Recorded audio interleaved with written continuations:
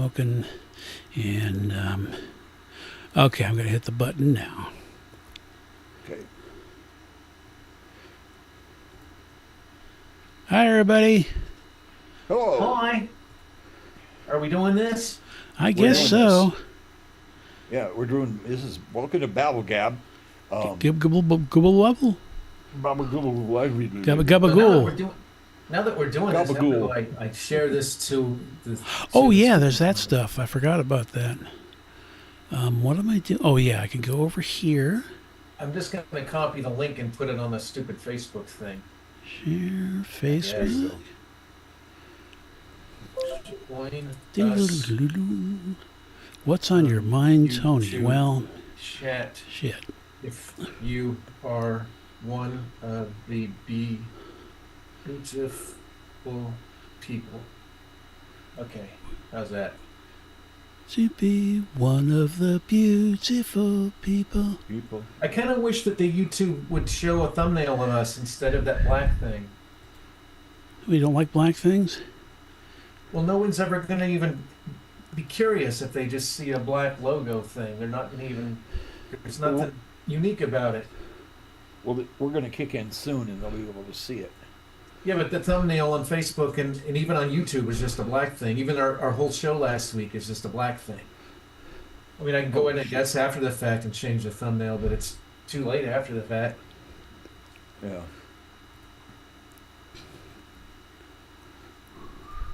I move that we do a screenshot of us half an hour in advance and use that as our black thing. I concur. We won't like that either, though. Anyway, Anyway, guys and gals, again, welcome to BabbleGab. Welcome YouTube to our show, and we're just gonna start by doing a quick recap of our weeks. Oh, nice. So, yeah, telling you guys what we've been up to, and if you guys want in the audience want to chime in and tell us about your week, we'd love that, because the show's not just about us. This is a community of like-minded Yeah, idiots. there you go. yeah, just make And- it quick. And don't forget to like and subscribe because we have 99 subscribers, so we need one more. Yes, we do. You could be that one subscriber that makes a difference. That's true. You could be a very important subscriber. Okay, yes. So, Timmy, what did you do this week? Well, I traveled back from Missouri. Tony, we can't hear you. I'm visited sorry. my- Pardon me for interrupting, Tim. Tony, I can't hear you. Why the hell would you want to hear me? It's my Okay, turn. there- But I don't want to hear him. It's my turn. He'll have his turn. Okay. Yeesh. I apologize. I just thought that we had a technical issue. We No, always I'm have being to- polite, you stupid ass.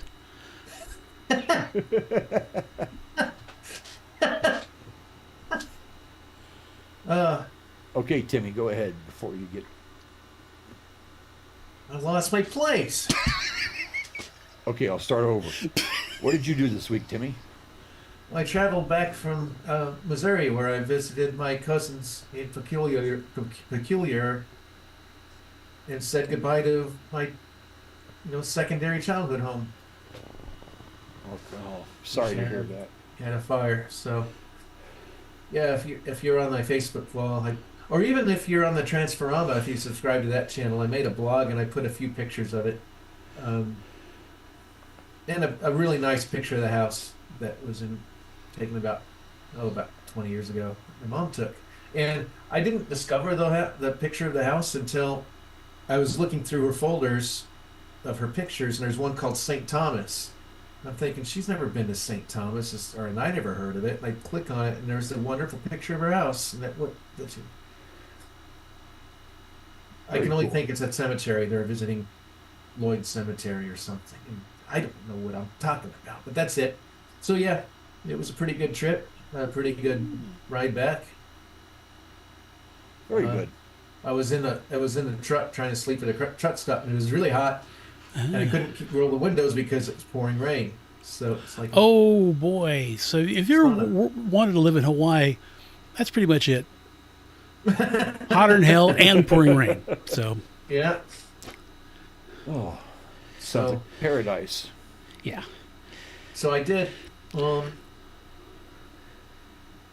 while you say how your week is, I'll show you pictures of a couple trinkets that I took with me. Okay. But I have to go do that. I have to, like, I'll load them up while you guys do yours, and then we can just boomerang, go in the circle back to me. Sounds good.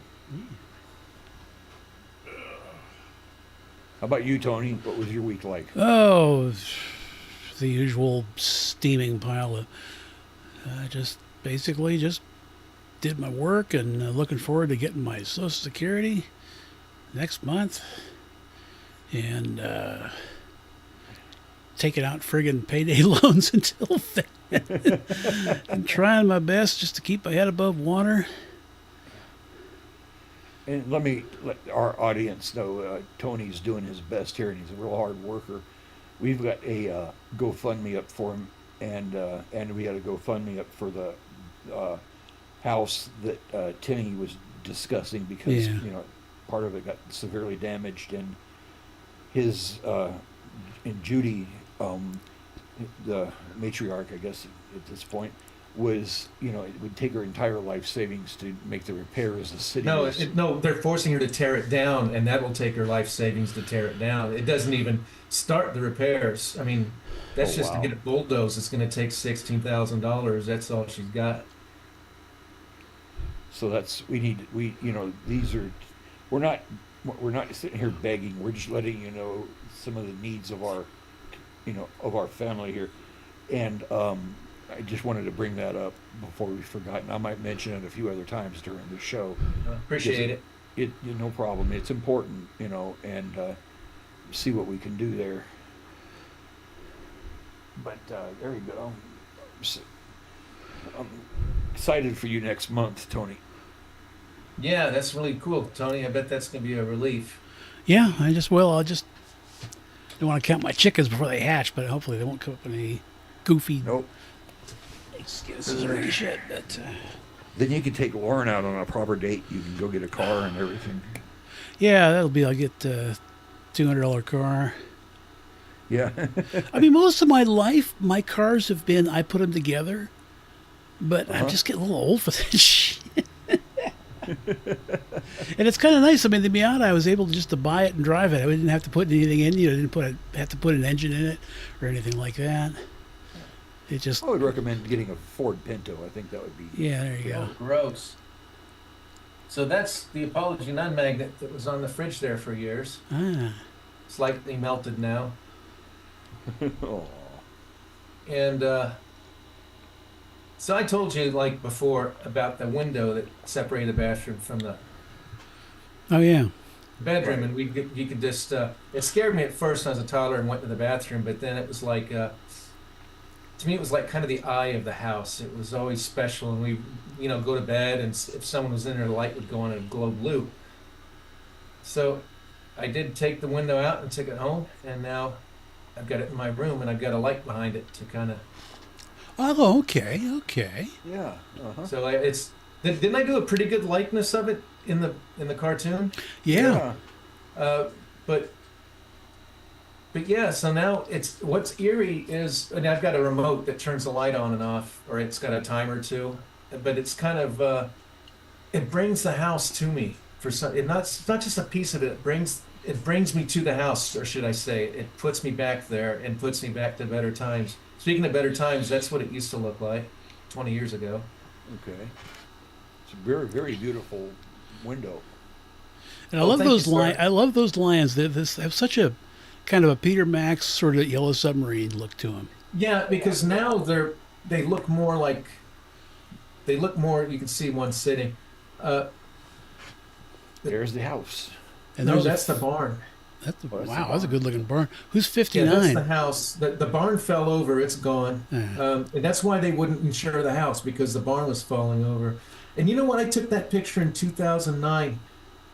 And I guess that's about the time when Jerry started slipping away and getting Alzheimer's. It's just funny.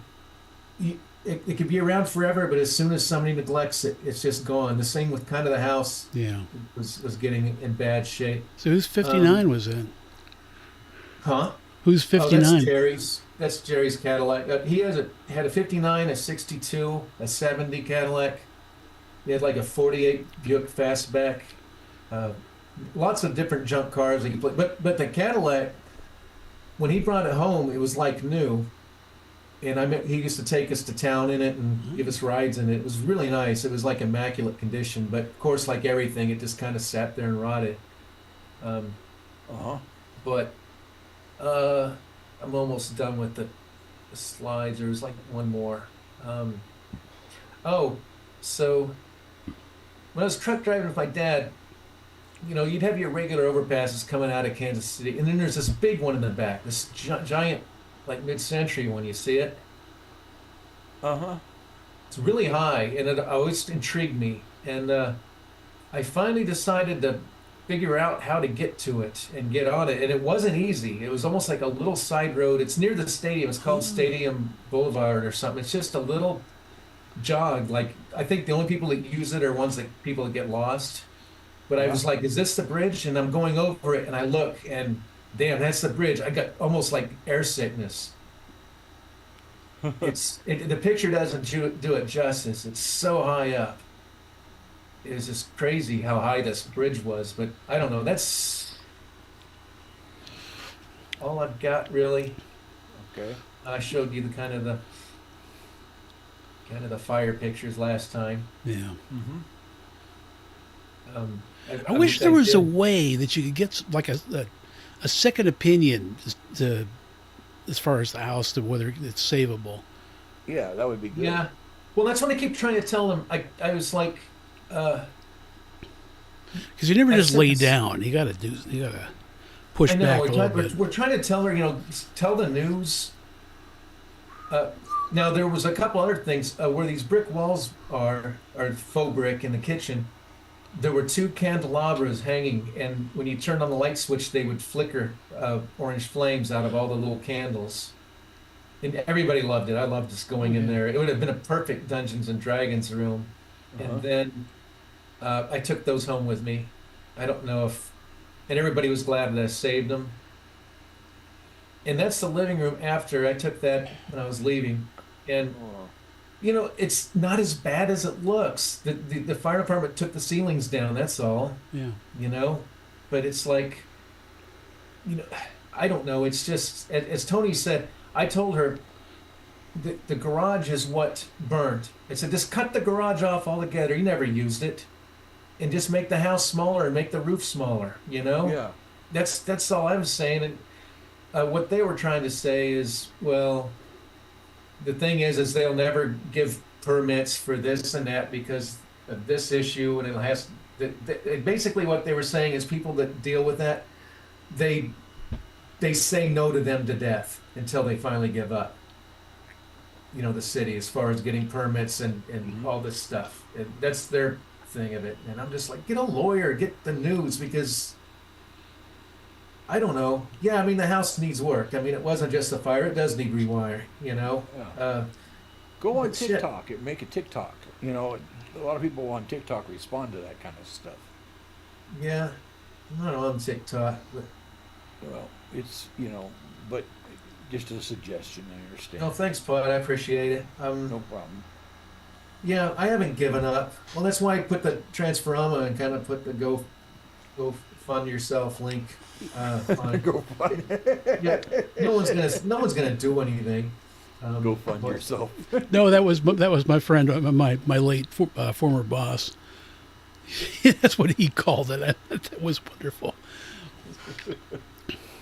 Like He was ever good for since that. Dawn, my cousin Dawn, the big 6'8" guy. I've talked about so I have talked about Dawn a lot, and you probably never saw what he looked like. Well, there's Dawn. Oh my God. So you know what he looked like. So it's probably that afternoon I took that picture. So I decided to cut my vacation short since my other cousins canceled on me. Ew. So I'm like, so I think I'm gonna go home a little. So he's like, so what are you gonna do that day off when you get back? So I might work on the film. I might work on this and that. Maybe I'll move along. So he was working on me. And it worked. So I stayed the entire time. I just stayed with him because I can do all this stuff anytime. Oh yeah. How often do you get to spend time with family? It did give me another chance to see the house and walk through it and say goodbye. Yeah. And it was night and I was getting ready to pack and leave and I couldn't find my truck keys. I couldn't find my keys. And those are hundreds of dollars worth of keys. Because keys aren't free anymore for cars. Hell no, you're right. They're all chipped and everything. So I was going nuts. And Don was helping look, and Sean, he's the cop there. My cousin Sean, he was helping look, and we were looking everywhere. And this is what disturbs me.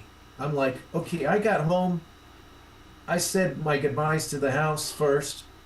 And then later on, we put the lions in the truck, and it kicked Don and I's ass putting those lions in the truck. And we had the truck parked right where they were, and then I had to grab a shower just after doing that. And I'm like, and they're like, no, you did the lions first. I'm like, I did, and then I got to thinking they're right, and I left my keys just right at the front door of that old house.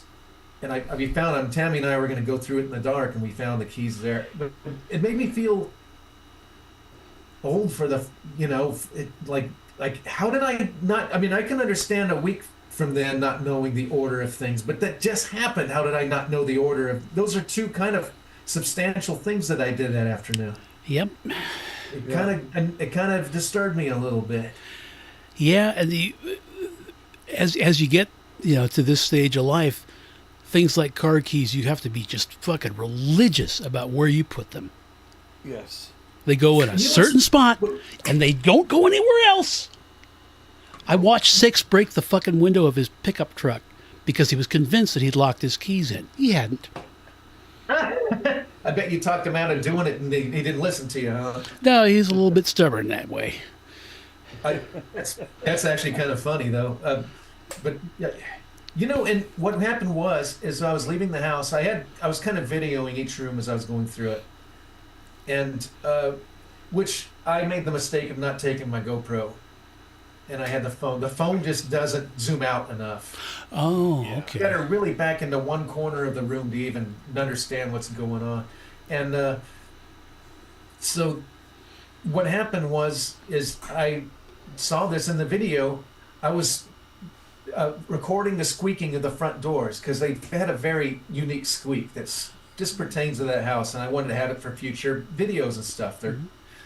And I could hear my keys leave my pocket, and I'm like, I still don't know what I was doing because you can't really tell by the phone video what the hell I was doing. But you could hear my keys go out of my pocket, and I was setting them to do something. I have no idea. Oh, it had something to do with the ladder. I had a 10-foot ladder. Or an 8-foot ladder. I was trying to take out of the house. I don't know. Who knows? Doesn't matter. I got my window. I got the candelabras, and also I don't have a picture of this, but in the little girls' room, not the bathroom, but where they slept, next to the closet, this bright pink room. That's where the window was for the bathroom that I took. But right below the window, between it and the closet, was this skinny. It was about 2 foot tall. This door that I guess it was a little shoe closet with a little door that opens up in the wall. And I always liked that little closet. I think the girls had toys in it and stuff. And so I'm like, you know what? Maybe I'll just take the door off of it. And I start prying, and the whole thing came out. I took the whole closet with me. And that's what I stuffed Jerry's cars in.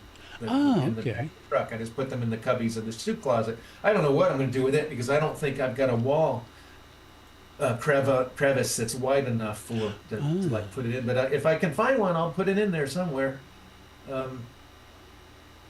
And speaking of all that, and Putnam brought this up, I made a Transforma video where I talked about how I am making a 3D model of that entire house. Oh, yeah. How it kind of was when I choose to remember it. So I went through and measured everything, measured every closet, everything, and plan on making a model of it. There you go. Very good. Yeah, I got Jocks in the chat. Says, very, very good. You get up the couch, walk into a room, and stand there trying to remember why the hell you're standing in the room. Yeah. Well, you could also, that could mean that you're part cat. But it's also one of the reasons. Wait. It's one of the reasons I won't have a couch, because they're like a roach motel. You can get in, and you can't get out. Yeah.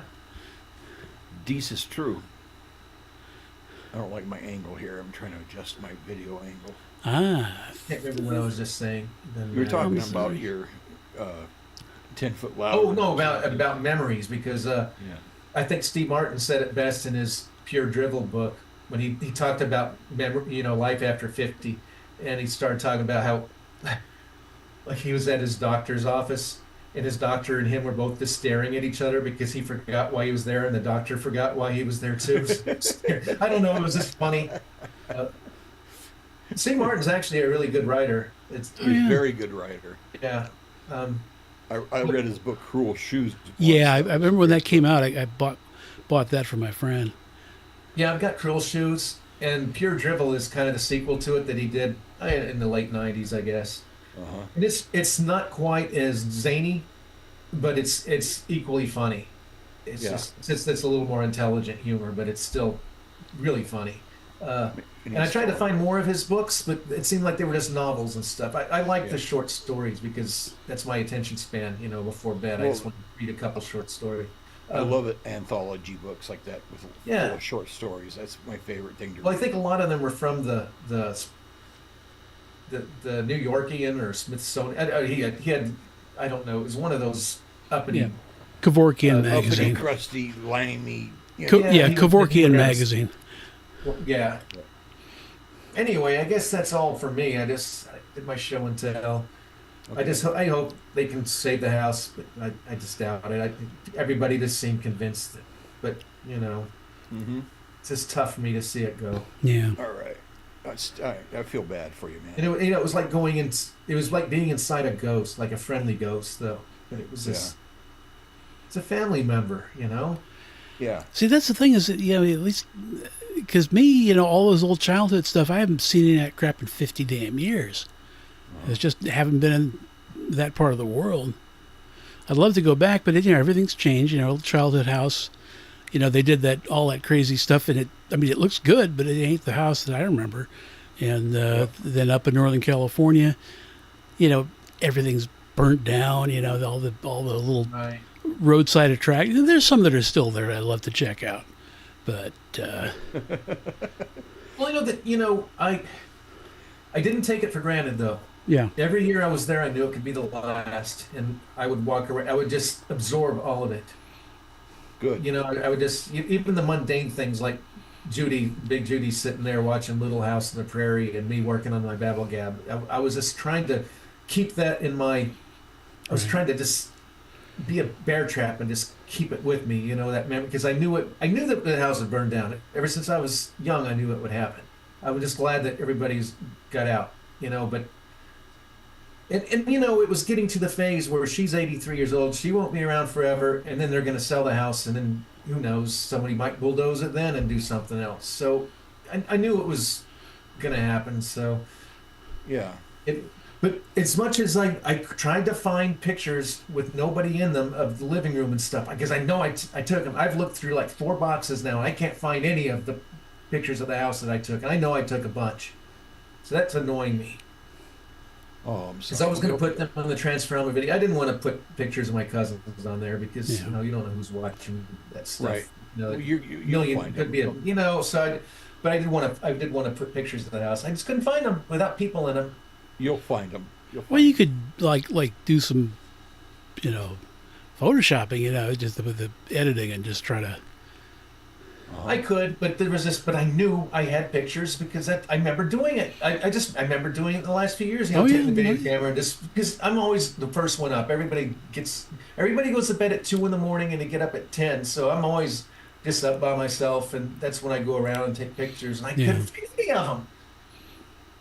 But They'll anyway, turn up. that's not me. You know what? They're hiding. They know you're looking for them. I know that it's crazy. No, We surface when I don't need 'em anymore. I've long since reconciled with the fact that that is what happens. Things know when you're looking for them and they hide. So Yeah, you have they to do. like catch them.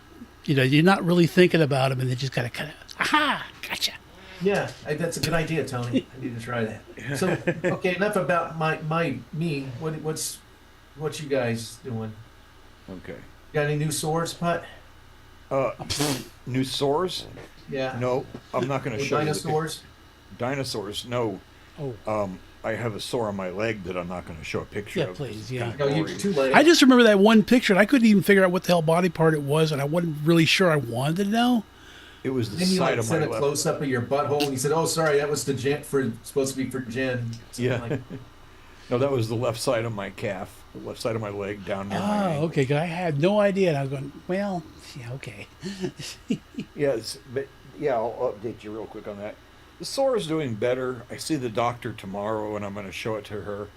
And then, because I a couple weeks, not yesterday, not Monday this week, but Monday of last week, I took a big, as it made me, I mentioned before, I took a big slip and fall in the fucking tub. I had to get rescued by 911 because I couldn't get out. And for those of you who don't know, I had a stroke a couple of years ago, so I'm still weak on one side, really weak, and so it's hard for me to sometimes do certain things. But anyway, that's this week I've been recuperating and been in a lot of pain, but I'm still just trying to rest and Dang, recuperate. sorry you're in pain. That sucks. Well, I'm used to it, and it's. And then when you went to show the doctor your leg, she goes, I don't want to see that. yeah, Don't You know the one say- the one time I went to a female doctor was for some kind of a checkup, and we had to do the hernia thing. yeah. Well, They that don't was- know that it hurts down there when they do that. No, it doesn't hurt. This It's just when, especially when the doctor's cute. Yeah, she's like, yeah, exactly. I had that. Oh, did you get a Woody? No, I think I was disciplined enough to that point, but it was just. I think she was more embarrassed than I was. Well, It sounds kind of neat. yep. It sounds like something you'd like go to YouTube and watch, like one of those Russian YouTube sites, Right. Why is it that Americans can't put porn on, but like the Russians and French can? Is it just because it's not in English? I Yeah, don't pretty know. much. Pretty much, yeah. But I did that, and then I talk about memory loss and all that kind of thing. Jen and I were talking last week, and we took a trip to Indiana that I have no recollection of. And this is serious. Yeah. No, it's I funny as know. hell. And she goes, "You need to start vlogging every day so you remember what you did the day before." And I'm like, there's some logic to that because it's the truth. I mean, and there's other things I forget, and it's like I'm taking some supplements and they have helped, but Oh, the elephant's butt. yeah, the elephant's butt stuff, the mushroom, yeah. Right. But, yeah. yeah, some of that it has helped. I mean, let me tell you how it's helped. Okay, when you get that thing where you're like, okay, you're talking about a movie and there was some actor in it, and you know who the actor is, but you Yeah. can't remember his fucking name. It's a Excuse brain my fart. language. Yeah, total brain fart. Yeah. And you're trying to like, well, I used to have that constantly, Mm-hmm. and then I don't care if I was watching, Arnold Schwarzenegger in The Predator. Well, I that's couldn't what remember- Tony. It's like little items in your house hide. So do things in your brain that you need. They hide Yeah. from you. You got to surprise them to get them. Yeah, I'm like, I can't remember the name of. I can't remember the name of the big muscle guy that talks like an Austrian. Like, it's Yeah. just like Dolph could be Lundgren. somebody- Yeah. it could be something as simple as that. Oh, yeah. Or I was talking to Molly about some kind of movie, and I could remember Bernie Schwartz. I couldn't remember Tony Curtis. Okay. Same guy.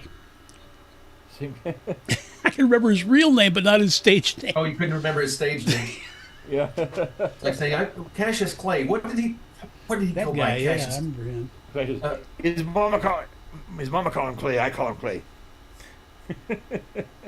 But anyway, that was I had that, so I might actually start doing that, finding some place on YouTube where no one's going to go and just basically use it as my video reference of my life right now.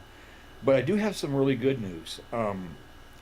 the the rock opera that Dana and I wrote, 24 songs, Yeah. is going to be performed in September in Denver.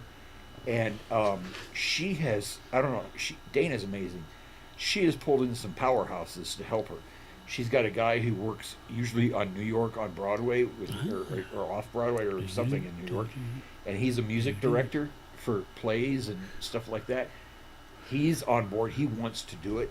She found a really good guitarist that wants to do it. We've already got a good cast of people that are really great. We had another like set designer who is excited about the project, and it's going to be so much fun to see this thing that we worked on for so long come to life on stage. And so I'm going to be going out there in September to watch this thing. And so she was telling me the rundown, yesterday and today, and it was bittersweet, very bittersweet, because I'm very excited to see this production, and I'm also glad to have somebody else, work with my music and her music, to add something to it. It's not just that I want to sound like Mark Putt all the time. I'd love to have people input stuff in there that makes me sound, better. Well, she's found that, and so I'm anxious to see that. But then again, my guitar practice isn't going so well. It's not that I've been blowing it off. It's that I feel like my hand has slowed down, and I got to keep working at it, because I think maybe it was because of the falls that I took. I had bruised up one of my arms, and my back, and my legs were twisted. I think that has affected me somewhat. But I mean, I'm not. There's no pity party here. It's just things you got to overcome. Yep.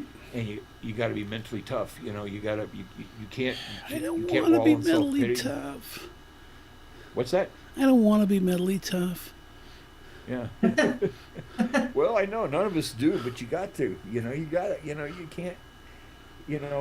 Not only if you're in a high stress or combat situation, you got to be that way, but in everyday life you got to be that way, because that kind of existential stuff can just tear you to pieces. Uh-huh. If you don't sit down and talk to yourself and say, okay, this is the situation, this is some of my options, and this is what I'm going to do, and then you can allow yourself a little bit of time to. You can allow yourself a little bit. Oh But shit. it's a short one, and when you're done with that, you get up and you forge ahead. You try to do something positive, and that's what that's my motivational speaking for today. But that was my week today. Very nice. How was yours, Tony?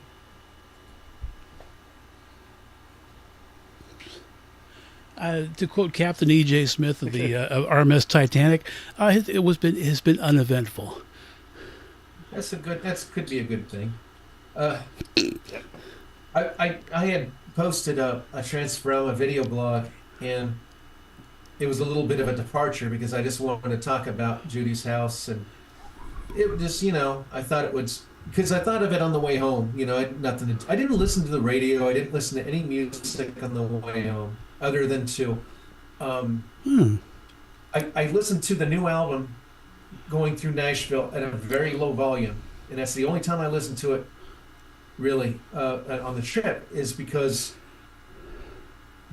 that's the best time to hear out of tune notes and mistakes, is when it's low volume. All right. So that I ended up probably having 50 fixes just listening to it on low volume like that. Because when it's powerhouse through your headphones, it's like being in the movie, and it's like you're into it and this and that and the other, and it's not until like I'll put it on Facebook, one of the songs as a pre-release, and I got it on this little laptop and I'm playing it. It's like all of a sudden I'm hearing like, whoa, what the hell's going on? So that's kind of what I did. But most of the time I was either rehearsing the play, or I was thinking of this blog that I was going to put on the Transferama, kind of about the house, and I was going to kind of put the GoGumMe link on there. And I don't think anybody will donate, but I'm just trying to put all the feelers out. So I was expecting to pour my heart out and basically tell what I did in my little monologue here, and then all the people like turn something into a banana. I just expected to hear all that. Make a helicopter. But I didn't really got anything except Putt commented, and somebody else gave me a heart. But it's okay as long as people don't throw shit at me. Well, hopefully Well, not much shit anyway. Yep. Yep. I think Lewis is finally here. Yeah. He's trying to. I think Hey, your Lewis. comments are on the right hand side column, Lewis. But he's probably on his phone, so you just have to Yeah. find a place there, Lewis, and experiment. But Glad to have you here, Lewis. yeah, he didn't. I don't think he had a YouTube account, so he was having a little bit of trouble.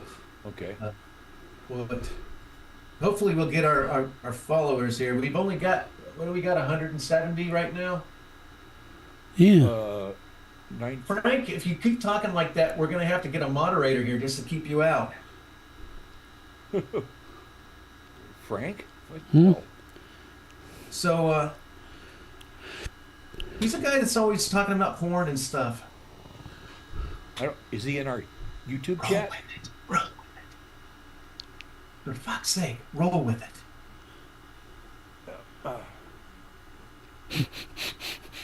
I was enjoying some porn this week, as one does, and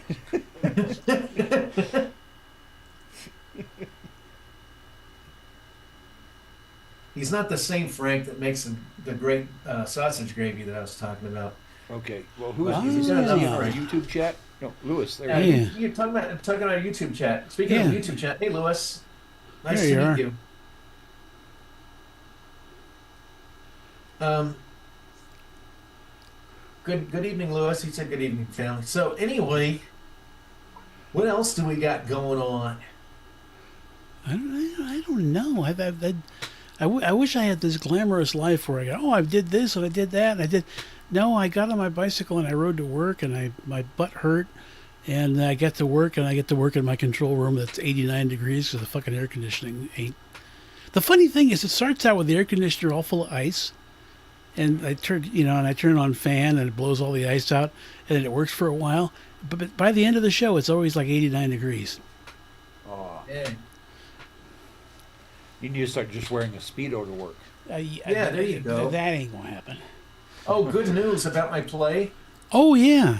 For my pole dancing lesson scene, I don't have to wear the high heels and Daisy Dukes and halter top like it did in the band. At least he said I didn't have to wear the high heels. This same as he didn't make me wear the Speedo in the last play. Yeah, Oh, it's totally uncharacteristic of Tommy, my guy. I understand he's a jack of all trades and a man of many hats. And I can understand him teaching a sexy pole dancing thing for the old ladies, but the way he wanted me to dress in the I'm like, what? What? That's not even something Tommy would do. Are Yeah. you talking about not the Who's Tommy, but a No, different this Tommy? is a different Tommy. In my Sunset Village, the village in Central Florida with all the old skanky people. With all those weird ass people, yeah.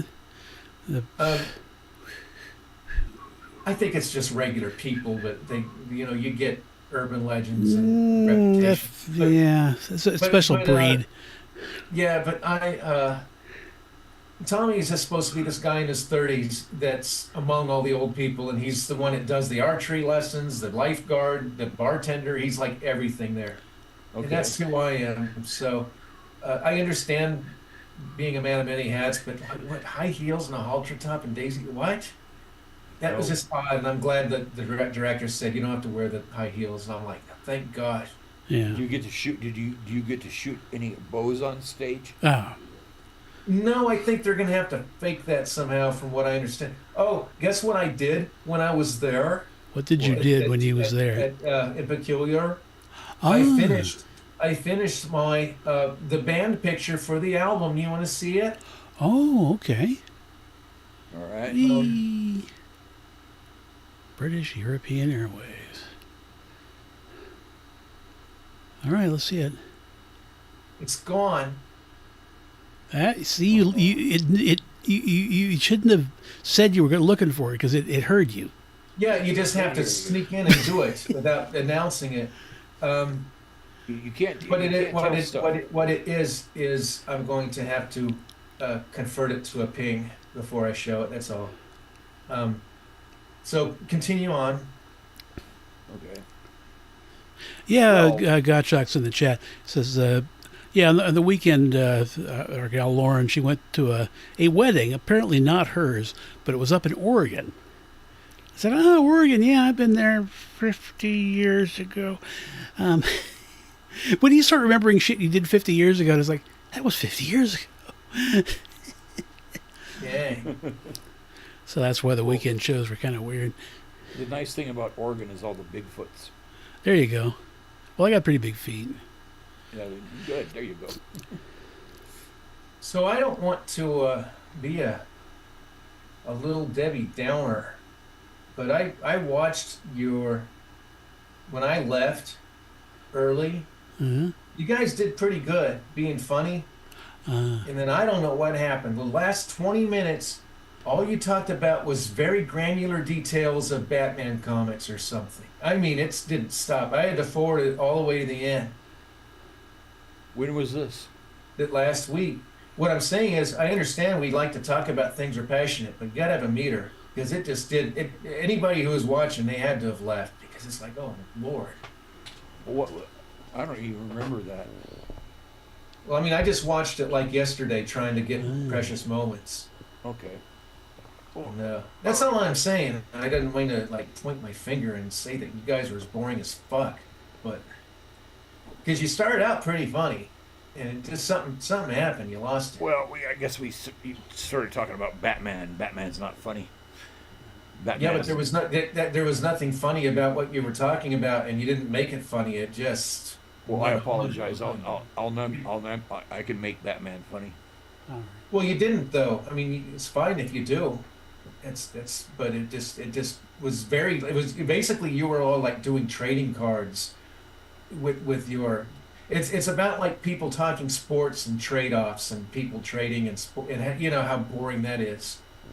Of course, I can't imagine people that are into sports finding that stuff exciting. I think they just do it to put themselves asleep. But oh boy, if there's a podcast Laura, about sports, no, sports betting. If you make a podcast about sports betting, people will go absolutely apeshit about it. Yeah. I can't imagine anything more just soul destroying than sports betting. But some people, people are just nuts about it. Hey, Laura. Okay, you ready? Hey, Laura. Okay, I've got I finally got this is the inside gatefold for the band picture for the new album.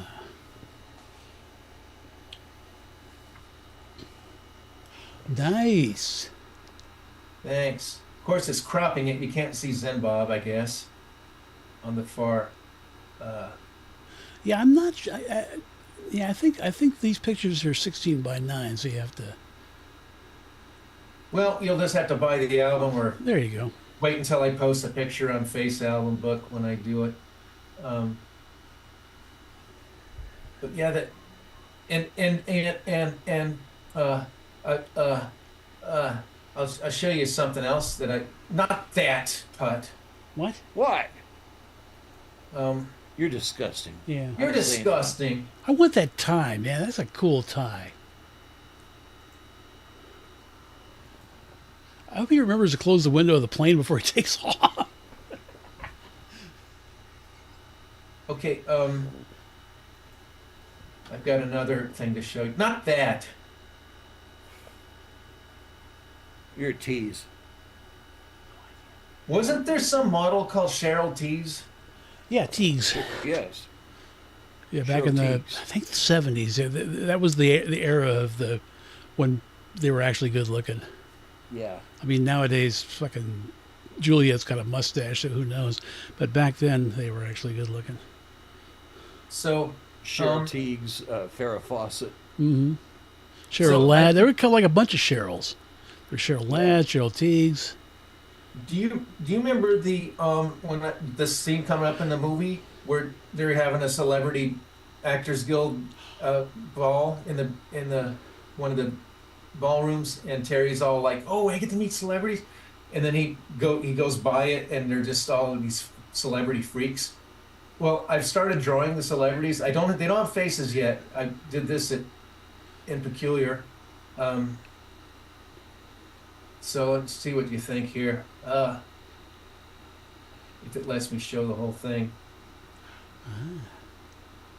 No, it's not. Those are some of them. Yeah, no, that's a representative sample there. Darn, I wish it would. Let me try that again. Let me. Yeah, you got to format the picture, I think, 16 by 9, so it fits the doohickey let me with the try thing that. and the other thing.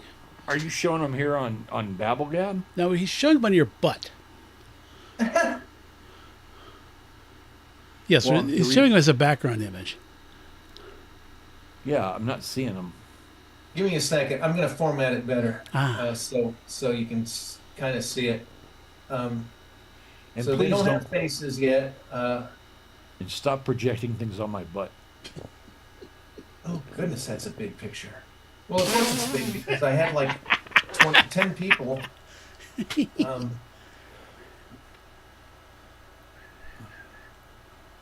So let me do this, and if you don't like it, it's tough because Keep it to yourself, yeah. Let me try this. Let me try it now. Keep going. You can keep talking. Okay. Keep talking. See, now he's got the... I think Gottschalk was right. We were talking about Star Trek last week. You talked about that too. You know, you did it twice because I went to take a little dinner break with my family, and I came back, and gosh, you guys were just talking about stuff that is fine to talk about, but you guys forget that you've got people watching. Yeah, Hey. but there's also channels that talk about nothing but that, Yep. and they're huge. Yeah, but that's not our audience. Our audience consists of mostly women who probably don't give a bajokey about Star Trek. Well, Okay, is that better? Can you see that? Yeah, you get the whole thing there. And there's Mr. So Duck. these people are going to be doing this weird stuff, and I think the guy on the bottom is going to be like jumping up and down toward them, like whoop, whoop, and that's when Terry runs away in terror. Right. But yeah, this eccentric people, they all kind of look like they're from the 20s or something, you know? Like most actors. Yeah. Yep. Oh, Okay, thanks, I see Laura. it She now. said it looks great, Timmy. I don't know if she's talking about the album cover thing or the eccentric. You might not even need to give them faces. That almost has a kind of a Yeah, but you know, Apology what's that Nun. artist? Wait a minute. Apology what's that Nun artist? has a style that's kind of grounded. Yeah. Right. That's but why I can't pull off that weird Family Guy bullshit. Oh, I'm, yeah. I'm talking about who's that? Little Orphan Annie? The artist that Shag. Oh, yeah. Yeah, it kind of has a Shag feel to it. Well, see, that would work if in context, but I can't just. The only way that would work is if Terry is tripping out again. Now, we're on You know, Zoom, and why am I hearing on a the second. damn friggin' Skype noises? It's not me. That was me. Sorry, somebody tried to call me on Skype. I don't have. Did you kick their ass? Yeah. I will kick their ass. There's only Okay, one. I'm gonna person. try. I'm gonna try I'm gonna try that band picture for the gatefold because you couldn't see Zen in the last one. Let's try this. You see him now? There we go. Oh, there you are. There he is. And Terry is kind of me on when I go to the cons. Only I'm not a bug in the cons. I'm an elf. You know. But anyway, that's all. Took me forever to draw. Boy, it took me forever to draw that. But I think that was at least I accomplished that. Yeah. In Peculiar was I didn't have to. If you guys, just like last week, I kind of did a recap of the trip and some of the mementos I took home and how special they are and stuff. So if you want to see that, you've got to watch the beginning of the show. Yeah, yeah. Right. And it's on YouTube. It's pretty easy to do. You just click the play button and it'll play the, you know. Yep. And like and subscribe so we can have subscribers and likers. And Well, maybe Lewis will subscribe since he's new Yeah. to it now and give us that Yeah. 100. Maybe he'll be our 100th subscriber. yeah. See, I don't know what the threshold is for getting monetized. Probably like 10,000 or some shit. But I know it's at least 1,000 subs because I've ran into that with Apology None channel because I was monetized in a YouTube partner. They asked me to be a partner, and I'm like, sure. And then all of a sudden, well, we upped our bar, and you can't be our partner anymore. You have to have 1,000 subscribers. And not only that, they make it difficult because you got to have like 5,000 views a month or some bullshit. So they make it really hard. Yeah. Um, That's why you need to talk about Batman and Star Trek more. I don't care if you do, if you make it interesting. I can do that. But it'd have to be a different show. It can't be this one because that's not our audience. If our audience is just women, I guess I could talk about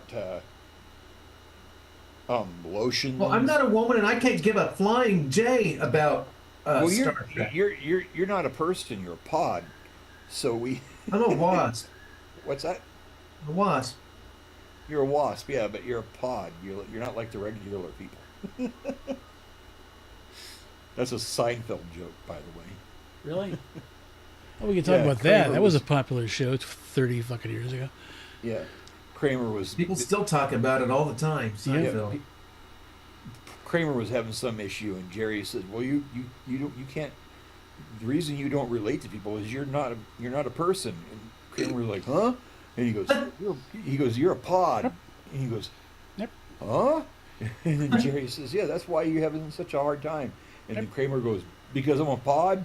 He goes, "Yeah." He goes, "You can't relate to the regular people." I don't remember that, and I remember everything from that show. It's in there. It's just one of those. There's so many good moments, from that show. I was mowing the lawn, and all of a sudden I heard in my mind that guy that Jerry was having that man crush off, telling him to step off. Step off, George. Yeah. Isn't that funny? It's just a stupid sitcom, and it just sticks with you forever. Yeah. Uh-huh. Or when Thomas and we were doing the last movie, and his girlfriend Missy was over, and she's the one that was handling Timmy Transistor and made him throw up. Remember, she was the giggling lady that Yeah. kept picking him up and fondling him, and we were trying to get her to laugh.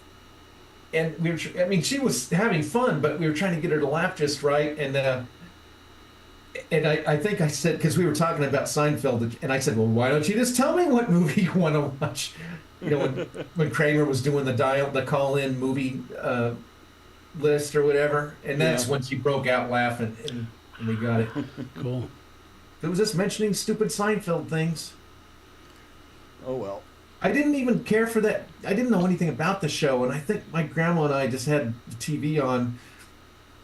That's and how they had get you. Jerry, he was like he was doing something, and he wasn't picking his nose, but his finger was there, and this date was leaving the car on the other side, and it looked like he had his finger up his nose, and she like had this horrible look and ran off, and he's like, no, it wasn't what you're thinking. that won me over right then, because it's like that stuff didn't happen in sitcoms. Yeah. I mean, you had Married to Children, which pushed the bar, but that was it. Everything else was growing pains, growing things. They were everything was so safe. Right. And something else Seinfeld did is they didn't ram drama down your butt. No, and that's you don't need a whole lot of plot for comedy, and that's one thing they were talking about in I shouldn't say talking. Fox used to have this great lineup. You'd get The Simpsons, Seinfeld, and then sometimes Married with Children all in a row. And there was one other show, and I can't remember what it That was. Seinfeld was NBC. Yeah. Okay, Yeah, maybe it Fox wasn't had Titus. You remember Titus? No. Yeah. No, you know what? I think Fox reran. They syndicated Yeah. Seinfeld. With Yeah. They had Seinfeld and Home Improvement kind of together on weekdays. Maybe that's what you're talking about. Could be. But yeah, I used to watch Home Improvement and Seinfeld like every day. I still have good memories of all that.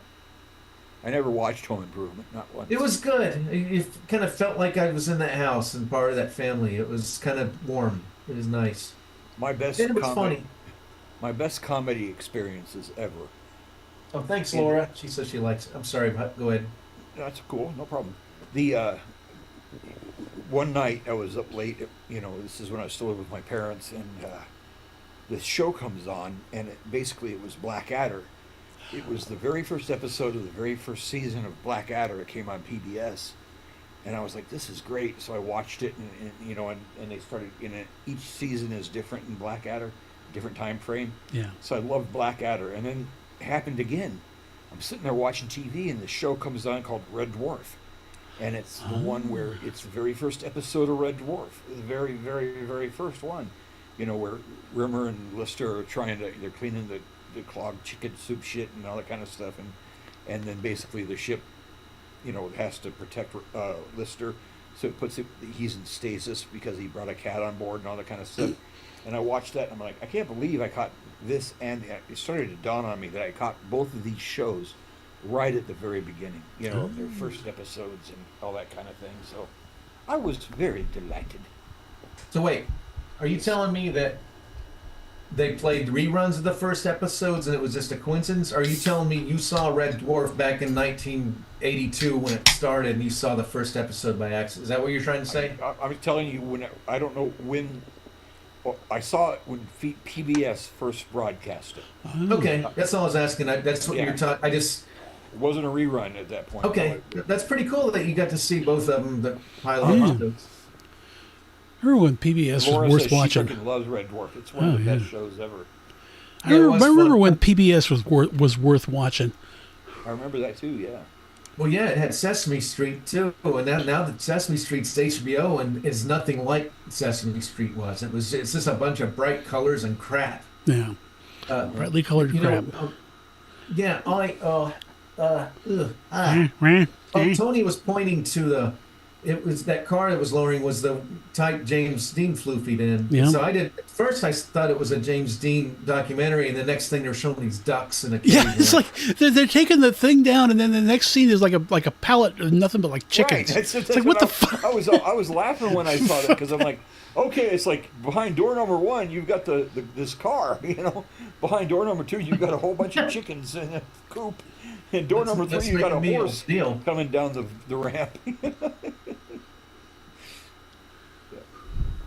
Like I told you, I'm making the Peculiar House in 3D, so I have an idea for a Transforma video. It's going to involve that house. So I was going to have Judy in the back room, the one I told you about. That's a shoe closet and the window and everything. She's going to be at the mirror, like it's going to be a class reunion or something, and she's dolling herself up. And she puts on this like face cream, and it's not the face cream; it's like something else, like a Transforma thing. And she's like, "Putz is passed out already." No, I'm not. I'm listening. You okay? Yeah, I'm okay. So anyway, she's like, "Oh no, I thought that was face cream." So she starts this transformation thing. So she goes in the bathroom and tries to scrub it off, and it doesn't. And she's like, "Wash off, wash off, wash." So then she's in the kitchen. We're getting half a tour of the house now. So she's in the kitchen trying to dish soap, and it gets worse and worse. And I think by the time she gets out to the door and meets Terry for his date or whatever, she's like a little baby dinosaur or a robot shark or something. I haven't decided. Like my other cousin said, can't she become both? I think I kind of like the baby dinosaur, but I don't know. But I have to make the house first. Yeah. Yeah. Yep. No, I'm here. I'm awake. I'm alert. Whatever. Yeah, I'm here, and my hair's here, and look at that, like man. your hair. Look at that. Like you could be in a Clairol commercial. Pretty much. Yes. I mean, some people spend a lot of money to get that kind of curl, that little kind of that girl sort of curl there. Yeah, you got that going on. I don't know why you shave it off all the time. I think it looks everybody in here thinks it looks cool. I love this. They didn't want to build a new building, so they just cut a hole in it and just let the tail stick out. I love that. How did they? That was like an optical illusion. How did they get it through there without? If they took the wings off, maybe. No, that's a door. But they put a hole in the door so the tail could stick out through it. But how does it work? Because the door goes, and the hole is just. They have to park the plane just right so the hole is in the right spot. All right, I'm just wondering how. I don't know. Okay, is there like two halves to the door? One Probably. Goes up? Yeah. I would Okay, imagine. that's all I could think. Without taking the tail and the elevator stabilizers off and all that stuff. Well, you got to take the tail. Huh? That's what she I think we're all. No, worked there's up. some cargo airplanes where the whole tail will like swing 90 degrees so they can load stuff in there. And boy, I'm sure the pilot's going, now you got that thing latched properly, right? It's locked down. It's not going to go nowhere, right? Yep. The C5 was like that. The whole tail would lift up 90 degrees, and you could load tanks and all Then you're kinds thinking of of crap the in there. nose. The nose would go, and it would smile. Yeah. Yeah. Tail, I think, just had a regular ramp. I But there think were we're all worked up, and I think we all need to relax. Huh? Do you? Okay. Okay. I guess it's time for 5 minutes of Zen with Timmy. That's a good idea, Putt. Okay. But he has to go. Let me duck out, and then I'll come back as your evening Tuesday guru. There you go. The Groovy Guru. Now that was Larry Guru. Storch was the Groovy Guru. It was Larry Storch Oh, cool. on Get Smart. 99 is going to be like 91 here pretty soon. Yeah, we got 100 subscribers now. Really? I know we got one. Just look at the Oh, okay. No, I was thinking, Get Smart 99. Oh, her, yeah. Barbara Feldon. Barbie, yeah. Oh, we are at 100. She was quite an attractive young lady. Oh boy, yeah. And then she was, of course, Maxwell Smart was there. Don Adams. Yep.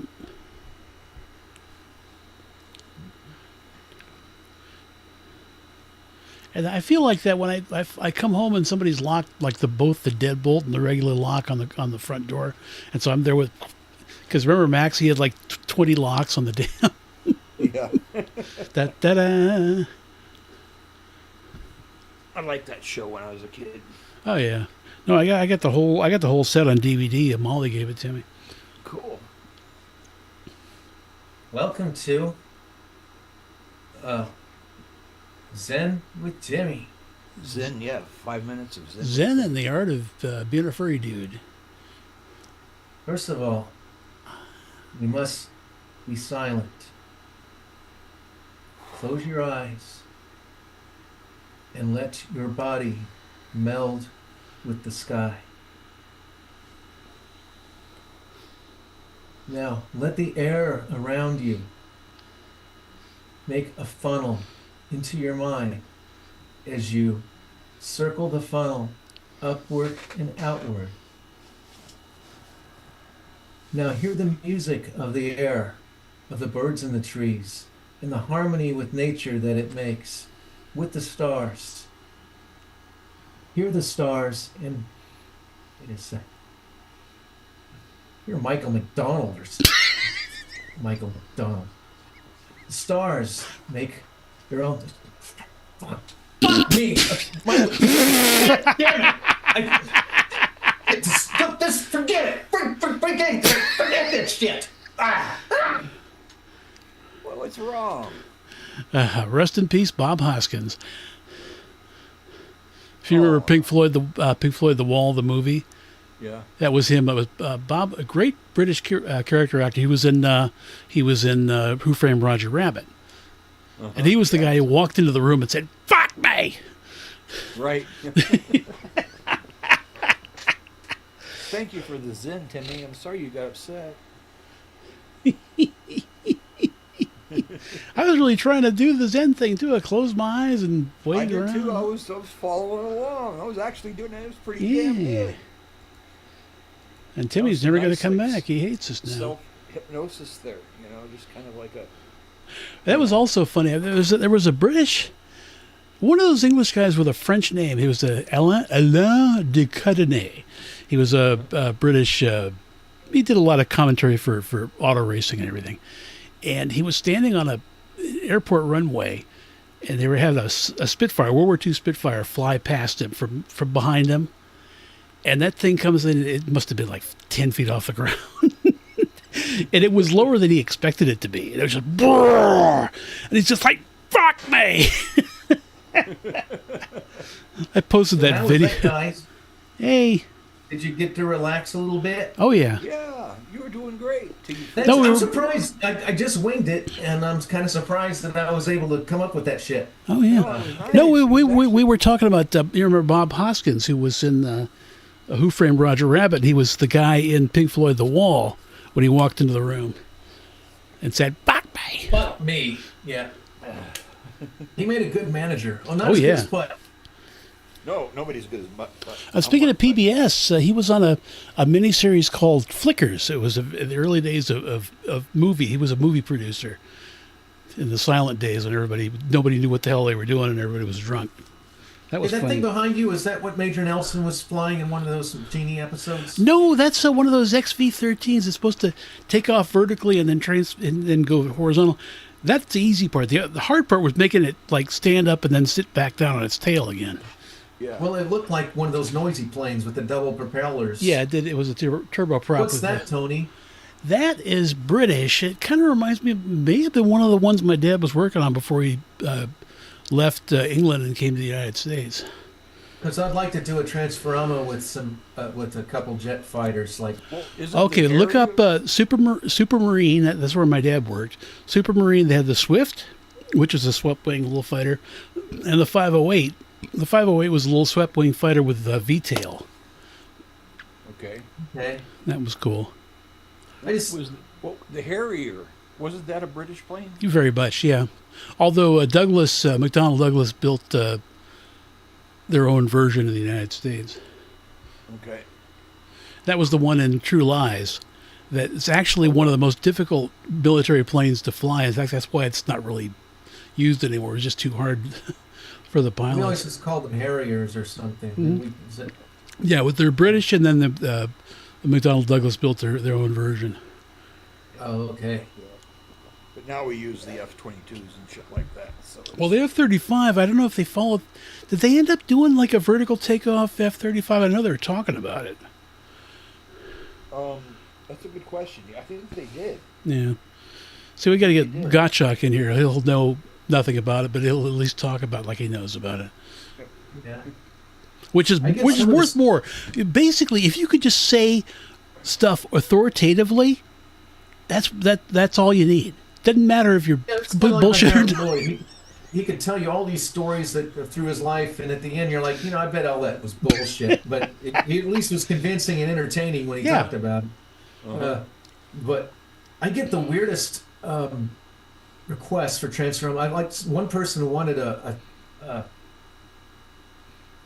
is it a tripod? What was it? The War of the Worlds. Oh yeah, Yeah, the tripod. Yeah. Yeah.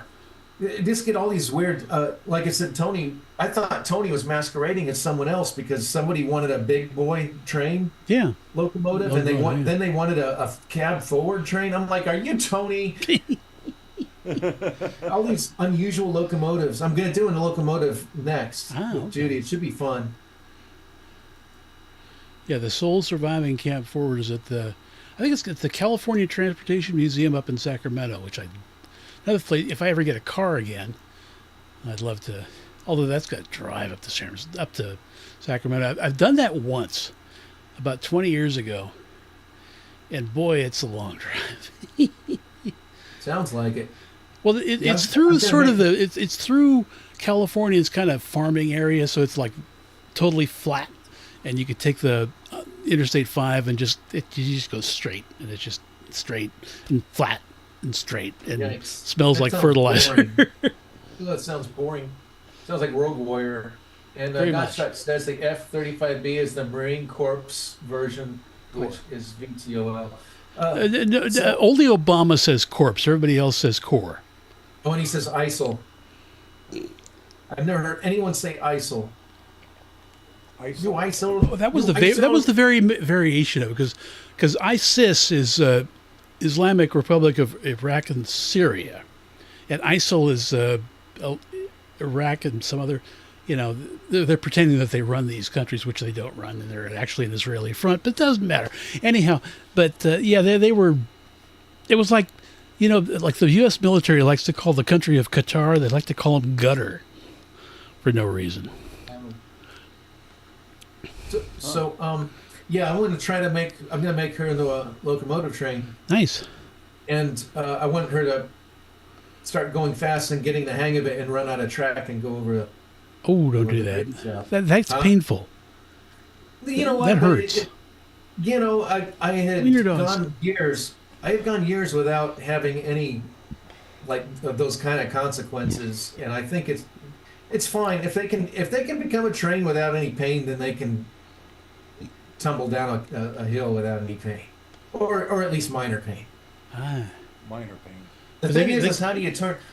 That's where it gets complicated. Well, if she's like, her train cars are all over the place, and how do I? That You reminds know, me of this. we probably need Steve Arini to help. Yeah, there you yeah. go. Put it back That together. reminds me of this the Super Dave cartoon. When he would get hurt, he'd be like, "Major pain" or "epic pain." And he floofy, didn't he? Yeah, he did. Yeah. Now I he think his that- real name is Bob Einstein, and his brother is Albert Einstein, who's better known as the actor Albert Brooks. Okay. So if you grow up and your name is Albert fucking Einstein, well, let me take a stage name. Albert That's kinda- Einstein. It's kind of like having that. If I had gotten that 442 Oldsmobile Pretender, because you got to tell everybody first thing, no, it's not a real 442. I would Yeah. hate that. Yeah. Have to say that every time. At least my Mustang, even though it looks like it's a Boss 302, it doesn't say Boss on it. It just says 3. Well, it is a 302. It's not lying. It doesn't say Boss. But you remember young Einstein, Yahoo Serious? Oh yeah, Who was never like saw a it, but I star? remember all the previews and He everything. was a big star for 1 hour. Yeah, Yeah. Literally 1 hour in like Literally, yeah. 1989. Yeah. Yep. Young Einstein. Yep. But I think that Super Dave used dummies in his stunts. oh yeah. Well, he did, of course. That was part of the joke. Is you could see the ridiculous looking dummy, but I know, I'm just Cartoon. kind of being obtuse. no, that's okay. Is The that cartoon- Grease?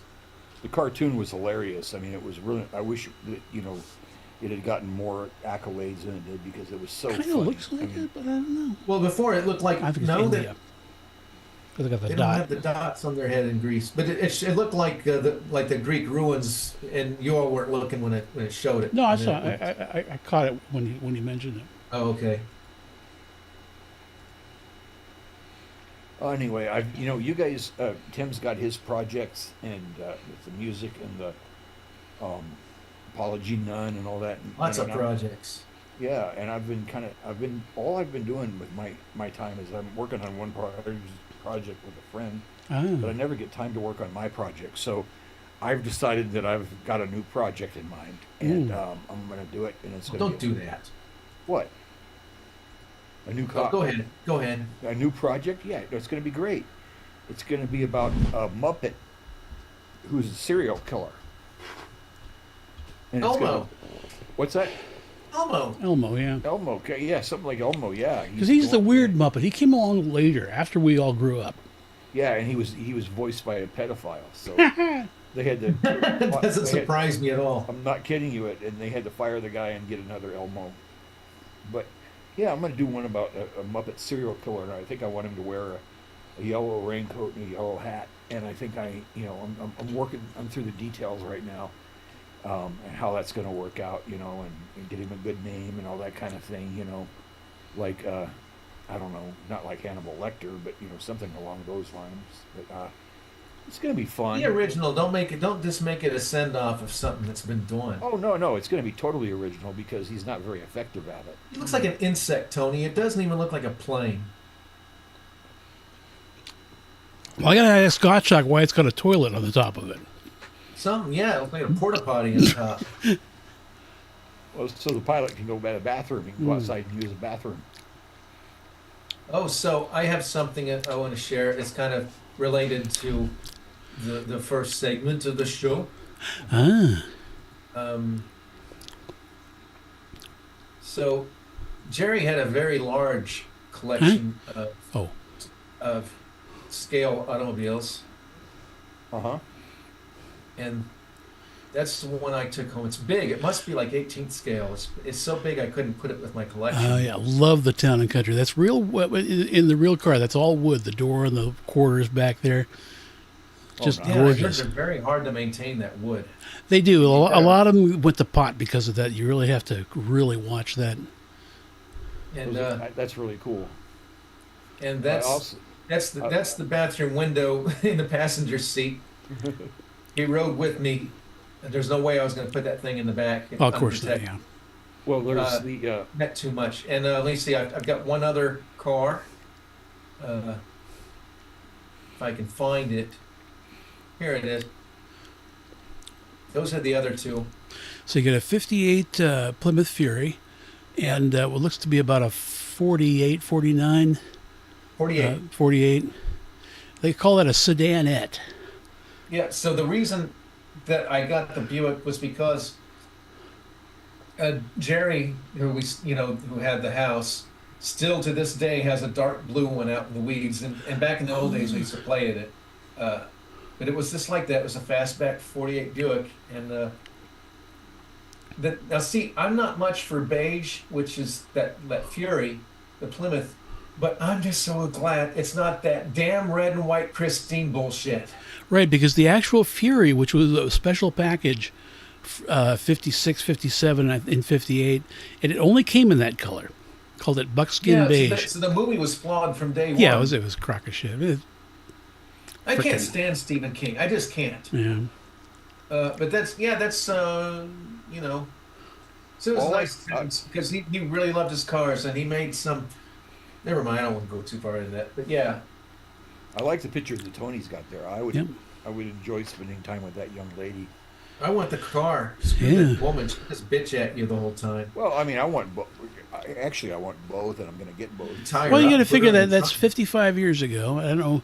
Hopefully, she had a nice life after that. Probably got paid $50 to put on a very Granny awkward-looking bikini. And doesn't quite- although it my almost name looks is, she's actually got nail polish on her toenails Well, I don't see her toenails, but why is she sucking her thumb? because the You know photographer why I thought can't that see was her cute. toenails is because Tony's tag is there. I just said that. I actually just said you can't see it because my name's there, but she's got red toenail polish on her toenails. Oh, okay. Sorry. I spoke too soon. I was just looking at her sucking her thumb, that's all. Ah, the photographer probably said, "Oh, do that. It'll look cute." She said, "Really? Yeah, it'll look cute. I just Trust don't me." understand having a yeah, I know. I just don't understand having a vinyl roof on a sports car. I just don't get it. I don't get it. Am I wrong? Am I Because they weird? could charge extra for it, and it costs them less, so they don't have to paint the roof. Because you peel that off, and there's just primer and rust. Well, I'm not looking at it as the manufacturer. I'm looking at it as some dunce. Why would you buy that? I don't understand. Because why you would want buy people it. to think you got a convertible without spending the extra money for a convertible.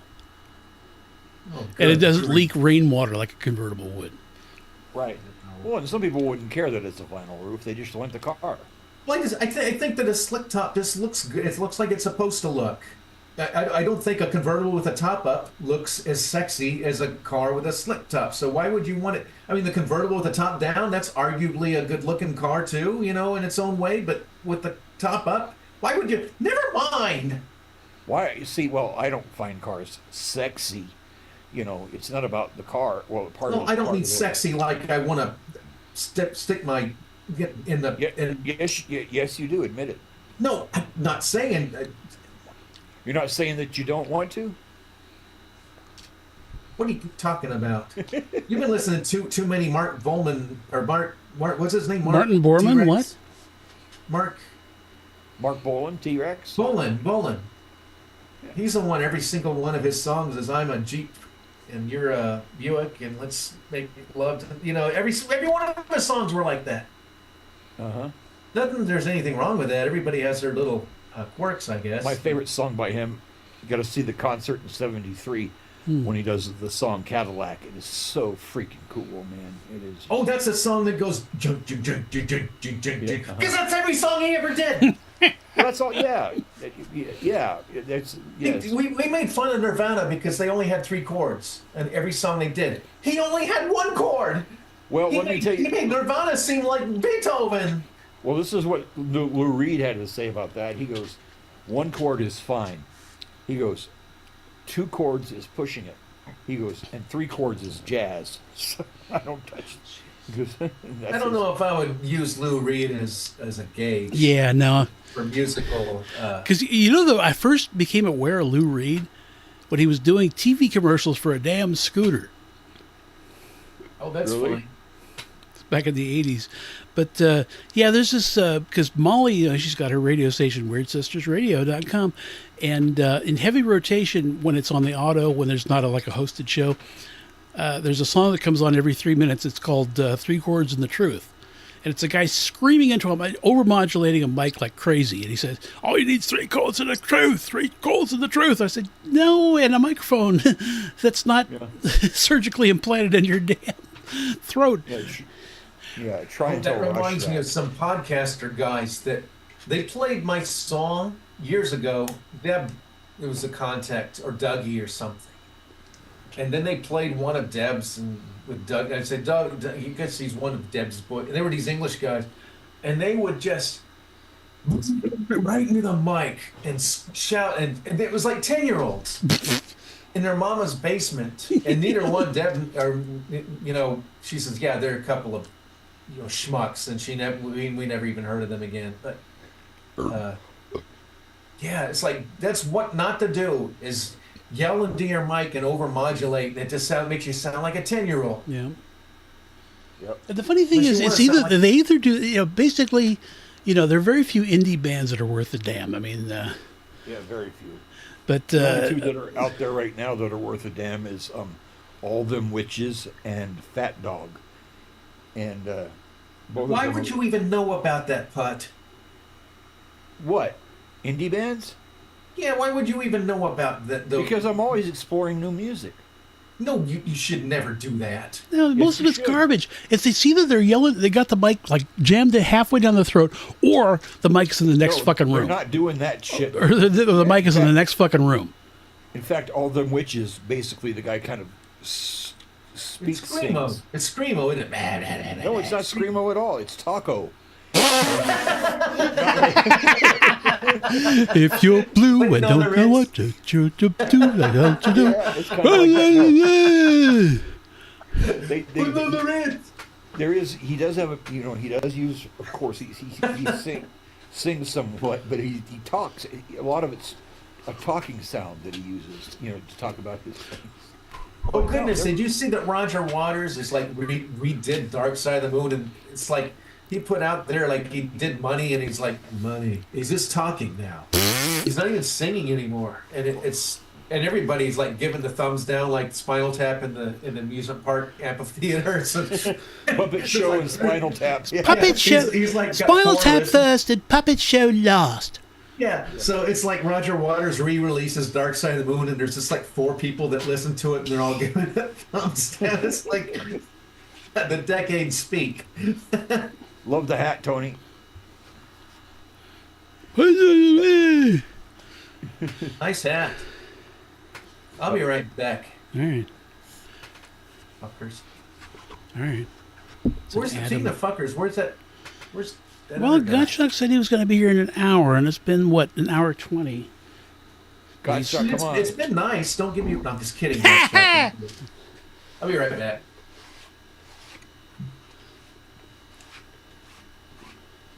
Well, we need a few more non sequiturs in this thing. Yes. Like we'll talk about something, and then we need somebody to say, "Oh, what about the grapefruit?" There you go. Maybe I got spider webs and shit all over my topper. These things, they're not easy to find, especially in my size. What's funny is, I guess in the old days, people had tiny heads. So you can find a lot of vintage hats in like 6 and 7/8 at like size 7. But you get up to 7 3/8, forget about it. They were inferior species. I guess. Well, the past is another country. They do things differently there. Uh-huh. Forget who said that, Tom Wolfe or somebody.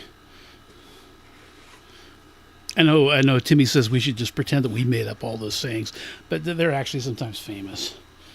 Yeah.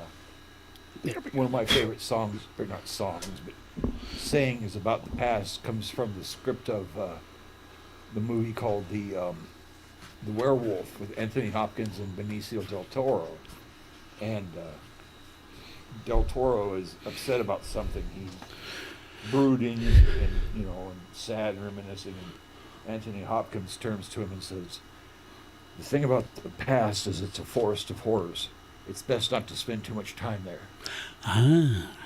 I think that's a brilliant saying. You know what's funny is the topper is actually one of the few hats that goes with the long hair. Yeah, it does. 'Cause it's kind of, that 1890s kind of steampunk thing. Yep. They used to make those out of beaver felt. Yep. I tried. One year I went when Jack was going as something, I can't remember, Mario or whatever, and I was going to go as like a top hat Dracula kind of thing. I got my costume on, my cape on, dressed all in black, and I think they even had a suit. I put the top hat on, and I looked in the mirror. I looked like the conductor from Thomas the Tank Engine. I was like, we're experiencing confusion and delay. I'm like, this is not going to be scaring anybody. Yeah, well, the thing is, something like that, a lot of people say, "Oh, I can't wear a hat." Well, not with that attitude, but No, you got to own the look. Whatever it is, you got to own the fucking look. You do. Because I remember I was walking down the street in Glendale, California one day, and I see this dude, and he's got a leather jacket on, maybe I think leather pants and safety pins all over. He looked like he'd just come out of CBGB's in 1979. Yeah. And then I thought, I look like I just stepped out of Ciro's in 1947 because I had my suit and fedora on. Cool. But we each had our look. And the thing is, that is the beauty of living in the Los Angeles area, because you can do that. If I tried that in Boise, I'd probably get shot. But, in L.A., you can wear a suit from the 30s and nobody even looks at you twice. That's cool. That's the one thing I like about it being out here. You could probably do the same thing in New York, I'm guessing. Well, yeah, but you get mugged. Yeah, okay. It's not the pleasant place it was in the 70s and 80s. Yeah. What are you eating, Timmy? What are you eating? I'm eating a chocolate cookie I bought for the road. Ah, road cookies. And, Love 'em. some Smarties. Oh, See, you know man. what? Smarties. Haven't had Smarties in a long time. I love Smarties. I get them every road trip. You know what? It's like, I try to eat right as much as I can. I'm not like a health nut, but I try to eat right and try to avoid processed foods. But when I do my trip, I get to eat at Popeyes on the way, and I get to buy Gordettos and Smarties and bottle caps and this orange licorice, the Twizzlers. I buy all that stuff, and I just have junk food for a week. And then I've got a little bit of junk food left I can go through. And then, Yeah, because you got to have like the box of donuts up on the dashboard, just in I can't do the donuts because that's just too fattening. I do buy like a blueberry Danish at that truck stop on the way. That my hotel room. Oh, truck yeah. stop. Yeah. Because I don't get gas there. So I don't want to spend all night in their parking lot and then not buy anything. So I usually buy a Danish. But yeah, that's my little one thing I didn't get a lot of junk food this time because I didn't go to the Amish store on the lake because my cousins, said screw you, that my other cousins, and they don't want to be my family anymore. So I didn't get to go to the Amish store and get a bunch of candy. But there's an Amish store in Peculiar that opened up, and you remember how I bought all that candy real cheap at that Amish store? There's tubs and tubs and tubs of all that candy. The one in Peculiar is the opposite. Oh. They got like little bitty tubs of candy, and they're all like $10 a piece. It's like, screw that! I'm not buying anything from you. And there weren't even Amish people working there. It was just regular redneck people. Oh, okay. And it's like, the Amish place in Lake of the Ozarks. It's like stepping in the Little House on the Prairie. They've got horses parked up front, and everybody dresses like Little House there. And it's like, and with the Amish, with their birth rate, within 100 years, everybody in the whole United States will be Amish. Oh my English. it's not a bad thing. No, it ain't. Well, it's funny because they look like Little House on the Prairie, except they have tennis shoes. Yeah, that's always weird. They got a traditional garb and then like kids. It's like, what the fuck? Come on. And then my cousin said that they also drive some pretty swank trucks too. Some of them. So I guess there's different degrees of Amish. There is. Well, I mean, they're all part of the Mennonite community. Amish is kind of an offshoot of Mennonites. Yeah. And Mennonites, they'll drive cars, but they got to be like black and with like dog dish hubcaps and shit, which is hard nowadays because really? nobody makes those anymore. Huh. But Yeah, we used to joke. Everybody used to joke about the '80s shows that the cop cars had the tiny hubcaps. Yeah. Like the undercover cop cars. right. They were all like Dodge Diplomats with the tiny hubcaps. No, I had my 89, Did 87, it have 87. the little hubcaps? Very much so. And you said it went from 0 to 60 in 10 minutes? My diesel Mercedes would have smoked the fucking thing. Yeah. It was sluggish. It's comfortable, you know, but sluggish. I remember the Consumer Report or Consumer Guide. I think 91 might have been the last year, or 89. But it was like Yeah, 89 was the last year. That's right.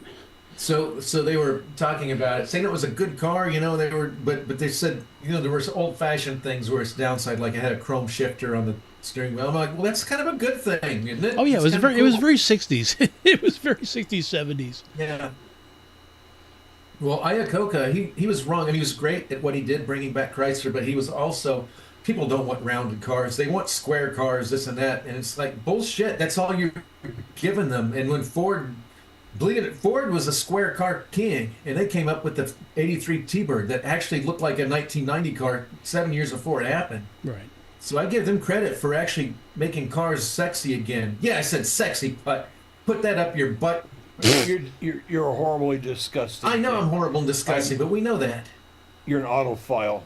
Good car, Right. good-looking cars are sexy. That's just simply a fact They of are. life. I'm sure. I know what you're going to do after the show, so I'm not even going to follow What am I going to do after the show?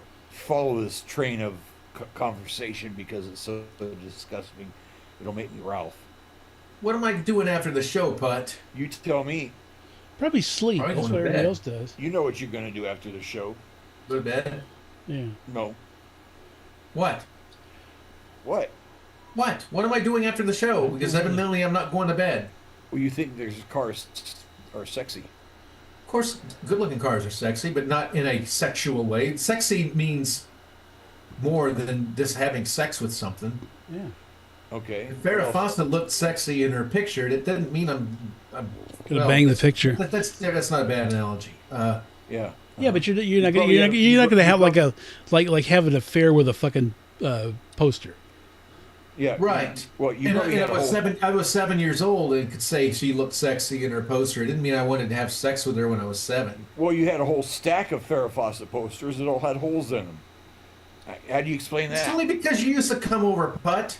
I didn't. You would come over to like to use our bathroom or whatever, and there would be a hole in my damn a poster or whatever after you'd leave. Like, what the hell, Putt? Well, that wasn't me. Didn't put the hole there.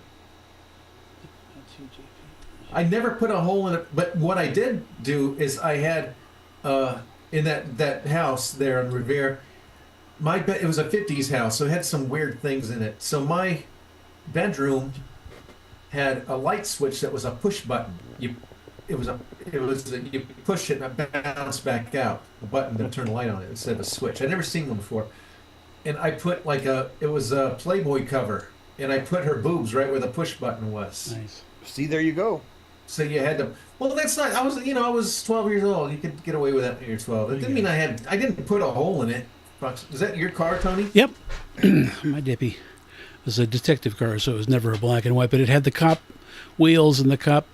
The dog dish hubcaps with the holes in them, which I guess would cool the brakes or some BS. I don't know. Boy, it just looks like a detective car. Only it wouldn't have made it. It wouldn't have made it on prime time because it's not brown. Because every car on TV had to be brown. Yeah. And that was my my Ranger that I had for a little while. Oh, you had both cars on the street there. Yeah. And a nice house. Is that your house across the street? No, I think that's across the street house. Oh, well, what about your house? It was behind the. That's the grass from the. Well, I just wanted to see a picture of your house. He had a cloaking device on his house. No, it's just facing the other direction.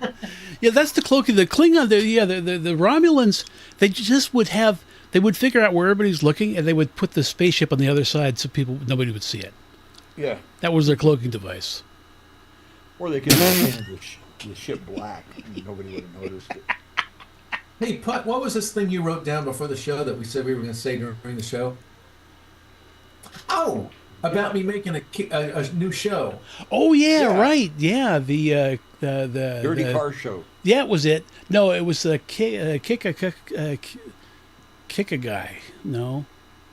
No, Well, it sounded like Putt wanted me to make a show for kids using my Transforama things. Yeah, you don't want to do a show for kids. Well, that's what I was No. saying because he said that's what Putt said. He picked it up off my Transforama blog today that Oh. cars have personalities, and that's Oh, why yeah. I like to draw cars with faces, and because they have faces and personalities. Mm-hmm. And Putt said I should expand on that because in the blog I wanted to expand on because everybody's familiar with Transforma. I might just turn people into things, and people like it. I liked it since I was a little kid, you know. And most little kids like it. I just never outgrew it.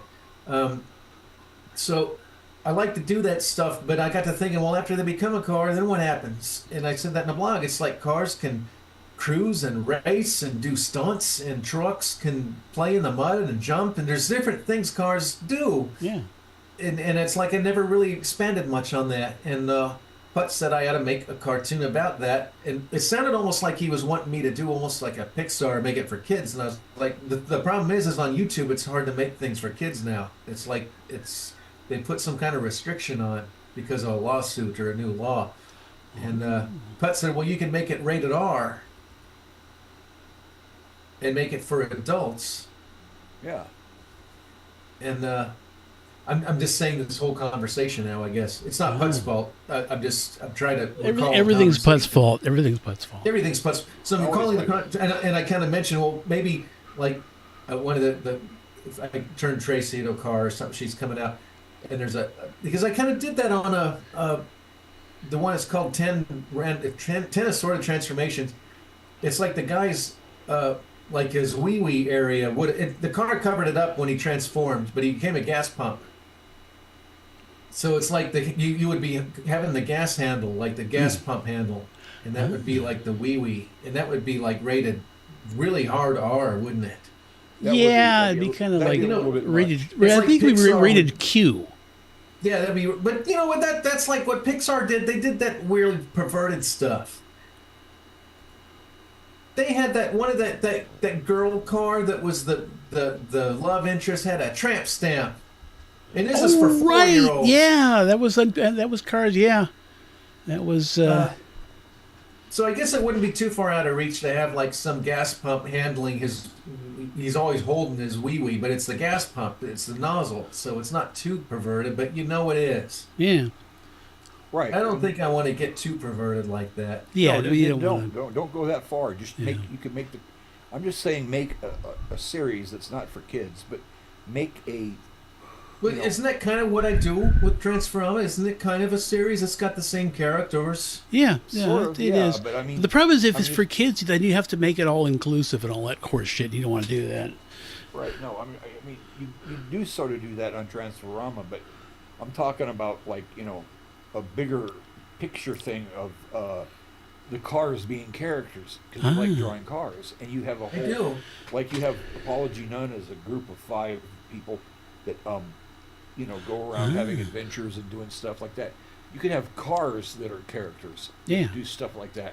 You realize I think I came up. I'm pretty sure I came up with the Anthro cars before the Disney did.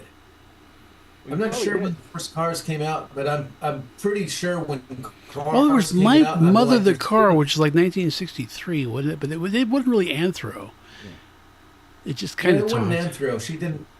they But just had the voice and Superbug some- kinda and did. It wasn't even a car. It looked like some ride at a that you went up and down on in front of a Kmart. Yeah. It's like, what the hell is that thing? But Superbug kind of did, because it would wink and do all that kind of shit, wouldn't it? Oh no, I'm Wonder not saying Bug. I'm the first person to make an Anthro car. I mean, Warner We Brothers just probably kinda did, with but Bugs then- Bunny stuff. But That's I- true. I Maybe the just, Wonder Car, yeah. The Wonder. Yeah, Wonderbug and Speed Buggy, all that were Anthro cars. But I'm just saying, I think that I was making Anthro cars before Disney did because I felt a little threatened by them Oh yeah. doing that. And then when I saw that where they put the eyes and that they put their lips like where the tailpipe was and all this bullshit, it's like, well, I guess I don't feel threatened anymore Yeah. because they're doing it all wrong. Chevron did better. At least the Chevron car characters had the eyes where the headlights were and stuff. Yeah. But I don't know.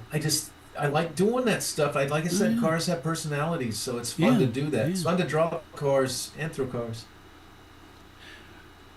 That's what I was going to say is, Apology None, they could have been cars, or they could have been alligators. They could have been anything. I could have made them into anything before I made them, technically. Yeah, technically you could have, yeah. Yeah. Yeah. And that's what got me. I mentioned this before. There was some guy that was a producer of something that Deb introduced me, and he was wanting to feel me out to do an animation. Not that way. Hot. Sheesh. My bad. No, he was wanting to see if I could do an animated series for him because he was wanting to make some insect forest creatures that got together and did music at the end of each video, and they had these songs and these adventures. And I'm thinking, I'm in my mind, I'm looking at that drawing I did for you that I showed you guys of the band. In the swamp there and stuff. And the music he was showing me was some friend of his that did the music, and it just all sounded like bar band blues. And I'm thinking, I know, Putt, you like that stuff, and I'm not saying that's bad music at all, but it is not pixie music. It is not enchanted insect music at all. I do enchanted insect music, That's what psychedelic pop is. I think and I didn't even mention it to him. I didn't mention anything about that his band was totally off. I hate to admit it, but my bar band blues stuff was kind of a contrived and deliberate effort to basically, when I was in a bar, to play that stuff. You know what I mean? That was, the bars I hung out in, that was a popular genre. Now, I liked it okay. It was sort of fun because I had some success with it. But that's not the kind of stuff I want to write. There's only so many bar band blues, drinking songs you can write before it's boring as hell. And it's just, if I had my druthers, I did have my druthers, but one of the nicest things my buddy Scott said to me, he goes, "We can't tell who your influences are." And I'm like, "Yeah, probably not." And he goes, well, that's cool, And I was saying, I said, and I just basically said, my biggest influences on my music that you hear here are, there's three of them. There's the blues aspect of it because that's easy to play. Then there's the punk aspect of it that I like a lot because I was in punk bands for so long. And then the last bit would be just kind of, now I've lost my train of thought. There was one other thing. There was the blues, the punk, and the bluegrass. I really liked bluegrass, and so I would try to throw some bluegrass elements into it a little bit. And it was fun to do. But I mean, it's if I ever get to play like I want to again here, I'm not gonna, and I make more new songs. It's not gonna be that style. It's gonna be something totally different. I think you should be the new Jim Croce.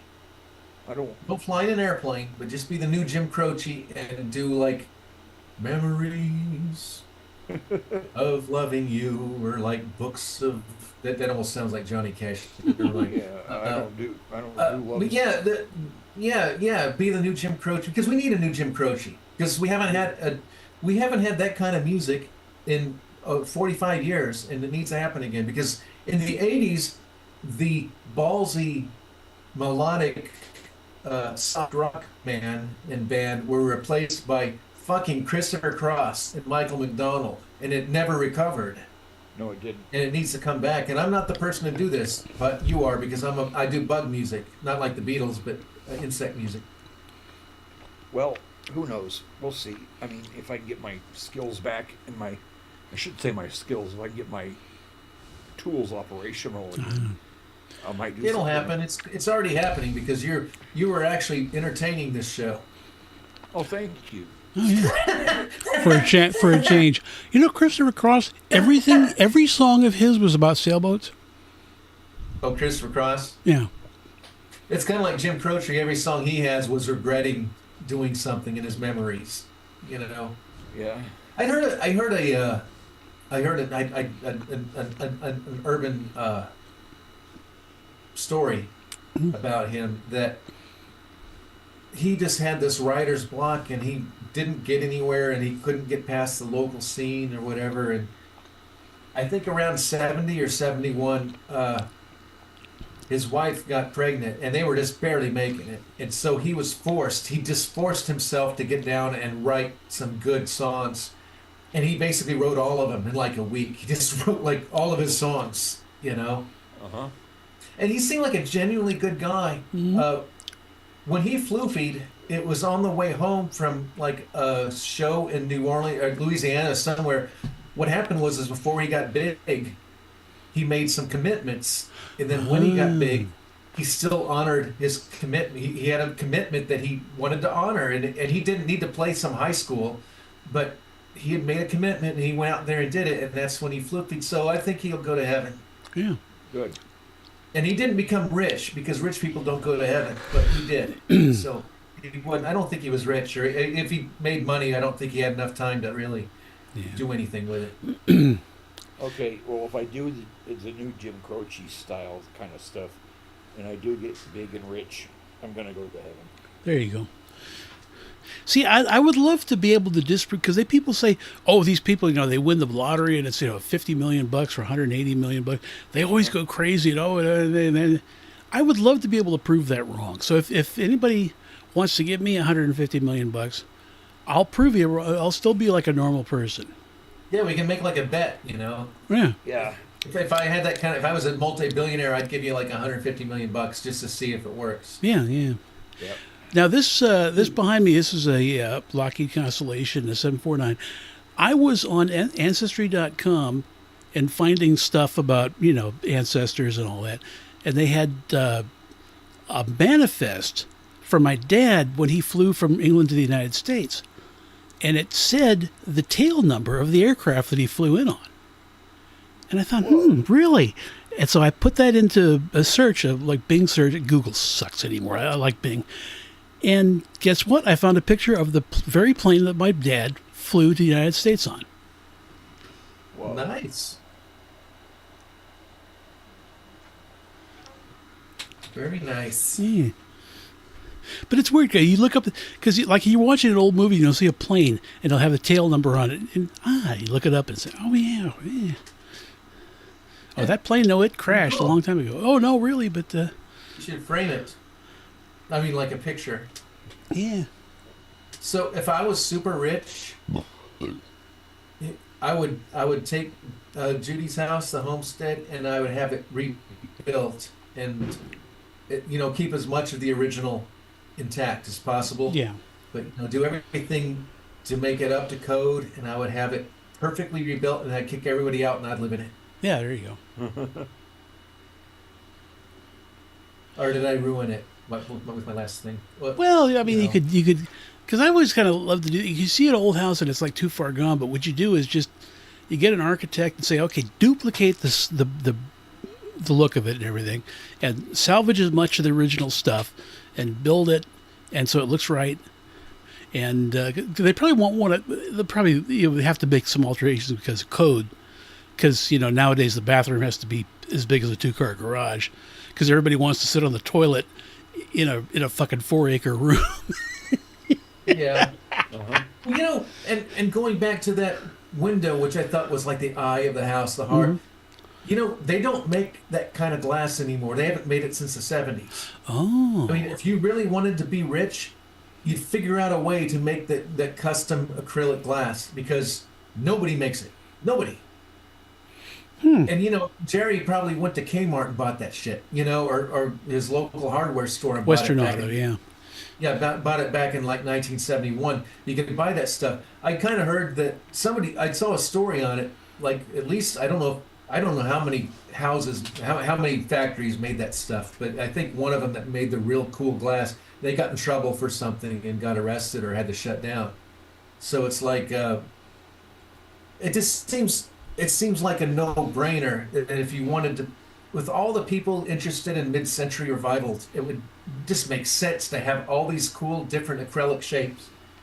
Yeah, as long as there's not like some kind of law against it, like, oh, it's the wrong material, it's made out of, cyclamates or some shit. But It's just plastic. You know that. well, Well, you saw it in the front seat of my car. It's You just saw in like, the front seat of my car. It's not solid blue. There's like Yeah. some gray pieces to it. You know, it's an interesting, very intricate thing, and I was always just fascinated by it. I'm so glad I've got it. I just got to make sure not to burn my house down. yeah, So- there you go. But see, this material here is called silk plush, and it's kind of, if you rub it the wrong way, you can kind of see it. But you got to like rub it the right way, and it's very soft, like a cat, like a kitten. But the machine that made the material for this hat broke in like 1956, Oh, and they wow. never replaced it. So how old is that particular hat? Got to be. I mean, the company's not around anymore. Well, hang on. Don't just like throw that away. Hang on to it. Dude, I spent over $300 on this thing. Toppers are silk plush toppers are very hard to find. Very cool. I actually had two. I had two, and when I went through my bad year back in 2014, I sold one of them off. Fortunately, got exactly what I paid for it. But this one, I kept this one because it's taller. I like it. And it's got a Where they little have- bit. It doesn't have that like super bell mouth, so you really look like some steampunk 1890s jackass. But it has enough of a bell top just to kind of look right. It's cool, Tony. And this is our perfect wrong channel moment because look at this one person who's doing his own thing while Yeah. we're laughing. See? That's how every wrong channel moment we have, everyone we've ever had, everybody's laughing and carrying on. There's one guy that's got looking at the ground. See? What? What I love What are is the you effect is like when we put smoke in, and then his whole image is just shrouded in smoke. Isn't that cool? Yeah, like it's almost like a transporter effect, but not quite. Yes. It's because I got my ghost hat on. Oh, I did take an ashtray from their basement that was hanging over the pool table. It was a hanging ashtray. Oh. And it was shaped like a. Didn't get a picture of it. It needs to be cleaned. Yeah. It's kind of gross. You know. You know what? It's Probably funny the- because back in the day, my parents were like the only adults I knew back in the '60s who didn't smoke. We still had ashtrays everywhere because everybody else smoked. Right. Well, it's kind of cool. It's like egg shaped, but it's the center's hollowed out, and it's just like this hanging thing. And I thought this is cool. This is mid-century-ish, and I ended up taking that. My parents were the same way. We had a bunch of ashtrays but neither of my parents smoked, but we did have a lot of cool mid-mod stuff when I look back at it. We had all those glass grapes. Remember those things? Oh, Yeah. of course, Everybody yeah. had the glass grapes. Yep. Yeah, and then we had the fountain of the woman. She's standing in the middle of the fountain, And the oil drippings coming. Oil. right, right. We had My grandma had this thing that I don't know if it still exists, but I remember it was so strange looking. It was this.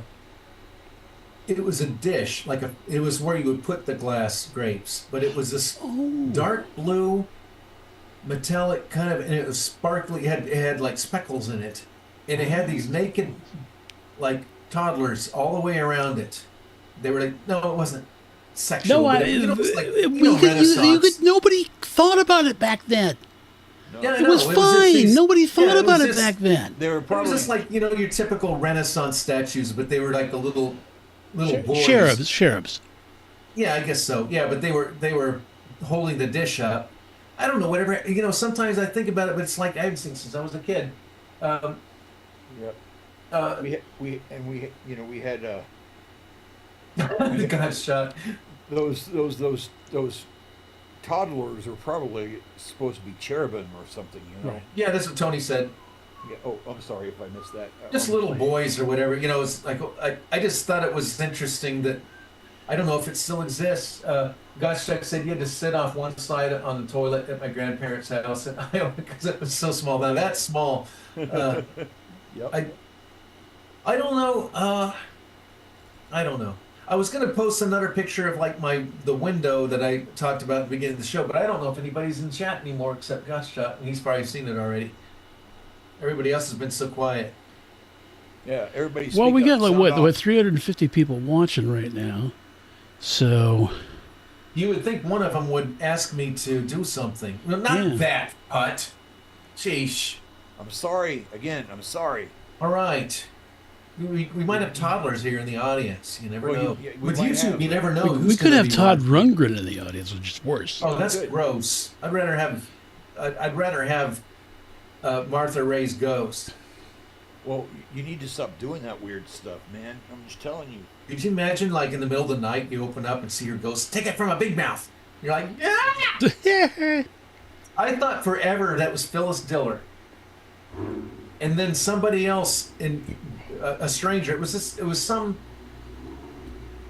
It came up in some Facebook group or something that somebody thought somebody was Phyllis Diller. I said, no, it's Martha Ray. And she's like, I just looked. You're right. And I'm like, don't worry. I thought it was Phyllis Diller all my life too. You know, it's like. Yep. Isn't that crazy? And Well, didn't know I who used to Phyllis think Diller was, so every pop song where they had the falsetto, yeah, yeah, yeah, yeah, I thought it was all Frankie Valli. I didn't know anything about Hurricane man. Smith or fucking the other guy Lou or Christie. Lou Christie and his dudes.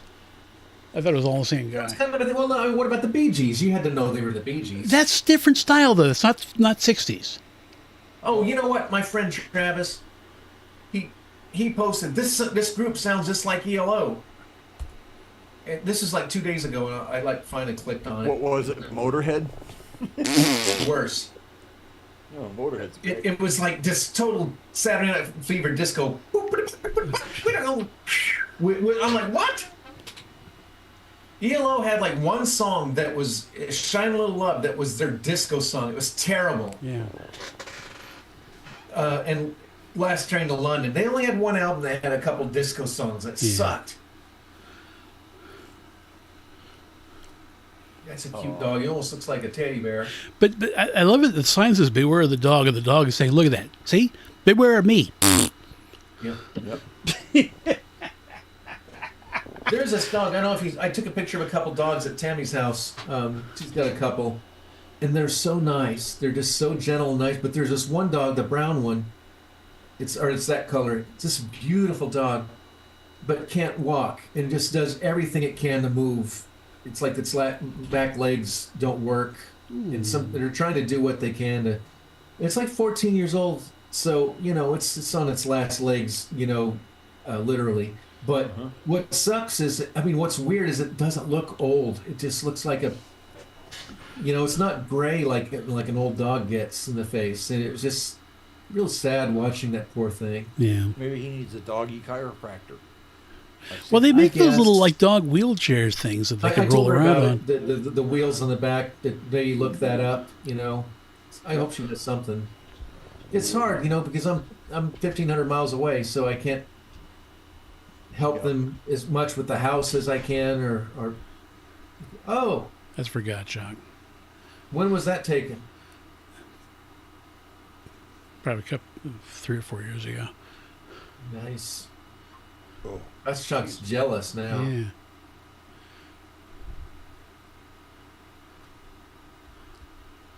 See, I could have so made that logo pretty easily.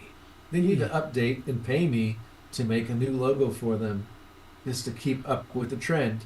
For who? We don't want any trends. Keep We me on. hate trends. We hate trends. I think we're all about being trendy here. We are. We hate we're trends. we have our pulse. Oh, speaking of trends, did you see the debate last week? Because so I was looking forward to it. Oh, For yeah. you know, since I wouldn't be on the road, I'd get to watch it, and Don was really looking forward to watching it. So we all started watching it together. And little Judy, my cousin, she comes over to say goodbye, and they're only into the second question now, and I've got to go out and entertain her and say goodbye. And Big Judy and Tammy blocked the steps, so I'm kind of stuck out there.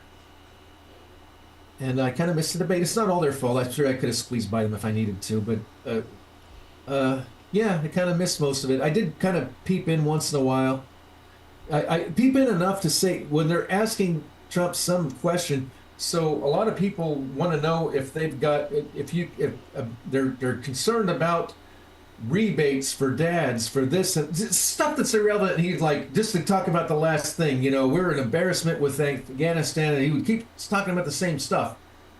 And I was kind of thinking, wow, he should answer the question. But then if it's a dumb question, he's probably wanting to get people to know about the important things and keep repeating it, I guess. But I missed a lot of it. But I didn't miss the beginning where they had Biden come out. I'm like, whoa, the hell? He sounds even worse than usual. But yeah, I kind of missed the debate. Did you guys watch it? I didn't watch it. Did you know, I don't think, when he ran in 2016, I didn't watch a single debate. I just wasn't really into politics at that time in my life. I mean, before I was, and then by then I just kind of wasn't. I wasn't really a fan of his, or didn't dislike him. I just kind of wasn't interested and didn't keep up with it. It wasn't until all the jackbooted BS stuff started popping up where I started showing an interest in that stuff again, Yep. Well, I don't know what to say. I mean, Probably the less the better. Yeah. I mean, Not on you, Putt, but we don't want to get into no, that. no, not. Yeah, I just wanted to know whatever. if anybody- it was kind of an iconic milestone, probably in our history, that people will still talk about for some time. So I just wondered if you watched it. I tried to. I saw a few minutes of it. Yep. I can't remember what I was doing back then. Yeah. But That's when you saw that we were on the Titanic. well, Queen Mary, I but think- close. what Oh, was that? because I was thinking you were at the Titanic showing. 'Cause I Titanic know is you said you 16,000 feet down. So No, it'd I be meant kind of the show, hard to the walk movie. around on the decks. I thought I said I meant the showing of the movie. The movie. Because I know you said you watched the movie, and I wondered if you watched it in costume. And I'm like, No, I'm looking at the no. pics. So you were on the Titanic. And I'm like, shit. Never mind. Yeah, Get our second wrong channel precious moment tonight. But Yeah. you were away, but I was talking to Putt about he was talking about wearing like a hat or a costume or something like that. And it's all about owning the look. It's however you dress, however you got to own the look. yeah. Does that fella own the look? Damn right. Damn Yeah, it straight. does. Big pimpin'. Yeah, you got it going on, Tony. Well, it's kind of like earlier when I talked about the blues people versus me. And I didn't mean to say my music was better or even worth listening to to anybody, but you can't deny that it's insect music, what I do, or Pixie. You can't deny it's kind of that Enchanted Forest thing going with it. Yeah. Well, yeah. I mean, if that's what you like, that's what you like. Well, it's not what I like, but it's what I do. Yeah. Well, I mean,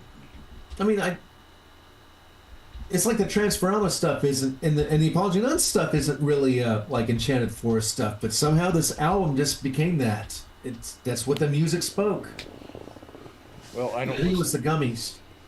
I never listen. Oh, that's right. You're on that weird stuff.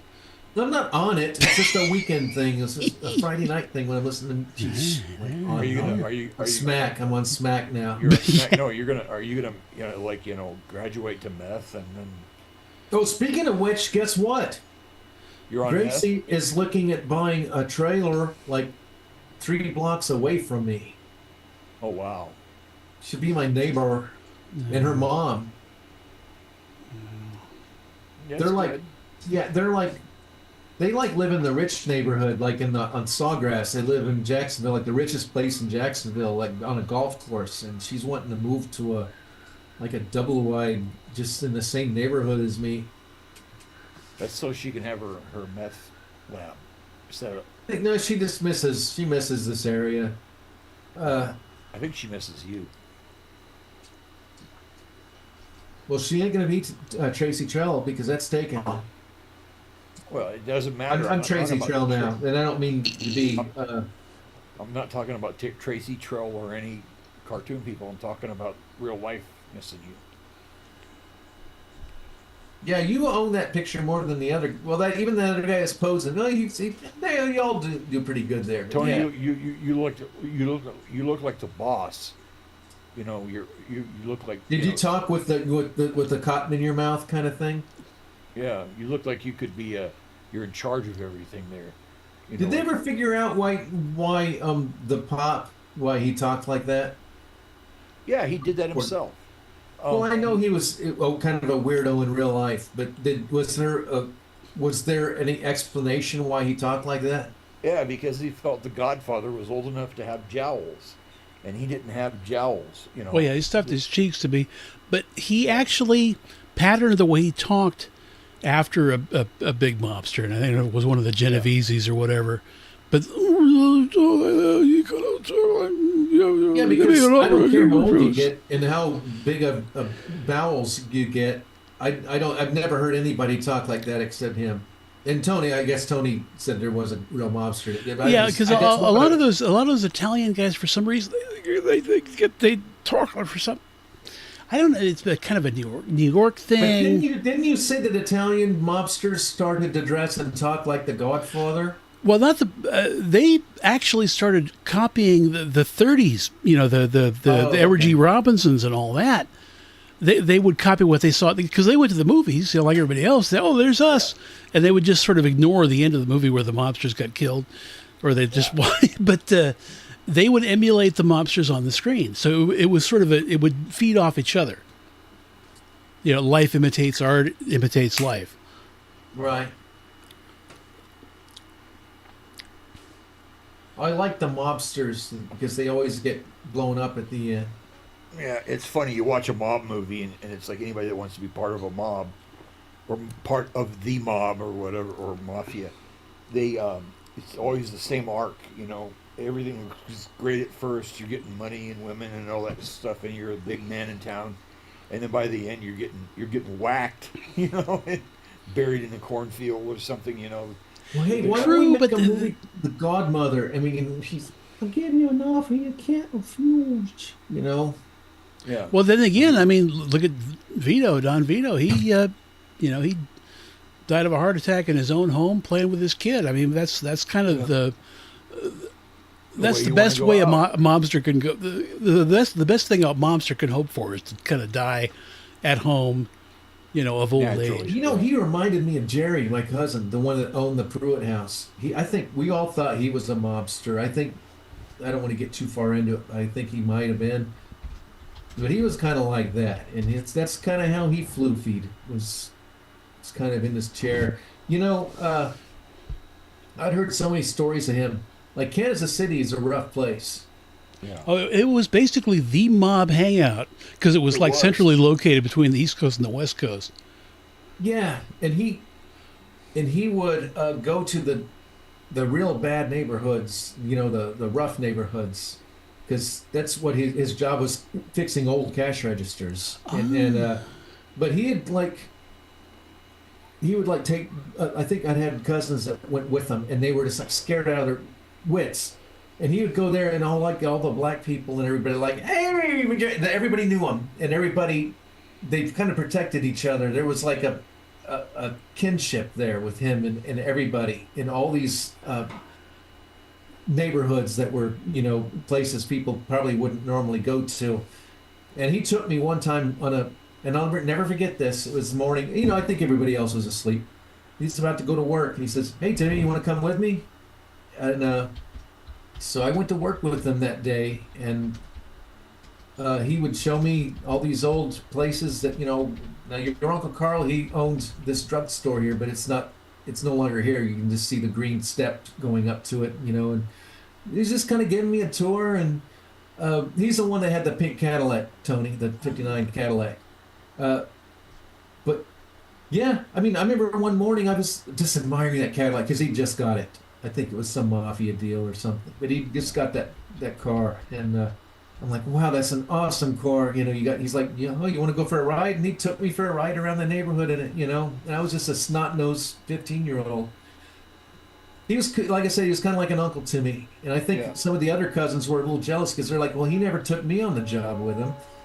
You know, it was kind of neat. So it's kind of nice having, especially that Chrysler Town and Country, because that's I really wanted like a '40s car because that was like a fancy '40s car. Yeah. Yep. All the '49 Cadillacs were taken from other kids, so I'm kind of glad that I scooped that one up.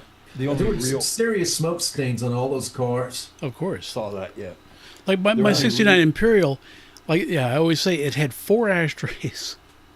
An ashtray in each cool. back door and 2 in the dashboard. I remember that was standard in cars back when we were kids. I mean, Yeah.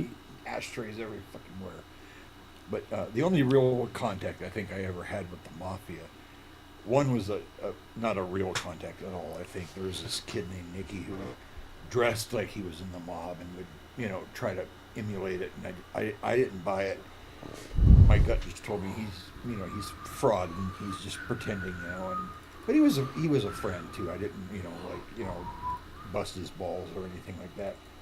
He was pretty cool, but there was a guy before him who used to do karaoke and stuff, and he would basically do one karaoke song, Billy Joel, a bottle of red, a bottle of white, and I hate Billy Joel, but I didn't tell him that. But he and I got along really well. And Oh, then one time nice.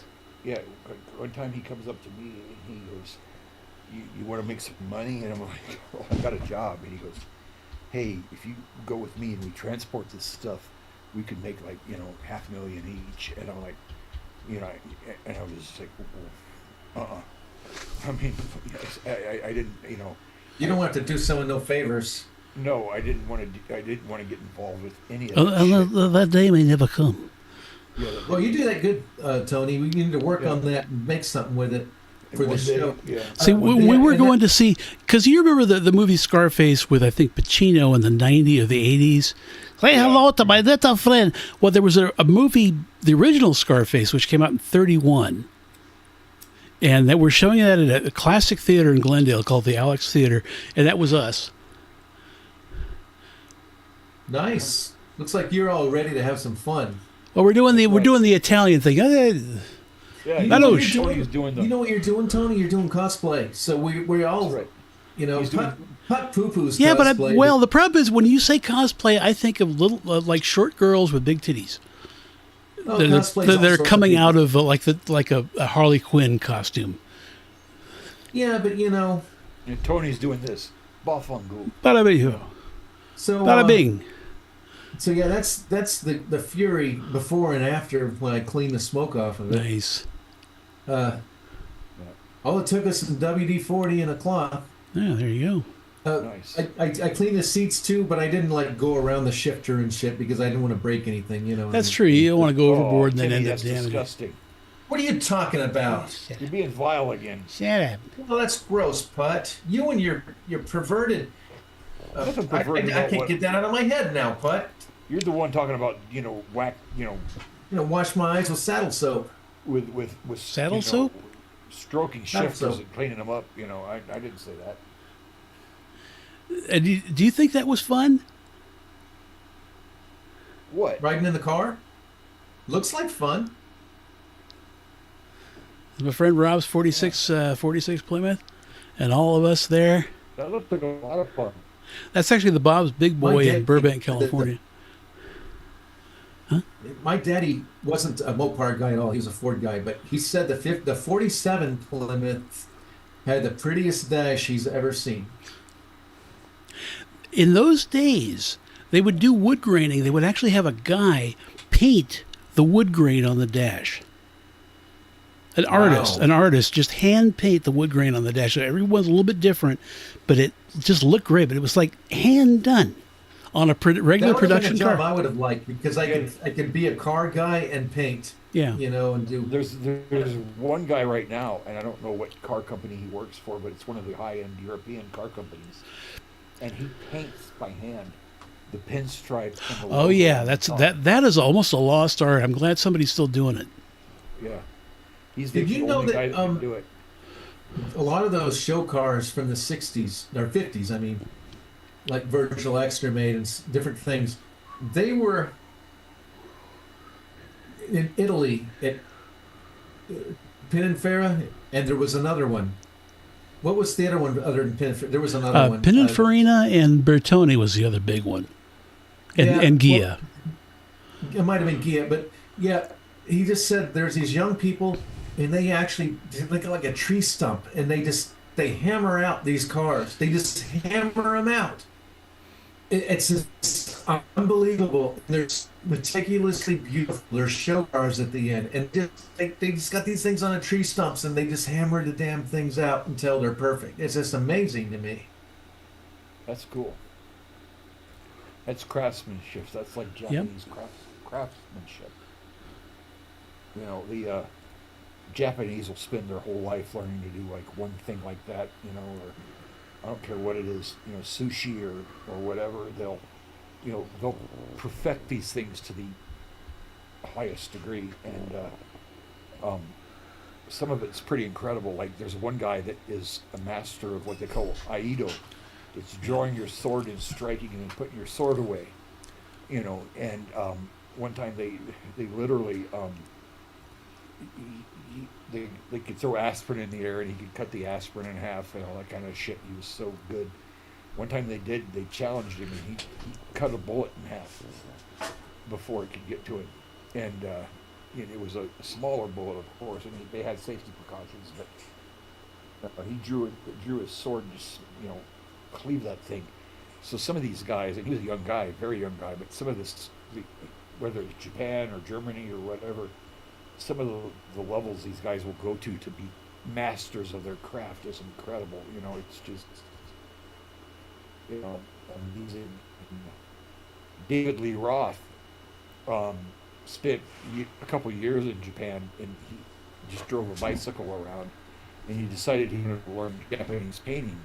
So he found a master, and he would sit there, and he'd start trying to paint, and the master would come over and say no, you know, and he'd have to trash it and go again. And he went there for years, and he goes finally finally the master came by and looked at what he did, and he was like, okay, and that was not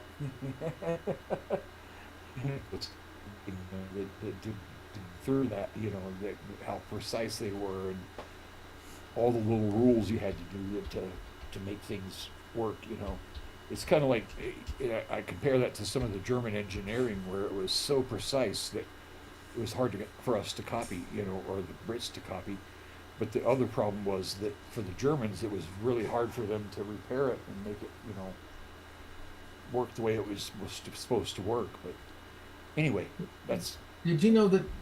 Go ahead. I'm sorry, but No, that's it. That's it. I'm done.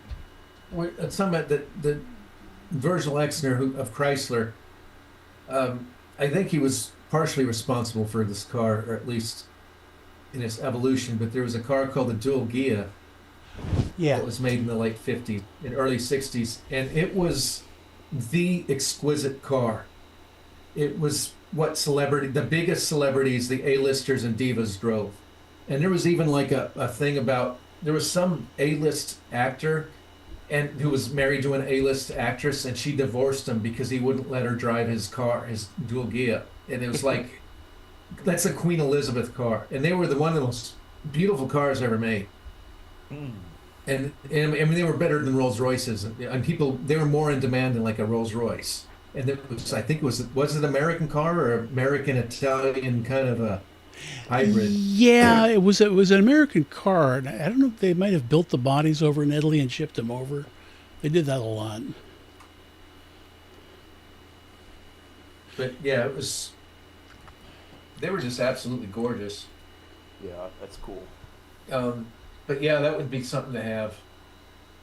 That'd be better than something made in Russia, where they basically take whatever they got, you know, put shit together, and it's one of the problems they had in World War II, even though they defeated the Nazis, was, or I shouldn't say World War II, in the Cold War, when the MiGs started coming out, the MiGs had rivets all over them, and you know, they were made out of whatever kind of metal or whatever, but they were, you know, and the MiGs actually needed a 1-to-1 thrust ratio, meaning you needed to have the same amount of thrust coming out of the back of the plane to get the plane to launch and to fly, and it would, you had to keep it in the air by, you know, compensating for the weight of the plane with the you know, with the engines, and that was like a 1-to-1 thing. It's like if you had a plane that was, you know, 3,000 pounds, you needed or engine that was constantly putting up 3,000 pounds of thrust.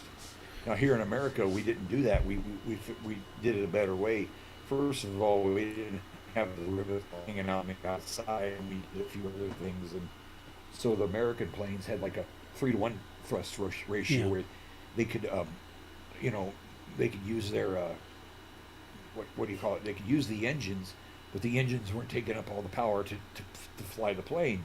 The plane had enough aerodynamics where it was, you know, a much better aircraft than what the Russians were building with those stupid MiGs, and that was, and it's still kind of a thing with any kind of Russian engineering right now.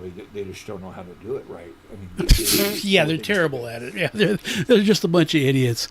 Come on, dude. They are. You ever see like the Sukhois and the MiGs that can fucking do the Cobra? They got plenty of thrust, dude. Well, they probably do now, yeah. And even back then, I mean, the MiG-15s, even in Korea, they were a force to be reckoned with. It took the F-86 Sabre to really be superior to them. There's a dual gear. Yeah. I'll see if I can find a better. And that's for Gottschalk. That's being Lauren with the topper. That was at a Christmas party at the old company we used to work at. Okay, so They even have the white sorry gloves. Look at about- that shit. I'm sorry about talking shit about Russia.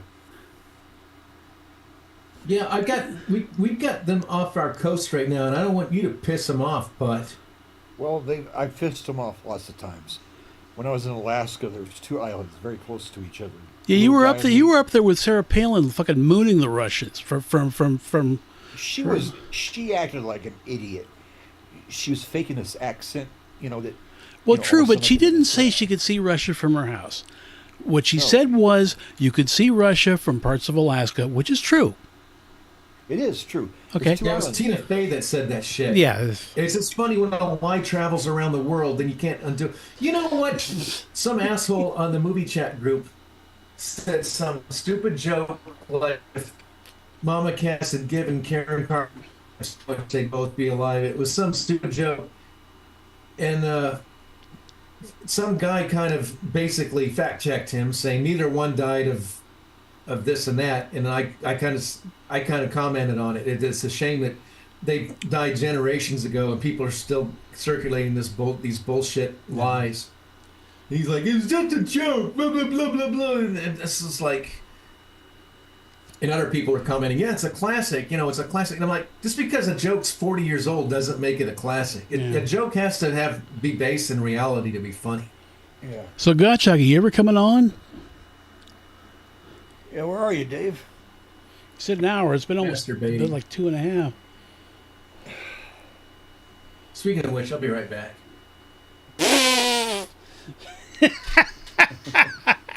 What? You didn't catch that. What? What? You said speaking of that, I'm going to be right back. Oh yeah, I know. I'll be right back. I'm not going to do that though. Yeah, but I was just the Yeah, putt didn't sometimes. catch the joke, but I did. Oh, okay. Well, of course not. He's not even looking at the screen. I am looking at the screen. I heard you say you'd be right back. All right. See, it's because of watching too much TV, and you got to watch that because TV will rot your brain, and you got to kind of guard I against don't that watch TV ever. because it rot your brain, and you don't need extra brain rot right now. No, I don't. I really don't. But I don't watch TV either. What I do is I pick stuff up off of YouTube or There you go. Amazon Prime, and I'll watch, stuff like that. But I don't watch TV, and I just try to find stuff that's interesting to There you look go. at, or YouTube or whatever. But no, I don't watch that. Well, the problem with the current stuff is it's so agenda driven for one thing. It is. Ugh. It is so agenda driven, and that's about to end. Why, we gonna have a revolution? No, they're going woke and going the go woke, go broke thing is really They print the starting to money. hit hard with a lot of people. Yeah. In fact, Clint Eastwood, Mel Gibson, and Kurt Russell just started their own studio, their own production company. Well, Clint's 94, isn't he? I mean, know, but it's for non-woke shit. You know, Yeah. it's there can be anything woke in this. what I love is one of my favorite memes is there's a picture of Mel Gibson. It says, "You want to know who runs Hollywood? Buy this man a drink." Yeah. They still should let him play Mad Max. He's still looking good. Oh yeah. Well, the problem is, in the old days, you made a movie and it stood on its own merit. You didn't have to keep making the damn same fucking movie. Although they kind of did. I mean, Cecil B. DeMille did the Ten Commandments twice because the first one was in the silent era. So Right. yeah, well, of course, we're gonna remake it with like people talking and color and all that shit. So okay, I get you. And then Philadelphia Story, Kate Hepburn and those guys, the dudes with the hats. Then they remade that as a fucking musical with Frank Sinatra. So they've been doing it in the past too, but at least making it different enough. Yeah, make it worthwhile. And now it's just, we need, Rocky 18 or whatever the shit. And then Rocky's like 5 years old now and he's a kid boxing other kids in a fucking playground or something. I don't know. Yeah. Knowing them, who knows? They need to stop that. They're not doing original ideas. Well, there are no rehashing. original ideas left. I mean, they just don't have them anymore. Right. They need to like hook me up with my serial killer Muppet movie. There you go. Or superheroes. We could do something about new superheroes. Yeah, we should do that. When Tim Yeah. gets back, yeah. How about I don't know, man? You're back. Yeah, I don't know, man. I don't know, man. Yeah. Yeah, Because, there you go. Did you know I actually had a song in Apology None's first phase in the late '90s? I had a song I was writing called "I Don't Know, Man," and it was because it was about a superhero that's always saving people's lives, and then the bad guys just keep getting let out again. And after a while, So it's he like became real life. apathetic. So it's like real Yeah. life. Yeah, just like real life. And he started becoming apathetic and became I don't know, man, because he just didn't care anymore. And it was kind of a cool song, and it was right at the end of I had a renaissance going with Apology None. I was coming up with cool stuff, and it was right at the end of it when I gave up. So the song never materialized. There were a lot of songs from about 98, 99. It's just kind of when I stopped. I just stopped being creative anymore with that stuff, and Right. it just stopped. And it was several years. Almost like 8 years before I came up with High Society and the new Apology None. I had that long a writer's block. That happens. And Another useless superhero would be kind of like a Parachute Man. He has, he's got his superpowers. He's always got a parachute if he needs it. But the problem is, how often do you need to use a parachute? So oh, and don't get me started. yeah, exactly. Incredibles 2. I can't even mention that piece of shit. Because Incredibles 1, Elastigirl, she could do all sorts of cool things. Yeah. She turned into a raft at one time. Only her head wasn't part of the raft. Her head was Right. like stuck out of it. But her body was a raft, and the little boy, Dash, he was the outboard motor just by kicking his legs, so it was a really neat kind of ingenious little thing, and she could do all these things with her body that were kind of cool. But in the second thing, and toward the end of Incredibles, she made her body into a parachute to save Jack, the little baby. So what did they do in Incredibles 2? That's the only thing she ever did with her body through the whole movie was parachute, parachute, parachute, parachute, parachute. Well, maybe it works. Tony, what are you doing with that picture in the What, fuck you! What? Maybe it worked. It didn't work. What didn't work? It didn't work. The movie fucking sucked. It did suck, yes. She could have been all sorts of cool things. I kind of like turning people into cool things. So she could have been all sorts of cool things. But no, it was just parachute, parachute, parachute. And Jack, he had like a power pool, the little baby. He could become anything or do anything. He turned into like a robot at the end of the and then he turned into a devil made of flames, like a monster. He did all these things, and in the new movie, all he did was just this one little thing, or a couple little powers. That's all he did. It's like whoever did the new movie didn't watch the old movie. Oh, yeah. Yeah, well, that happens. I don't want to keep going into that shit because it pisses me off. Yep. Well, there's, no, it's not for sale. I'm going to fix it up one of these days. You're gonna fix it up while it rots away. Pretty funny. I wish I had one of those. There was when my coworker and I, we would drive to Roanoke, Alabama, to this police station, and we'd always pass by this. It was a '70 yellow Super Bee with the black stripes on the side, and we always looked at it. And one time he walked up to it and had a sign on it that said "Not for sale," but it was just rotting away. Yep. And it's probably nothing left of it now because that was 10, 15 years ago. Yep. And that happens all over the fucking country, and it just... And it's always the same thing. To be left alone. They don't like to be neglected. Neither do houses. Like I said, the barn looked really nice in that picture from 2009. And it only took 5 years for the damn thing to fall in, after Jerry couldn't. Well, the thing with cars, too, if they're run regularly, then the heat from the engine and everything will drive the moisture out and keep the rust down. But if they sit, especially the worst death sentence is a car with grass growing around it, because the grass will block the airflow under the car so it can't ever dry out. Oh, yeah. Oh. I see what you're saying, yeah. We got tons of that shit in Georgia here. Well, my Galaxy, the propane-powered one, but that thing was a peach. I mean, it was perfect. And when I couldn't afford, because I was married and I couldn't afford a pot to pee in, I couldn't afford the $80 a year sticker I had to put on it to get propane gas from the government, Oh. So I parked it in the garage. That's how bad we were.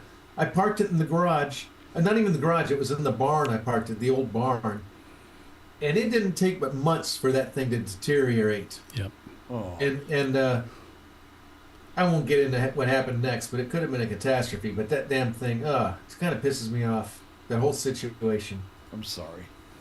Thanks. I sold the car for like $500, and it probably would have been worth a hell of a lot more than that. But we had to get out of there and move. You know? That's another superhero power you could have. Guy, the rust maker. He's trying to stop a car and he throws his superpower at it, and then what happens? The way the superpower works is within 3 to 5 years the car will rust. I remember, though, living in Hawaii. We moved over there in 1970, and I would see new cars on the dealer lot, and you look underneath, there'd be rust on the suspension. Oh, Lord. New in the dealer lot. Oh, Gracie and I were looking at new Isuzus at the dealer, and there were these Troopers truck, the little station wagons. Mm-hmm. And you look through the wheels, and it's just all rusted inside. The brake discs, everything is just rust, and it's right. Well, there a brake disc will develop rust almost immediately if the car isn't driven. But yeah. But it's on a new car. You don't want to see. Then put a hubcaps on and cover that shit up, because that's all we saw were these brand new, spanking new cars. You don't want to see a spanking new car in any kind of rust. I don't care where it is. The GM dealer in Hilo, Hawaii, had a Cosworth Vega, which was like it was the only Vega worth a damn. It was all black with the gold, and it had the Cosworth engine, twin cam, and all this stuff, and a 5-speed. Had a 5-speed manual, because everybody had a 4-speed. That was no big deal. 5-speed, boy, only Ferraris had 5 speeds. And the thing sat there, and it sat there, and it sat there. And you could see rust start coming off of the grill and shit. It's like, come on. And they finally sell it. And a week later, it's on the fucking used car lot. Wow, that sucks. Yeah. That'd be almost worth something nowadays just for the curiosity value. Yeah. Okay, Gottschalk says, what if Bob Ross actually was actually a serial killer, and his paintings were the locations of where he buried his... There you go. Hilarious. It's kind of gross, but it's funny.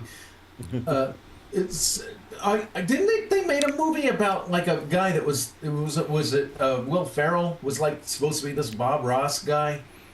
It's one of those things that must have gone straight to video, even though they don't Probably. make video. That's pretty Probably. bad if you got a video now, a movie now that goes straight to video and they don't make videos. It's true. Uh, Yep.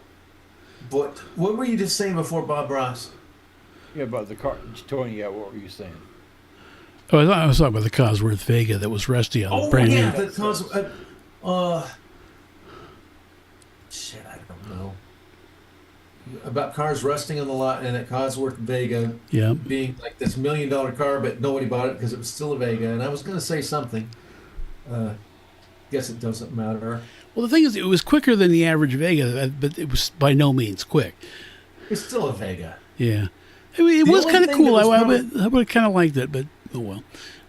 Well, no. The only thing I will give the Vegas, they for a subcompact, they looked good. The styling was good. For a subcompact, they looked a hell of a lot better than the Hornets and the Mavericks and stuff. But Vegas to me looked best as funny cars because they Yeah. weren't really Vega. They just kind of were these stretched weird things that looked kind of like Vegas. Yeah. But they actually looked pretty good. In fact, I once had a gas-powered Vega funny car. It was a toy, but it was like gas-powered engine, It was like Cox, and the thing was big. It was orange, huh? a Cox power, a little with it, the little. I don't know. It was just this gas-powered car, and it was big. It must have been a foot or 18 inches long, and it was bright orange and had the decals. And I bought it at a garage sale. I never put gas in it. I don't know how you would even do it. I don't think it had a remote control. I don't know what you would do with it. No, it was like my It's a dune buggy. You had gas-powered- the dune buggy. You had the dune buggy in Saturdalia, because I had the. It was made by Cox. You know, they made a little 049, little tiny airplane engine. You know, they made a lot of control line planes where you get dizzy, go around. But it didn't so have any they might have been controls. on a cable or something. No, Was it it was pure? nothing. It was just you could adjust the steering. You could either set it straight or set it on a curve, and then you'd start the engine and you put it on the ground. You go, "Ee," and you set it on the ground, "Ee," it would die. And then you Now, pick it was up it again, and then gas you try or- to start it. Model airplane, you know, it ran on the combination of Right. alcohol and castor oil and shit. But then you start it up. And then you set it to, it would die.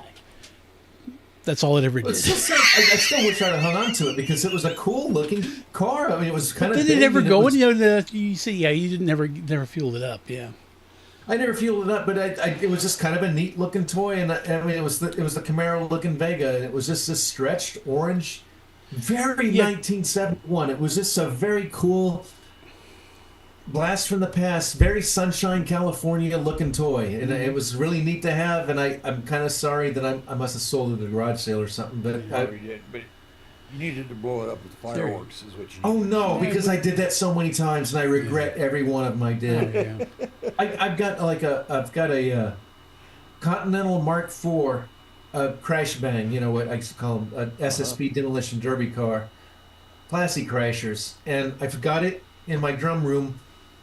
And its brother, the Rolls Royce one, the orange and black Rolls Royce. We did that with that, and I'm like, it's by itself now. It's been by itself for 45 years because we were dumbass little kids and we ruined it. Oh, I feel so stupid. And my mom said she'd never buy me another toy again. And she was right. She's absolutely right to be pissed off. Yeah. And it was just a phase. It was a short phase that we got out of. Yeah. I used to do that all the time. Me and my friends used to do that all the time. I think every boy does. It's Yeah. just something you go Well, through. we would go buy model kits to do that with. I don't care if it was a Well, no, I'd battleship or build it, and then airplane after a station. while, when you get tired of it, you would do that to it. Oh, we would build it and do it. But you know what?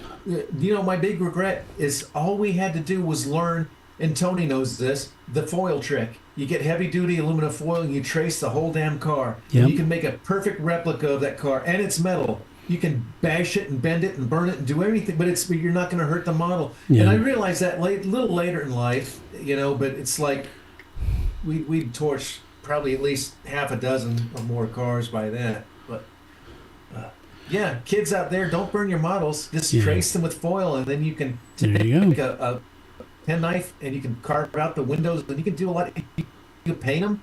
Oh yeah. and burn them and smash them, crash them, and you won't hurt your models. There you go. So there you go. And you guys, everybody mentions Bob Ross. He did not originate any of that shit.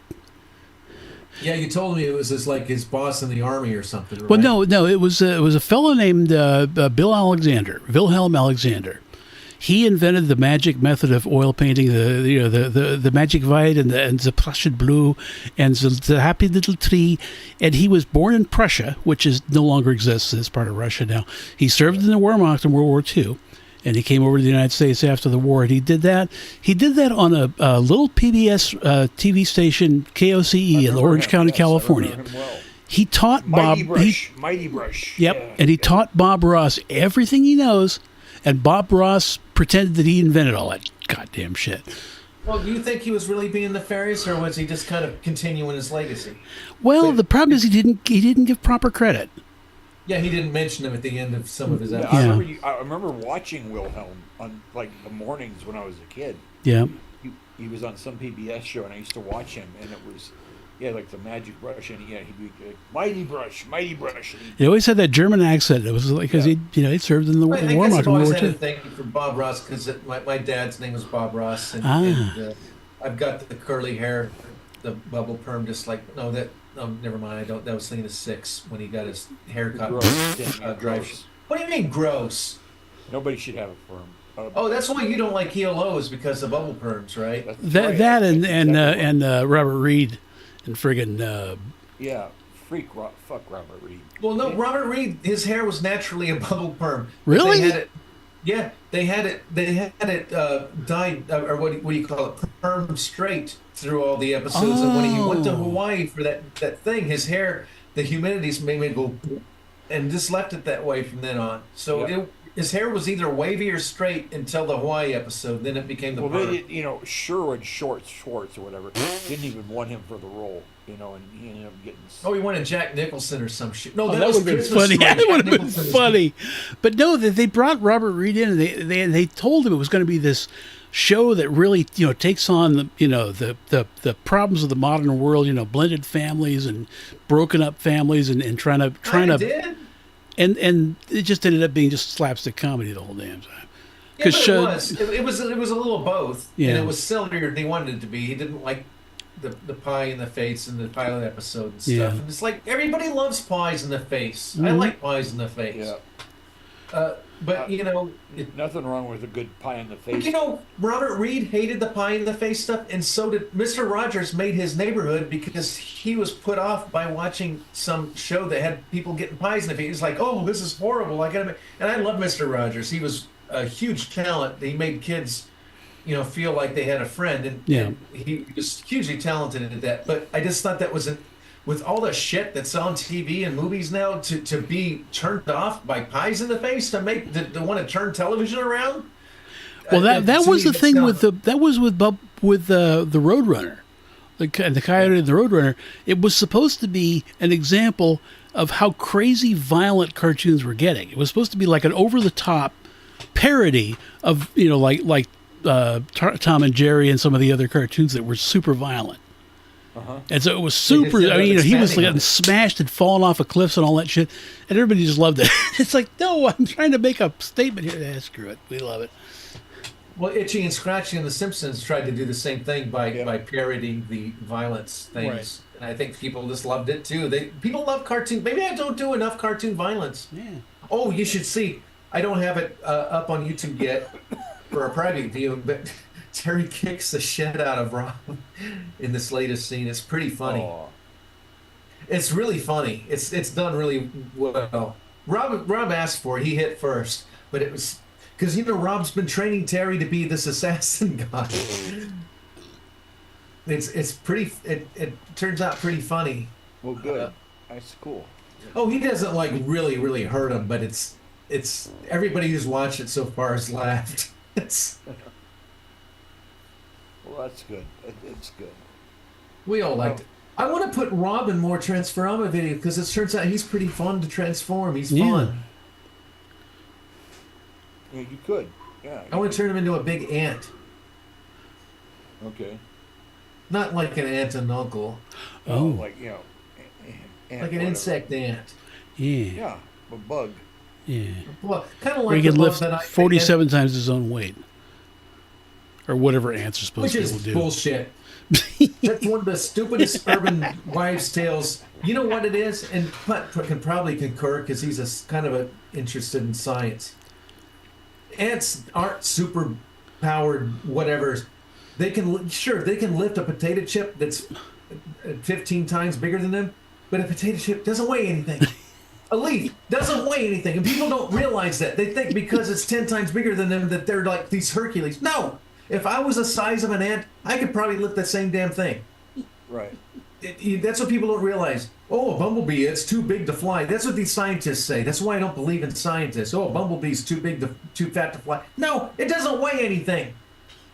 It's like that's what I say. If I have a Hot Wheels car or a Matchbox car, if I drop it off the dining room table, that would be the equivalent of it falling off a 20-story building. It would flatten a real car in real life that weighed 3,000 pounds. Well, guess what? It does nothing to the car because it doesn't weigh anything. That's what they don't realize. That it's like they don't realize that the little bitty things. That's why a water droplet, that a raindrop, looks like a dome. You can have a gallon of water and make it look like a dome. Things are different when they're that size. Yeah. Well, you could abort a space station with zero G. It would do that, sort of. No, because if there's a woman on board, she'll drill a hole in the damn thing or whatever, or stink up the, not clean. Never mind. I don't want to get into that. No. What is it with these crazy Seriously, they're still kind of debating whether just to dump the damn whole space station into the damn ocean, or try to, because they would have to bring up more air and fucking replace all the atmosphere in the damn thing. Is that the one that she drilled the hole in, or the one that she stunk up? The one they stunk up. Oh my gosh! Well, have you heard of that, Putt? No. What is it? What is it? Tell me. So, Sorry, Tony. Tony said in 2 different occasions. He said that there was this woman on a space station. It was a Russian space station, I think, or a shared one. Yeah. And she wanted to go home, so she drilled a hole in the damn thing. Yeah. And then he said there's another woman that didn't bathe and stunk up the whole space station that they're having to like dump it in the ocean. Wow. And then you had that other NASA woman that like drove all the way across the country to get to her boyfriend and was wearing diapers and all this. Yeah, so she wouldn't have to stop anywhere. Just wore diapers and just drove nonstop for the whole way. I think it's that diversity hire shit. I guess. Well, any of that stuff's unacceptable. You know. Are NASA people like every other scientist where they're inherently crazy? Pretty much. Well, you're talking about they're inherently. Some of them are inherently crazy. It's just like any other.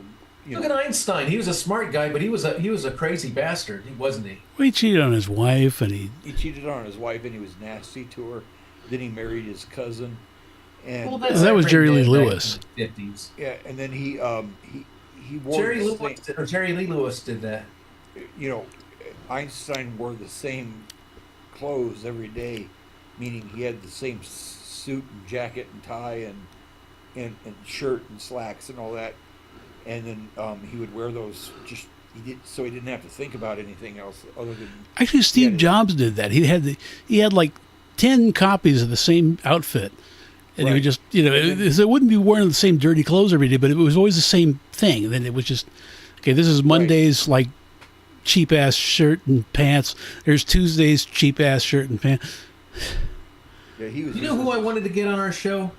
I wanted to get him on our wrong channel. I think Steve poo-pooed it because he said, "Oh, you'd never want to do that." But I wanted to really get Jerry Lee Lewis because he was on like Dick Cavett and some of those, and he was a badass on. He was scary, like he was a. Well, I remember reading an article in of all places, the Rolling Stone, that made out that he'd killed one of his wives. Oh, they did that. I know Musician Magazine. They did this big thing where they were basically they wouldn't let off Jimi Hendrix's girlfriend. This is 20 years or 30 years after the fact. They were trying to say she's responsible for his death, and then they wouldn't let off. And I'm like, I thought this was a Musician Magazine. It's almost all ads, and now they're trying to.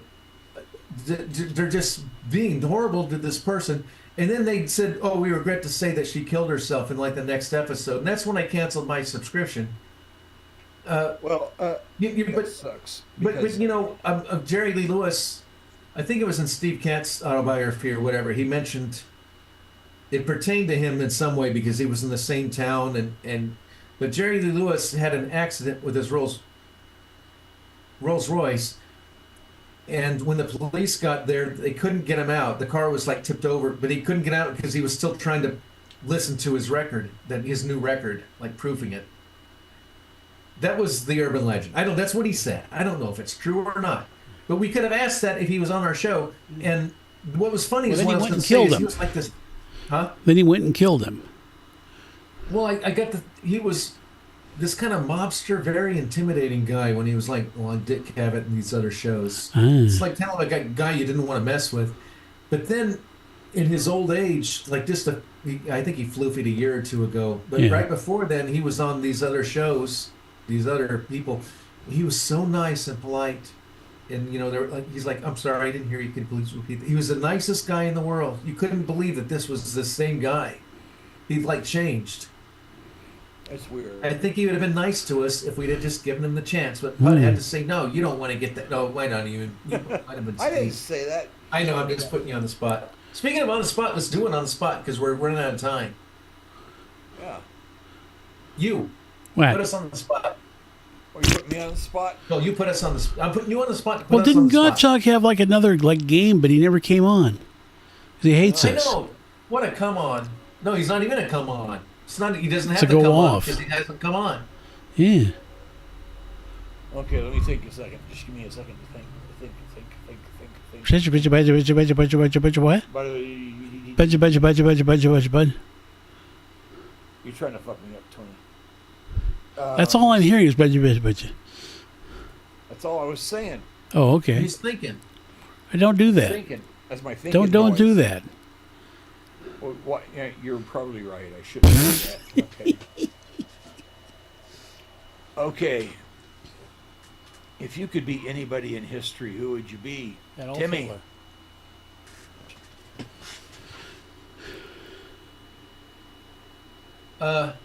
Okay. Kerry Lofton. Ah. Okay. Hollywood stunt driver, the driver of the truck in Duel, and drove the Challenger in Vanishing Point. Yep, and rolled and crashed all sorts of cars in Mad Mad World. Cool. What about you, Tony? Yeah, probably Adolf Hitler. Nothing wrong with that.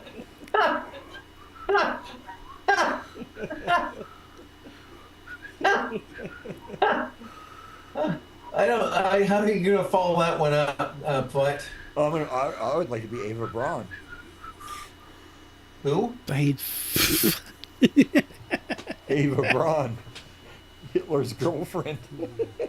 Oh, good grief. My second choice would be Virgil Exner, probably. Ah, there you go. I guess they're all car related. They are. You should have been like, other than that, I would have liked to have been like a dictator, like a warlord kind of guy, like, Genghis Khan or, Pol Pot, that guy. yeah, maybe not Pol Pot, but maybe like Lord Toranaga, who was the last shogun, somebody like that. Because every I time I think saw my that, when they had the mini-series on, every time I looked at the word, I thought it said shotgun. I thought, okay, Shotgun. you're the shotgun of Japan. It's funny. I've been watching the new series of it too, Shogun, and it's not even as good as the old series, which is not a surprise. I mean, it's more detailed and more drug out, but the old series was way more epic than the new one. But, anywho, that's pretty cool. I think third would be Simon Peter, because then I can help Jesus out. There you go. But you deny him three and- times for the cock crowed, or is that somebody? It was. Yeah, that he would said be- he was sorry and Jesus forgave him. Okay. He had to say he was sorry 3 times. But it's totally me that I would be totally naked in the boat, just kind of lounging out, and then there's Jesus. I'm like, oh, shit. Some pants. Really? Because that was actually in the Bible too. Tim, that's disgusting. Cover your It's shame. not disgusting. It's just a human body, but that's exactly something I would have done. But now, maybe Peter didn't want tan lines. Maybe he just wanted to get some sun and look good all around. Get kind of a nice. Well, and then here comes Jesus on the shore. He's like, "Hey, Peter, what you doing? I see you're Peter." Never mind. I don't want to That they called Peter and his brother the sons of thunder because they were brawlers, big tough men brawlers, not guys that would lay around with their dongs hanging out. You didn't read the Bible then, because that happened. What? It happened in the Bible. What happened in the Bible? Peter was in his fishing boat with his Peter out. He was naked in the fishing boat catching some sun, and then this was after Jesus' resurrection. Then he ended up on the beach, and he's like, "Hey, Peter," and Peter's like, "Oh, better put something on." It's in the Bible. I'm going to check that out. I'm going to check it out. It really happened, and I'm like, I can concur with this guy because that's probably something I would have done. Okay, I'll check it out and see if it's legit. Check it out. Look, check it out right now. Because I want to prove you wrong. You want to prove me wrong? What book is it in? Herbert, the Gospel of Herbert. I'm just Googling it. Simon Peter was naked in boat. Yeah, the first thing was Peter. Make sure safe search is on. 21:7. Make sure safe search is on. What was the book, Timmy? John 21:7. I've got a quote right here. Looking from my Bible, I don't see it. Where in my Bible? I always keep it over here to my right. Probably behind my lamp. Okay, here right there. Therefore, that disciple whom Jesus loved saith unto Peter, "It is the Lord." Now, when Simon Peter heard that it was the Lord, his girt his fisher's coat unto him, for he was naked, and did cast himself into the sea. Okay. He was in his boat naked. I would have done that too. What would you do? You're just out there. I believe you, but who was the disciple that Jesus loved? He loved all of his disciples. Why? It says the disciple who. Well, Jesus loved. he always mentions that it's like he's trying to get out of actually naming him. His name is John. It was John the I disciple. thought it was Herbert. No. Herbert. I think he loved all Herberts and all Johns and all Timmys and all Tonys and all. Well, of course he loved everybody, but his favorite was John the Revelator. John the what? John the Revelator, the guy that was stuck on the Isle of No, Patmos. that's the song that the Jake Elwood Blues was singing at the beginning of Blues Brothers 2000, which I actually saw. Right. I did see it too. Who's that writing? John the Revelator. Who's that writing? John the Revelator. Yep, he wrote the book of the seven seals. And that scene went on for like 15 minutes with just Aykroyd just standing there looking out because he didn't realize that Jake had kicked the bucket. I know, that was sad. I don't know what you're talking about. Blues Brothers 2000. 2000, yeah. I think when only two people saw that movie, and you're looking at both of them. I see in movie chat that sometimes the Blues Brothers come up, and it just basically the movie marquee picture is a metaphor to what I think of it.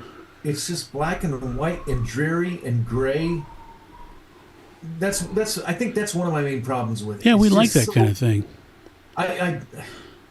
The first Blues Brothers is not dreary at all. It's fun. That's what the album cover. That's what the video cover shows. It's just them. It's dreary and gray, and they got the car behind them, and it looks like they're in some yard of some industrial thing. It's just like this isn't.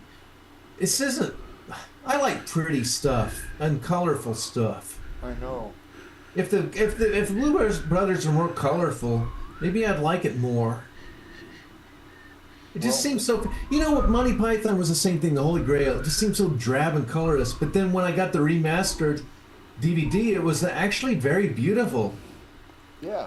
And I don't know if it was done after the fact, but it's like, most of us when we watched that show when we were teenagers, it was just all drab and gray, and it wasn't like that in the DVD. It it was gorgeous. The greens of the trees and the grass and the blue, the sky. You didn't see it when we saw it. No, Like the way we saw it. well, I don't have an explanation. You're kidding, gosh. He says, are we releasing the new 25 Vega EV? Are they going to make it with those aluminum? No, he was the same. He was saying, "Oh, they're going to bring Pontiac back," and he shows a picture of a fucking '09 Pontiac that he saw out in the street. I was like, "Come on." You know what's funny is that the local the L.A. Bus service, when a driver comes off shift, they'll send a relief driver out in a company, a car owned by the bus company, and they would go out and they would meet the bus, and then the guy coming off shift would drive the car back, and they bought a whole crap load of Pontiacs because that's '09 is when they dropped the Pontiac name. So the Metro Bus Company bought a whole crap load of Pontiacs. So all the Pontiacs kind of went to like municipal or city or state things because they get just good deals on them. Or yeah, something? because they were dropping the name. By then, I liked Pontiacs because they really did build excitement back then. I mean, Back in the day, oh yeah. I rented a 4-door Grand Am, and it was the fastest car I ever drove. It was like, boom! It was bright red, and all the dials were orange. It was really a exciting car. It was really neat. And it was funny when I was renting it. They were like, "You sure you don't want the Taurus?" And I'm like, "Yeah, I'm sure I don't want your fucking Taurus. What the fuck is wrong with you?" I love that thing. Man, that thing it was a rocket. And then by all I can think is by '07 or '09, Oprah was giving them away because they were just shit. I'm one of the guys. I actually would like. Give away a car to everybody in the audience, and nobody could afford it because they had to pay. Because if they give you a car, then you got to pay the tax on it right there and then, which is horse shit. You get a car. You get an insurance bill every month. You get to pay taxes on it. That's what worries me is if I ever have enough money to buy a car again, it's not just the payment, and then it's the insurance and the gas, and then the battery dies, and you got to car batteries nowadays are like $200 fucking bucks. Yeah, back more like $250. Yeah, back in the day they were like $20. I was like, come on. Well, just think of it this way. At least you're buying a standard battery and not one of those electric car batteries. They're probably going to be like $20,000. So these people that have those new battery-powered cars, when the batteries die, it's like having a printer. When it runs out of ink, you just throw it away. Yeah. And I don't know. I just think that Tony's making a mistake by wanting to buy $100,000 Tesla because I think that. No, I've actually Ubered in the back of Teslas. They got no headroom. I mean, Musk is like 6'2". His cars don't have any fucking headroom. It's like, dude, what? I've probably seen 5 or 6 of those Tesla trucks on my road trip. I finally saw one in real life, and yes, they look just as stupid in real life as they do in the pictures. It looks like they're made out of plywood. Yeah. Or one of those origami things. It's just like it looks like they tried to be stupid as possible when they made it. Like it was a novelty joke or something. It's like, hey, if you thought that the DeLorean was. Is that what that was in if you thought the DeLorean was stupid looking with all of its sharp angles, wait till hold my beer. Well, they did a lot of those folded paper origami cars in the 70s, but nothing like that. It was a whole new thing, a whole new level of folded paper. It even makes the 70s refrigerator box cars or 80s refrigerator box cars actually look like they have slight contours compared to that thing. Yeah, true. And I saw some YouTube video of a guy that drove one or owned one, and it really wasn't all that, Uh-huh. Well, I've got a battery-powered motorcycle, and I kind of regret buying it. Especially because I was I bought it because I was wanting to be cordial to my neighbors and not drown them out. And all they do is buy one rooster after another, and they do all this other stuff. Yeah. I don't know. I don't go into that. But Get a real bike and then put a rooster on it. Yeah. Well, I have a lot of styrofoam that comes in packing, and Don told me, he's like, you just at night when it doesn't make smoke, you start burning that styrofoam if you want to get rid of it. I'm like, yeah, but then the neighbors will. He's like, well, the neighbors have the noisy chickens, so you're getting back at them, you know. Uh-huh. Don's pretty cool. I think you'd like Don. He's always been Mr. Cool. We've always idolized that guy. I mean, he's huge. Like I said, he's 6'7" or 6'8". He is a large man. He is. He's large. He's not fat, but he's just always been a big guy, and Uh-huh. he's got that low voice. It's just he's pretty cool. I finally put that picture of him up because I know I've talked about Don a lot. I think I showed ones of him when he was younger, but he's a big Ford truck guy. And he told me when I put those big lines, you're going to need a Ford to get those things back to Florida. Yeah. And little Judy lives just on the other side of town from him. I mean, literally a 4-minute drive. And I remember the first year I had that truck. He says, "That truck give you any trouble on the way to Judy's?"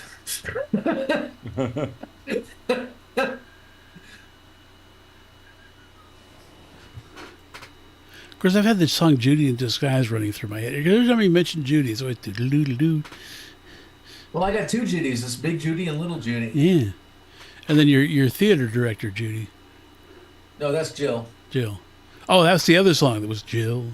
Da da da da da da. I can't remember any of the words. Da, Well, da, little Judy was da, telling da. me she was self-conscious about her name Judith, and I'm like, why? I just don't. And I understand because I don't really like Timmy or I mean, Timmy's okay. I just don't like Timothy or Tim that much. But Timothy is a Bible name. I told her Judith was the most badass woman in the Bible. And she's like, really? I said, yeah. She was the sexiest woman in this one town, and the town was about to be invaded by this army. And she went and got on her thing, her ass or camel or horse or whatever, and everybody, saw her leaving the town, and there was this big ceremony because she was the hottest person in town.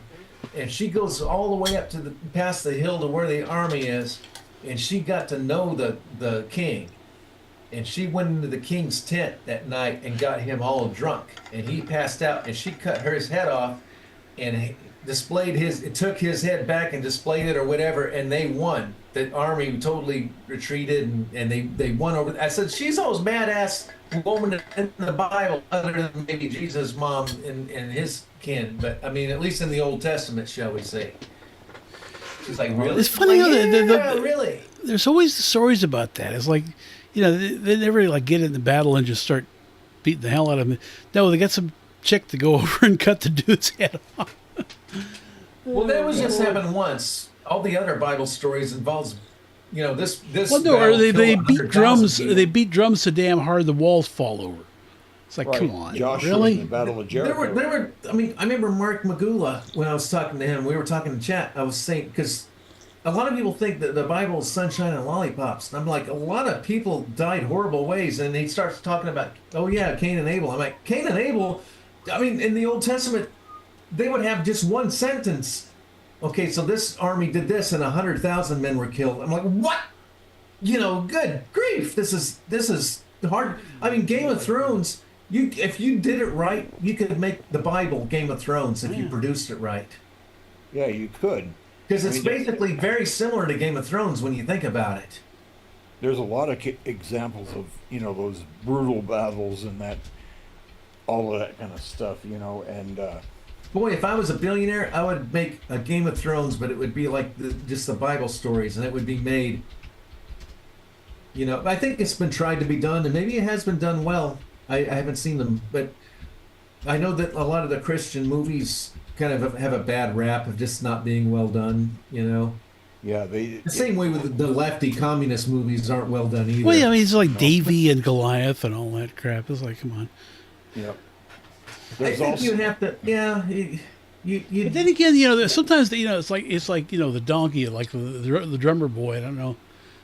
And then the donkey well, it's gets even run like over by the story like of the David pharaoh and or some shit. Goliath. Those two armies were getting ready to go to war, till they decided to put out their champions, and David was their champion, and he couldn't even wear the armor. It was too heavy for him and too big for him. Yeah.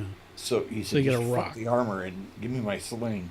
And he went out and he killed Goliath and drove the Philistines back, stuff like that. So what was Goliath? They said a giant. Does that just mean he was like big, our little John friend? What is? Yeah, he was like, what is he a was giant? like 5'11". He was the giant.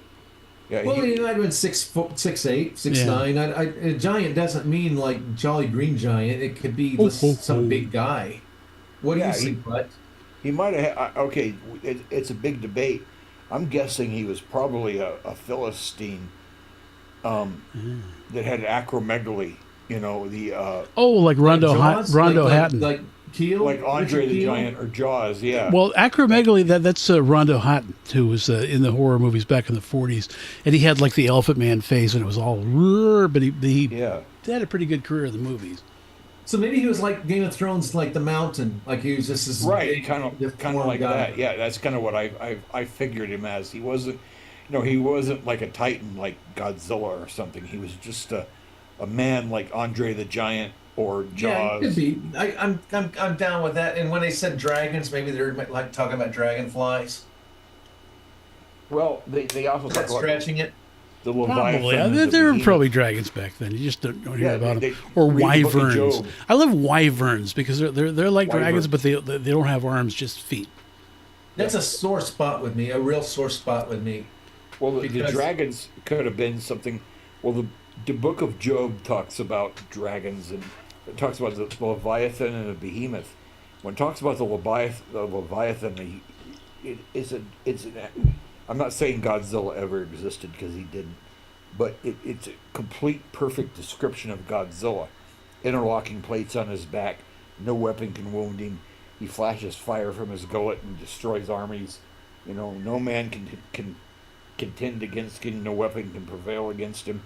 And God describes the Leviathan, and he also describes a little bit of the Behemoth.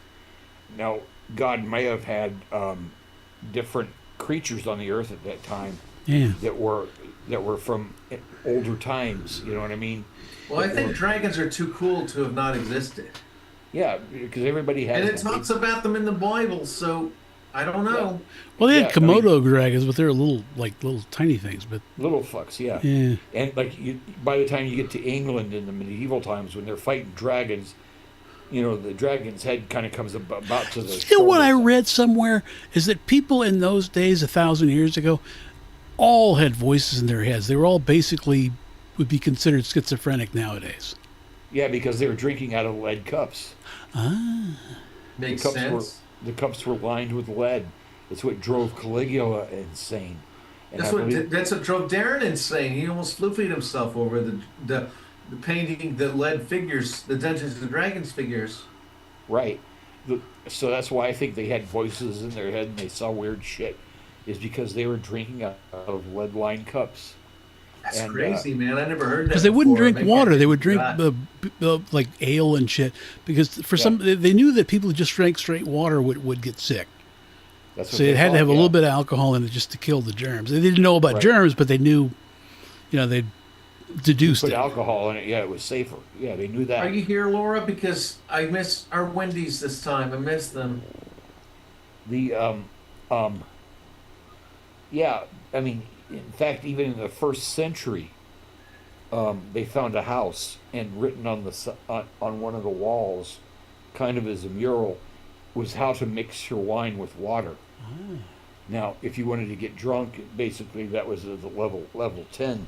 Just drink the wine straight. If you wanted to just, cure your upset stomach, drink it level 6. If you want to, have sex, drink at this level or whatever.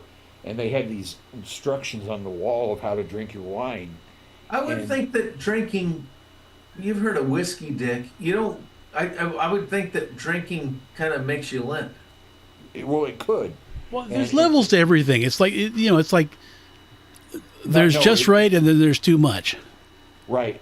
If you do it just right, you don't get whiskey dick. If you do it too much, you do get whiskey dick. And they describe the different methods of how to proceed with that stuff, and because like Tony was mentioning, they had to have alcohol in their water to kill the bacteria and all that other. Even though they shit. didn't know that at the time. But they had no just idea. knew from They just knew deduction that if you just drank straight well water, we would get sick. Yep. So they did that, and it was, so in fact, a lot of the Romans would, our bottle of standard size, the bottle of wine, 750 milliliters, like a regular bottle of wine. The average Roman would drink 2 of those during a meal. What? Yes, and Paul was. You're talking about like the, because I don't get wine, I get liquor. But is that Right. like a 1.75, the big bottle you get? Well, they used to call a fifth of a gallon. I mean, they didn't, Yeah. they didn't have Royales with cheese back then. They didn't have milliliters. Well, I know. It's just the ones I buy are the big bottles, 1.75 liter. What yeah, is that's what I had. That, well, you're buying close to what they. They if drink you're 2 of those in a meal? No, you're drinking liquor. They wouldn't drink liquor, 2 of those in a meal. They would drink wine, 2 of those in a meal. Yeah, that's So- it, Tony. It's the 1.75. That's what I buy. Yeah. Of course, Yeah, so- this is from a long time you're- ago. I haven't had this in a while. You're buying 40 to 55 proof liquor when you buy your 1.75. They weren't drinking that much. It was only like 13% liquor or Yeah. 10% liquor or whatever. It was weaker, but it was still wine. It was Yeah. still regular Roman Italian I wine. get 80 proof for 101, Yeah. See, which there- that's like double the the alcohol content. But right. Now so that you're saying theirs wasn't as potent as no, they did. It wasn't It as still makes potent. you want to be at that time if that's what if they got that much joy. But that means like every morning you got a hangover just from dinner. Well, No, because they got- were used to it, and like Putt says, it was a lot weak. Now, related to that, I was listening. You listen to like pop music, rock and roll especially from the '60s, and they talk about wine a lot. They do. Yeah. They sure did. Strawberry wine and stuff. Yeah, or sweet wine, or kisses sweeter Hi, than wine. Wendy I've never had Yeah, sweet or- wine. Well, I've had in church. That's about it. We Hey, finally Wendy. we got Wendy Watts here. Yeah. Spill the wine. And Bubba. We got Wendy Watts here. Yay! Hey, Wendy. Hi. But or like that damn Carly Simon song, Jesse, I won't spread my letter or whatever, and it's make the wine cold. What wine? What are you talking about? Who the hell is making wine cold? And what dude cares about pressed wild flowers for you or cut cut fresh flowers for you? At least she's gonna have clean sheets for him. Okay, that I'll grant you. But the other shit just sounds like what dude is interested in any of that crap? None. But I got into Carly Simon for a little while. I remember thought one. she was cute. I remember my dad once saw her on one of those entertainment shows, and he's like, "She's just as ugly as heck." And I'm like, "I don't think so. I think she was kind of hot." Well, She her kinda mouth looked like kind of Chewbacca, started over like a here and female went Chewbacca, that but way. Kind of cute. You know Yeah. what? Well, her mouth kind of started over here and went all the way over here. yeah. I like that though. You could do all sorts of things. Never Well, mind. I think she's an attractive woman. Yeah. Wendy Wass, forgive us. She says she didn't. Yeah, I'm realize we're on sorry about YouTube, that. but When that- I made the event, and the link is in the event, but I know it doesn't make it as clear as maybe it could be. Yeah, on my page, I just posted the YouTube. I didn't even share our event. I Yeah. just posted the YouTube link and said join us. Facebook's been giving us trouble sharing. They upped their bar, so we've kind of just moved to YouTube because it's a better place anyway as far as getting people to Yes, it watch. is. Because we've got like 354,000 people watching us right now. Really? Okay, cool. Hey, everybody that's watching us. That's the thing. Okay. Welcome So, to BabbleGab. Wendy, if you want to watch what I said about the trip to Missouri, and I have some pictures of things that I was showing and telling, you probably need to rerun this to maybe the first 20 minutes or so. Yeah. Would that be right, Tony? Yeah, that's because we started out. That was Putt's idea. For some goofy reason, he wanted us to tell the people what we've been doing over the past week, like they give a shit. And so, Timmy gave the whole story about the house and all that, and I said that need money and please give me lots of money. I want some money. so I want some money. It's all not. Putt So talked now it's about all his beat up on putt time again. Okay. Yeah, there you go. Yeah. So- That's I can why you're take it. here. I know. I got big shoulders. I can take it. No, Is that what that is? Yeah, that's. I'm just telling Wendy if you want to see some of the show and tell because I put up a lot of pictures. Oh, that's right. That's right. Yeah, you want to see Timmy's model cars and stuff now, and the Yeah, window. model- The model window cars is came in cool. later, but I put in pictures of the window that I stole from the house. You and know, the- if I were going to do something like that would have a nostalgic thing that would bring back a memory, do you remember those front doors that had 3 rectangular windows? They were vertical, and it was one bump, bump. And yeah, that brings back super because that was our summer cabin had that. It had the 3 windows. I don't know why, but I'm that sure just they brings. still sell them at the like the. They probably do. What was it? The Atomic Ranch magazine. They've got door vendors that sell that stuff. Oh, They're yeah. probably pretty expensive. You know, I almost took a door with me home because that pink room, the magic room that had the window in it and they had the shoe closet and all that stuff that I loved, it also the had the door to it had when they painted it pink, like in 1971 when they moved in, somebody got some paint on the door. It was it always fascinated me when I was a kid, the paint on the door. And even I had dreams about it and stuff when I was a kid. And I finally had the chance to take that door home. And it was right against the garage where the fire was. But it survived just fine.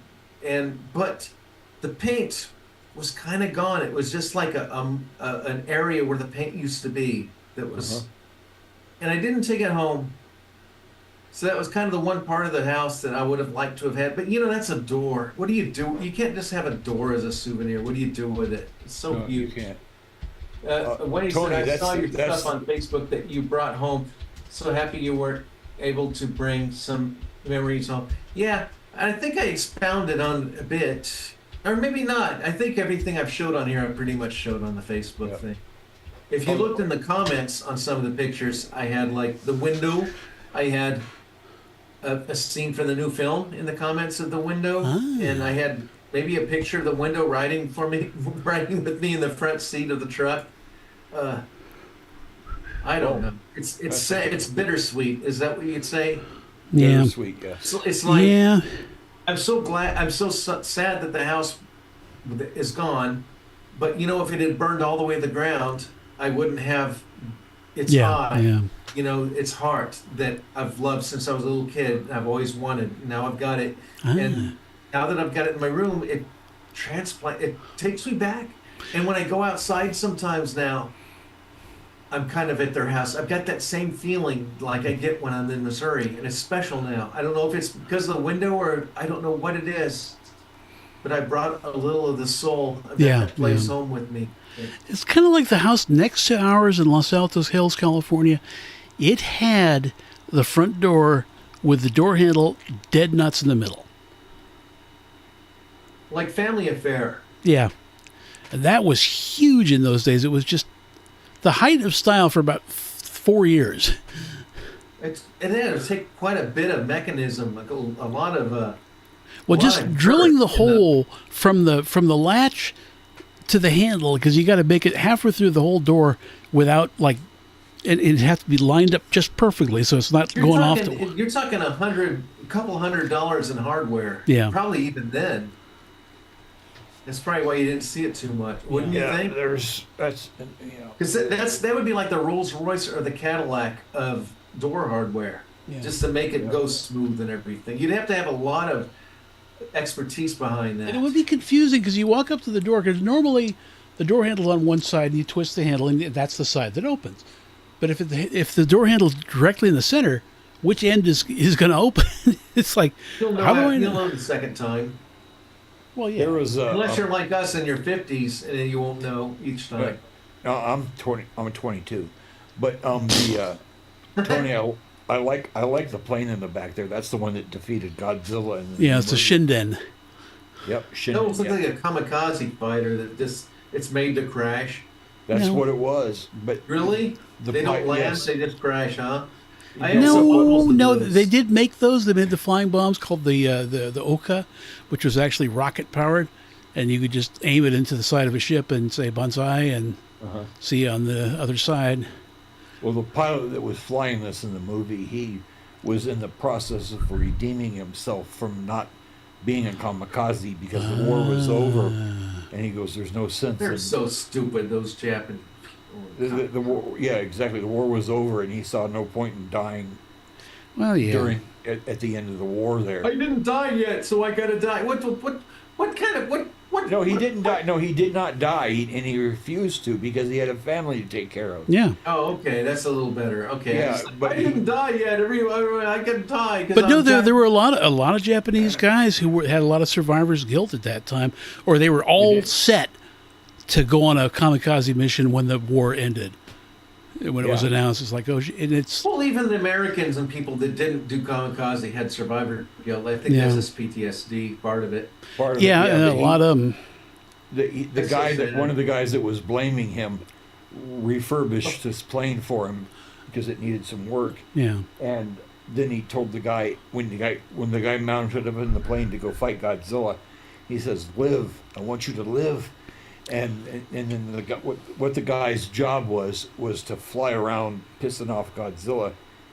I'm not going to tell you the rest of it, but it was really cool. that sounds like an excellent idea.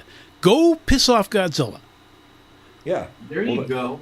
we Sounds could- like something our president. Hey, Wendy said that Windows really groovy. I think one of the coolest things. It's like my best friend in the 8th grade. The first time I ever saw him, we were standing in line somewhere, and I was looking at him, and he gave me a asshole face. You know, he just gave me this scowl look, and I gave him one back. We became best friends. Oh, okay. And it's kind of like that window. The first time I saw it, when I went into the bathroom and it was lit up from the back, and I'm like, "Ah." You know, I was like 2 or 3, you know, probably 2 years old. But I have a vivid memory of it, and that was the only time I was afraid of it. And after that, I learned to love it, and I just every time I'd go in the bathroom, I'd stare at it, and every time I was in the room adjacent of it trying to sleep, when the light would come on, it would just glow, and it was just like kind of mesmerizing. And I told them, I'm like, don't ever throw. I didn't say give me that. I just told them, don't ever throw away that window. It's cool.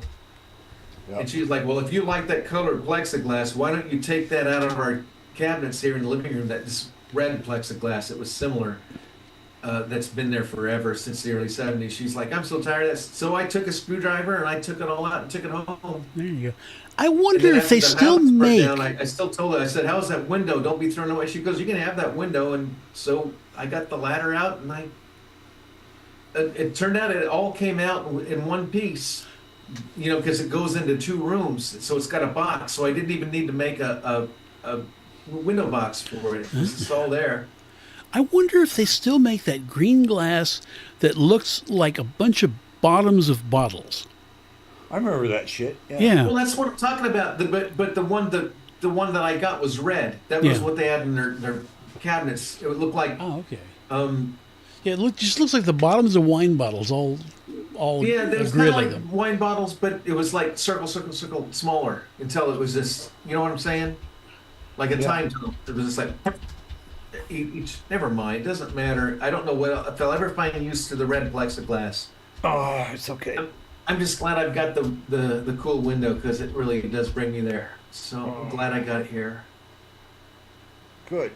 And the chandeliers, the candelabra chandeliers that you turn on the light and they flicker these orange flames. I think those are, everybody thought they were cool, and glad I was able to save them. Yeah. But they were like, I don't know how you'll get those because they're hardwired into the electricity in the walls. And I just pulled them off and took off the wire. And I was like 1 minute I had them off. I'm like, here we go. I make Well, sure you're not planning on rewiring or making this house hot again, right? And they're like, no, it's totally good. And I'm like, okay, because I don't want to cause any problems. I make sure I got their permission. But yeah, I got that stuff. That's cool, Timmy. It is, and I was telling them, Wendy, I was telling them earlier, in the girls' room, the same one that had the window, below the window between that and the closet, they had a shoe closet that's like about 2 foot tall. It's a skinny closet with a little bitty cabinet door. It's like a doll closet that was in the wall. And I always loved it. They kept their little toys in it. and I'm like, well, I think maybe I'll take the door from a souvenir since they're bulldozing this place. And I took the crowbar and I started to pry it. I took the whole damn closet out of the wall. It was this one piece. So I took the whole closet home with me. I have to figure out what to do with that. And the chandeliers. I have no place in this for the chandeliers, but Yeah, there's always room for Yeah. chandeliers. do what? There's always room for chandeliers. Well, they're Of wall course. chandeliers. I'll figure something out. okay. I'll figure something out. Because we had in our house in Hawaii, which was built around '73. Do you remember the light that would come down from the ceiling that was on like a cable, and it had like an egg in the middle, and you could pull it down or it would go up? Yeah, vaguely. And you'd never get them back up. They worked great for like the first year, and then after that, it was just. Well, that's cool. I'm about to pee my pants, so I can either take a break and come back, or I need to go. Give me a second because I don't have time to decide. I'll be right back. Yeah. Okay. Warriors. But do you remember those with the lamp on the cable and all that? And it would, we Yeah, I had remember that. Yeah. Yeah. And it always seemed like the spring would kind of lose its springiness after about the first 2 or 3 Yep. years. You're exactly right. And it would be kind of like this dangling thing you try to work with, and it would be like, okay, what the hell? Or the big thing, talk about early memories, the triple lamp that would install spring tension between the ceiling and the floor. And it would have 3 lights on it that were like bullet shaped. And, it'd always point in 3 different directions. That's one of my earliest memories of the house that we used to have that rented out, that burned down in '64. That one had, I remember, that's a memory I have from like being 3 years old. With the 3 lamps that were like, kind of like bullet lamps, but it would Right. go between the floor and the ceiling and hold it in place that way. Just love those details. Yeah, they were cool. I mean, it's funny. It's literally part of your. I mean, how we grew up. You know what I mean? And it's always different. It was always something. And what's funny in the '70s, I always thought all that shit was all like terribly old-fashioned. Like, oh man, What? All that mid-century shit. I hated it in the '70s, and I love it now. I never hated it, but in the old days, I just thought they were cool old buildings. I didn't get a. Because it was hard current. on- When I was a little kid, it was all current. Oh gosh, I loved the old like flying saucer buildings and stuff. I always thought they were cool old buildings, but I didn't associate them with mid-century until it was probably my 30s. Yeah. Well, I mean, yeah, it's kind of a thing where mid-mod kind of evolved starting around the late 80s. Where, Yeah, because back in the '70s, it was just all just so old fashioned. Like, oh my God, look at Yeah. that fucking horrible shit. It looks terrible, blah blah blah. And of course, now everybody loves it. Yeah. And yeah. Well, Exactly. there's a divide somewhere. There's mid-mod, and then kitsch. Well, kitsch is usually something that's considered really corny and Yeah. almost comical. Well, a lot of people consider that with some of the 70s stuff with the shag carpet and the avocado green. Oh, appliances. everything being either avocado or fucking harvest gold. Yeah. I hated that harvest yellow shit. But It's yeah, funny. I actually had a class in this, or part of a class on kitsch and all that kind of stuff in art school, because they wanted to describe to us what kitsch was, and to try to avoid it or whatever. But I just kind of like got a good kick out of it because there were so many kitsch items that were just adorable, whether they were ashtrays or something made out of I don't want to say Or the porcelain, crap. it's Those not you remember those porcelain. catalogs? Those like novelty catalogs, and it was like where you got the Yeah. donkey, where you would load it with cigarettes, and you lift the tail, it would shit a cigarette out the back Right, of the donkey. that's kitsch. Yeah. Now, what was that? Or the outs. Bakelite or something made out of Bakelite was. Oh yeah, but or the little outhouse, and you'd open the door, and there'd be a little boy in it, and he would turn around and pee on you. Yeah. Couldn't get I away. was Couldn't get away with that folk now. art. And I forget the Would name you of the say that's more catalog. folk art than kitsch. Because I don't know, I don't know. I guess I don't know what kitsch is, but sometimes I think of like the more '70s unpleasantries, uh, the paisley stuffs, the paisley cookie jars. I don't know. I consider that kind of kish. The Tupperware with the. I hated Tupperware. I still hate that shit. I mean, Rubbermaid's fine. Tupperware, I like, and I have a piece of nostalgia for it because I went to a Tupperware party at Judy's house, the house that burned down. There was a Tupperware party there, and it was neat. There were a lot of women there, and they were nice to me and everything, and it was a cool experience. But my mom had some Tupperware stuff, and Darren would use it, and that stuff stunk. Yeah. You know, For some reason, it would absorb smell, and you would never get rid of it. You never get rid. I hate it. I never, ever, when I was a kid, I never ate out of any of those Tupperware shit. I always chose a different bowl that didn't smell. I hated it. To this day, I've never used a Tupperware. I don't understand. Why would they make it with that porous plastic where it would just absorb? And you put any kind of tomato-based thing, forget ever getting that shit clean. Oh yeah. Yep. Unless you put. Oh like yeah, you gasoline put in it. chili in there. It's just chili colored from there until you throw it away. I just don't get it. I You don't guys get it. remember the advent of the microwave? You know, we all use microwaves now, but I remember whenever I was a kid in Alaska, when somebody would get a microwave, then all the neighborhood ladies would run, if they're baking potatoes, they'd run to the microwave owner's house, and the microwave owner would, of course, let them use it, and they'd bake the potatoes in the microwave and bring it home. And finally, they got their own microwave, and it was just like this, whole weird nonsense with. Well, that was a new technology. It was Yeah. pretty nifty to be able to cook something in minutes. But we were like that. We were probably the first kid in our entire neighborhood that had a 2600 Atari. And all the kids would be over in the afternoon playing these stupid games. But we were celebrities for a little while till every other kid. But we were the first. It was like our next door My neighbors. mom They had a is- color TV. We had a black and white that didn't even have UHF. Oh, didn't? No. I think when my mom would get it must have been tax return season. Oh my gosh, this big frog just popped up on my window. How weird. But big frog with its webby feet. Or is it a lizard? What the hell is that thing?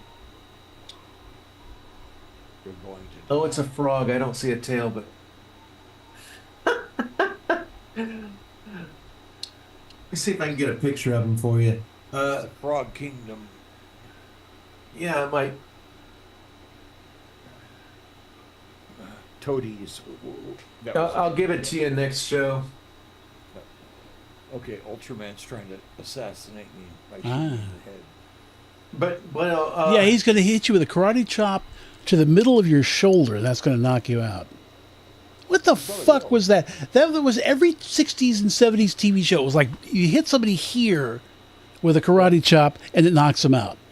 didn't Spock do that? But No, this was no, not even in Spock Star Trek. broke This that. was in regular like Mission Impossible. Although Yeah, I it remember was that. Spock. Yeah, they it was did Spock that would like always in do. Austin Powers. They just do the karate chop to their Yeah, to the collarbone. the middle of the shoulder, like between the neck and the shoulders, like right there, Right. and that would He knock yelled somebody judo. out. It's like, huh? In Austin Powers, he'd yell, "Judo chop!" Yeah, stupid Hollywood. We don't even use chops in judo. We don't do that. I mean, it's all throws and wrestling and stuff like that. But the way the Vulcan neck pinch came around was Kirk and Spock were in a bad situation, and the script called for Spock to punch somebody out, and Nimoy says, "That's not cool. I mean, Vulcans wouldn't do. I mean, not Yeah. only Vulcans wouldn't do that, but they have to have something a lot more elegant, like maybe some kind of power that comes from their fingers that knocks somebody out." And whoever was directing says, "I don't even get it." And he said, "Well, Bill," and Bill says, "No, I got it." It was William Shatner. He was going to knock William Shatner out, and he goes, and he goes, and basically Nimoy and Shatner just did it right there, and he grabbed, Shatner's shoulder and pinched it, and then Shatner totally sold it and collapsed, and that was how the Vulcan neck pinch got invented, and they from then on it was Star Trek canon that Spock could do that. In fact, there was one funny episode in TOS. It's like Kirk gets in this fist fight, and him and Spock's there too, and Spock just pinches the guy out. Kirk's brawling with the guy and finally knocks him out, and then he goes, I wish I would teach you that. Kirk says, I wish you would teach me that. He goes, I've tried, Captain. I've tried. I have tried. I remember that episode. Yeah. But that's how that Vulcan neck pinch came about. What was funny is that during the Amok time, he came up with the Vulcan death grip. No, it wasn't the Amok time. It was it was the Enterprise incident where he came up with the Vulcan death grip, which was bullshit. Yep, exactly. And because even though Spock was supposedly not able to lie, he was able to bullshit. Yeah, he was. Like Jake Blues. Not lies, just bullshit. Bullshit, yeah, and that's exactly right. And I think when Kirk gets being backed over, McCoy says, "There's no such thing as the Vulcan death grip," and that's when they find that Kirk's fine. It was just kind of a something that Spock did to make him look like he was dead. So and then McCoy says, "You're lucky they didn't start an autopsy on you." There's the kid in the fucking outhouse toy from back in the day. So you open the outhouse, it would swing around and pee. You have to fill it with water. Was it a real outhouse or a toy? It was a toy. About okay, so it's not like you're trying to go use a real outhouse. No, that's not a life size. This mannequin kid comes out and starts peeing on. It's like, no, I gotta really go. Quit with this. Highfalutin city stuff. Uh-huh. What y'all doing there, Yankee? I'm gonna piss all over you. So we've gone like an hour longer than usual here, so I think we've had a... It's because we've been waiting for Gottschalk. He's never going to show him. All right. Fine. Well, good night, guys. You want to wrap it up? Because I think Putt's pretty much done. There you are. Hey. Putt's been pretty good. Yeah, he hasn't fallen over. What'd you say? Hasn't fallen over. No, I haven't fallen. No, thank God. Oh, God, I don't want to fall and hate that. I like the booty butt there. You got your tongue. Whatever. Anyhow, do you want to say goodbye to the folks? I don't think that. No, that's not. But he's got a. How is he peeing with his pants on? Well, he's got suspenders. Oh, okay. And that's I see him. That's his toy. Yeah. So you thought that was a butt crack, but. Yeah, I did. I thought that for a second. So yeah. I'll try to find pictures of those candelabras when they were working because they're kind of just by themselves now, and it's not as glamorous. But I'll try to find something. Look. Do a Google search. If you're going to mutter at us, but at least look towards your microphone. Look at us. Okay, sorry. I'm sorry. Do a Google search on Liberace. I don't want to. I used to see commercials of him when I was 10, and he's selling his songs. Yeah. I thought he was this eccentric, funny guy. I didn't realize he was, Well, neither did he. He denied it till his dying day. Oh, really? Yeah. Well, maybe he was, or did he finally admit it? Nope, never did. Well, maybe he wasn't. Maybe he was just flamboyant and eccentric. Well, there was that dude who sued his estate for palimony or some shit, who had actually had plastic surgery so he could look more like Liberace. Well, he sounds like a fruit anyway, I guess. Yeah, no, he was. Yeah. I don't know. I just thought he was a funny guy. I don't know. Well, we didn't have education like that in the 60s. I had no idea. You know, Charles Nelson Riley, freaking, what's his name on Bewitched thing, dude. Dick Sargent. No. On Bewitched? Paul Lynde, that was it. You know, I had no idea. Yeah, but did we need to know that how they swung? They were just funny people. Yeah. No, that's the whole point of everything today. Yeah. It doesn't matter if it's good writing. I don't care how gay you are or gay you're not. If it's a good script and you're killing it. You know, if your identity means how you do sex, then you got a problem. Yeah. You do, yeah. Because that's the stuff that nobody needs to know anyway. Yeah. Right. And Paul Lynde was on Celebrity Squares. He was always the center square. Oh, yeah. And he had such a quick wit, it wasn't even funny. Oh, hell yeah. Oh, hell yeah. I mean, I shouldn't say it wasn't even funny. It was funny as hell. I mean, Was he on Match Game or something? Or he was on one of those shows? And Well, Hollywood Squares was the big one, but yeah. Hollywood Squares, yeah. No, But- it was Richard Dawson that he was on one of those shows, and he was so good. It must have been Match Game, or he was so good that they fired him because he got every answer right every time, and it really pissed him off. Or he quit, or something happened because he was too good for the show. Yeah. Remember that? Well, I remember he was on Family Feud, the original Family Well, yeah, Feud. he was the host, and he was always Frenching everybody. It didn't matter who they were. He would have donkey's ass, and he would have Frenched the damn thing. Yeah. Pervert. That was weird. You got to admit that was awkward and weird and cringy when he would do that, right? Yeah. It was the Because 70s, It man. wasn't a peck on the cheek. He was giving them big old gushy, lippy ones. Well, he was used to doing that on Hogan's Heroes. Was he? I remember him on the show. I don't remember enough about the show, though. Yeah. Putt thought that was a butt. Yeah. It was, Well, no, I thought liked the I Love Lucy, the big heart, you know, the I Love Lucy, you know, da da da da da da. I thought that was a butt. It wasn't?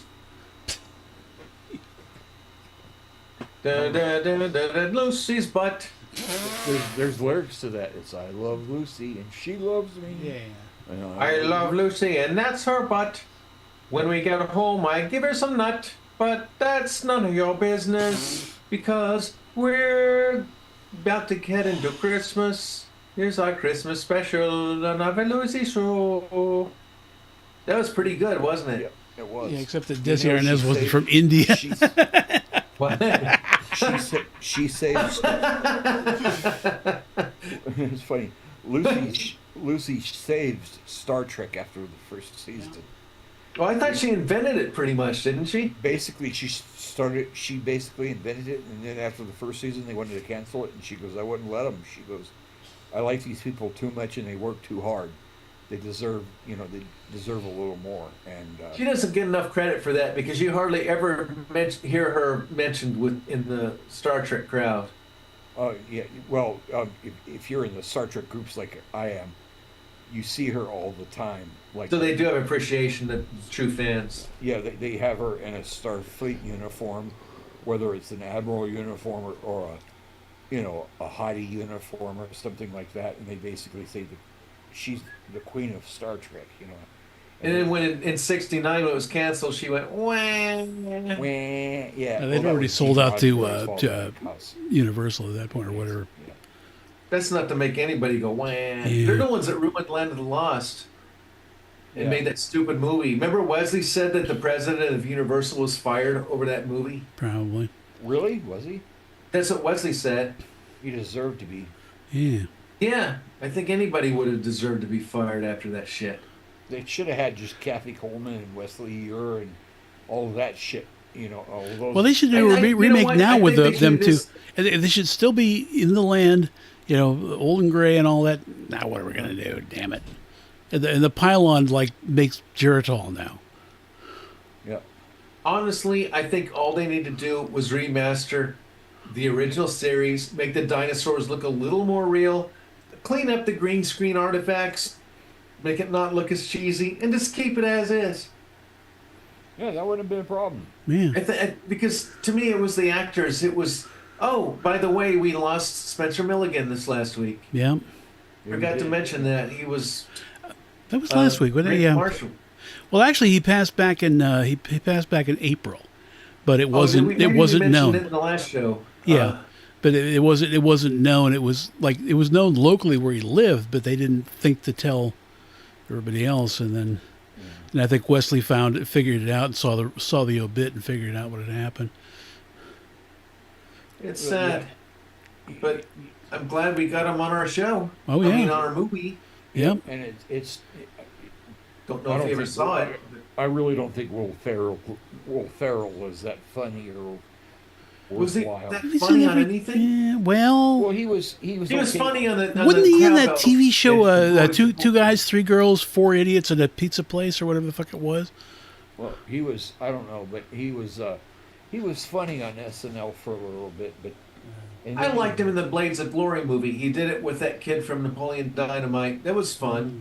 Okay. I'm not saying he's a total idiot, but whoever, and I'm pretty sure if whoever wrote the Land of the Lost movie had done it right, Will Ferrell probably would have done it right with him, because he was a fan of the show. It was just whoever wrote that shit.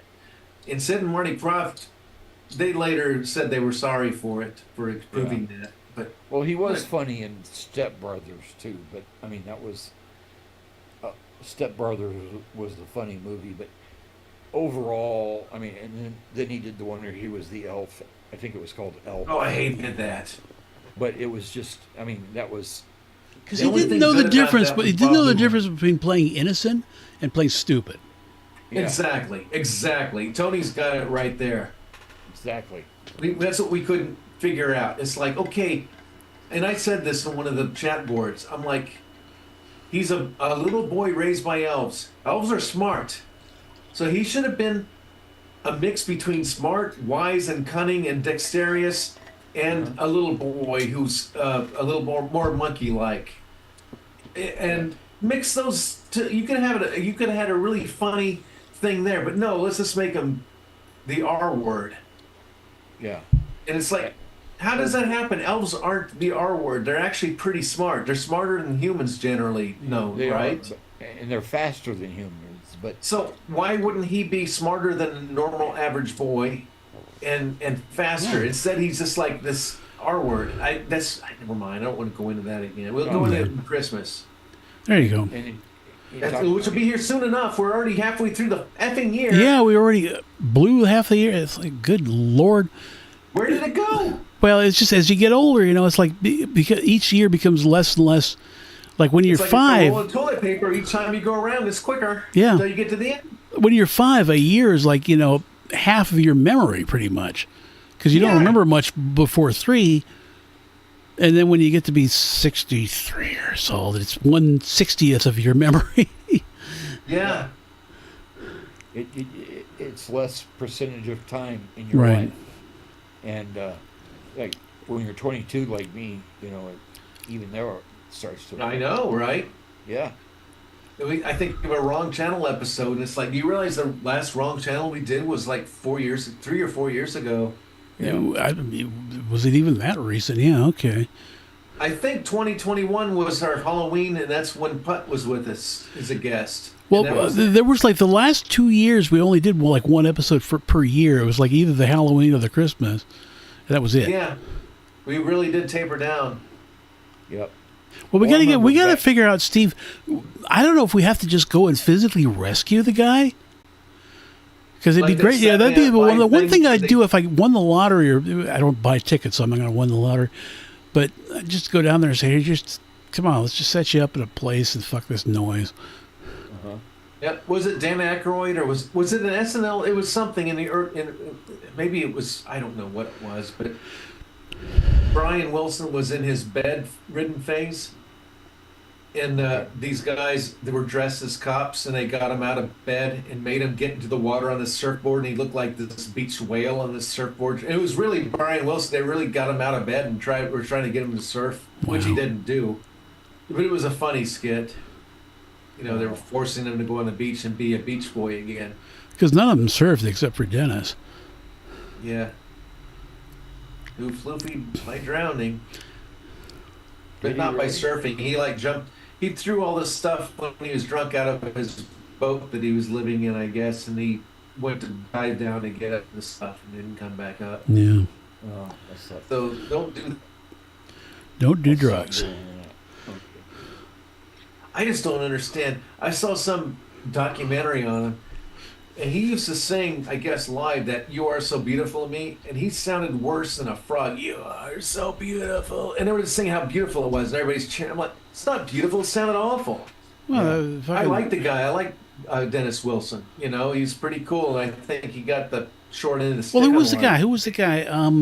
That English guy, Cocker. Joe Cocker did the same thing. He sounded like a fucking Yeah. dead frog, and he was Yeah. like the most famous guy ever for a while. Yeah, I remember. I don't understand that. That's what Putt he likes that barroom raspy stuff. I never got it. I never understood it. Well, I do the feeling all right song. I'm feeling all right. Not feeling too good myself. I do that at karaoke all the time, and people love it. But it's that barroom. It's barroom stuff. You know what I mean? It's No, how should I say it? It's breaking. you got to one be of the- drunk to get it. No, I'm going to explain it to you. And David Bowie was completely right about this. He goes, never play to the gallery. And what he means is don't ever try to pander to the audience, okay? And that's what I'm guilty of with the barroom bullshit. And when I heard him say that, I understood what he meant. He goes, don't ever play to the gallery. And he's David Bowie, okay?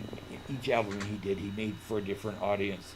Not saying that's what you need to do, but he successfully did it, and he was canny enough to understand that, and that's why he's lasted so long.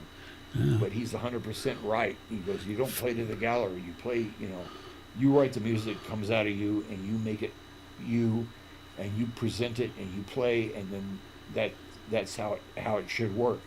Not that you should contrive your music. Because if you're Please. forever playing to the gallery, then you have to take the long way home. Right, long way home. Yep. So that's what Bowie said about it. So I have to, even though I like Supertramp too, but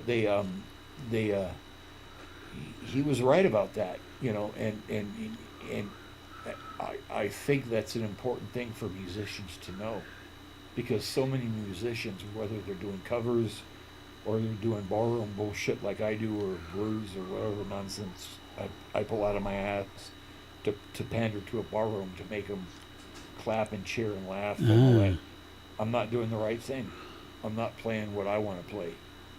And I've been told too many times. I always thought my stuff was pretty country. My barroom soft stuff is pretty country blues. You know what I mean? And I thought, well, this will be fine here, in Georgia. And then I had people start saying, yeah, you just need to be more country. You need to be more country. And I'm like, I don't know how to be more country than what I'm doing here. And if you guys are not getting it, I'm not. I can't. You're not getting it. You're not getting it. You're not getting it yet. And so I mean, I haven't played in forever because of my condition, but I'm not ever gonna pander to them again, because they want to hear shit like whatever local, not local, whatever country pop star is popular at the time, Travis Keith or Travis or Leroy Travis or whoever Travis it Bickle, is. yeah. Travis Pickle. Yeah, Travis Pickle. That's what they want to hear.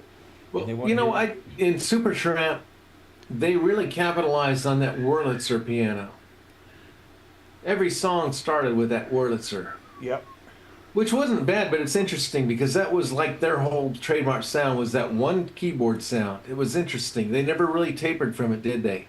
No, At least they on all the hits I ever heard, it always started with that, doo, doo, doo, doo, doo, doo, doo, take a look at my girlfriend. I'm like, oh, she's gay. And it wasn't until 20 years later I figured it was a dude singing all that. Anyway, fellers, we're at 4 hours, so let's wrap this up. I Yeah. guess. Putt's opening a new I bottle. got a big week ahead because tomorrow is my last day at work for the weekend because we get the 4th off and the 5th off, which is Oh, like right. a once in a lifetime thing. That's great. Or once Isn't every it, though? 7 years or some bullshit. Yeah. I'm probably going to see Gracie Friday because she's looking at their new house then. So I got to get the Good house. luck with that. Good luck with all that, Tim. Thanks. We ain't getting back together. It's okay. Well, okay. And that's not what I meant by getting back on the horse either. Yep. I gotta go. Hunt wasn't there to enjoy that one. No, and I was talking about his electric motorcycle, and he cracked up, and he thought I was talking about. Because as usual, we're talking about three different things. And what was it? We talked about the motorcycle crash, and then the conversation went on to Gracie and this and that, and that's when Tony he might have been going home from work or something. So you're gonna get back on that horse? I'm like, no, I'm never gonna get back together. And Putt's not even he's not even paying attention. I'm listening exactly what you're saying, guys. What did I just say? You said you're never getting back on that horse again. You said What horse? Tony was like, kind of implying that we're going to get back together with Gracie, and you said I'm never. You getting back have on not listened to a single word of this conversation. Shut up! And and you said, no, you were talking about Gracie, and you said I'm not ever getting back with her again.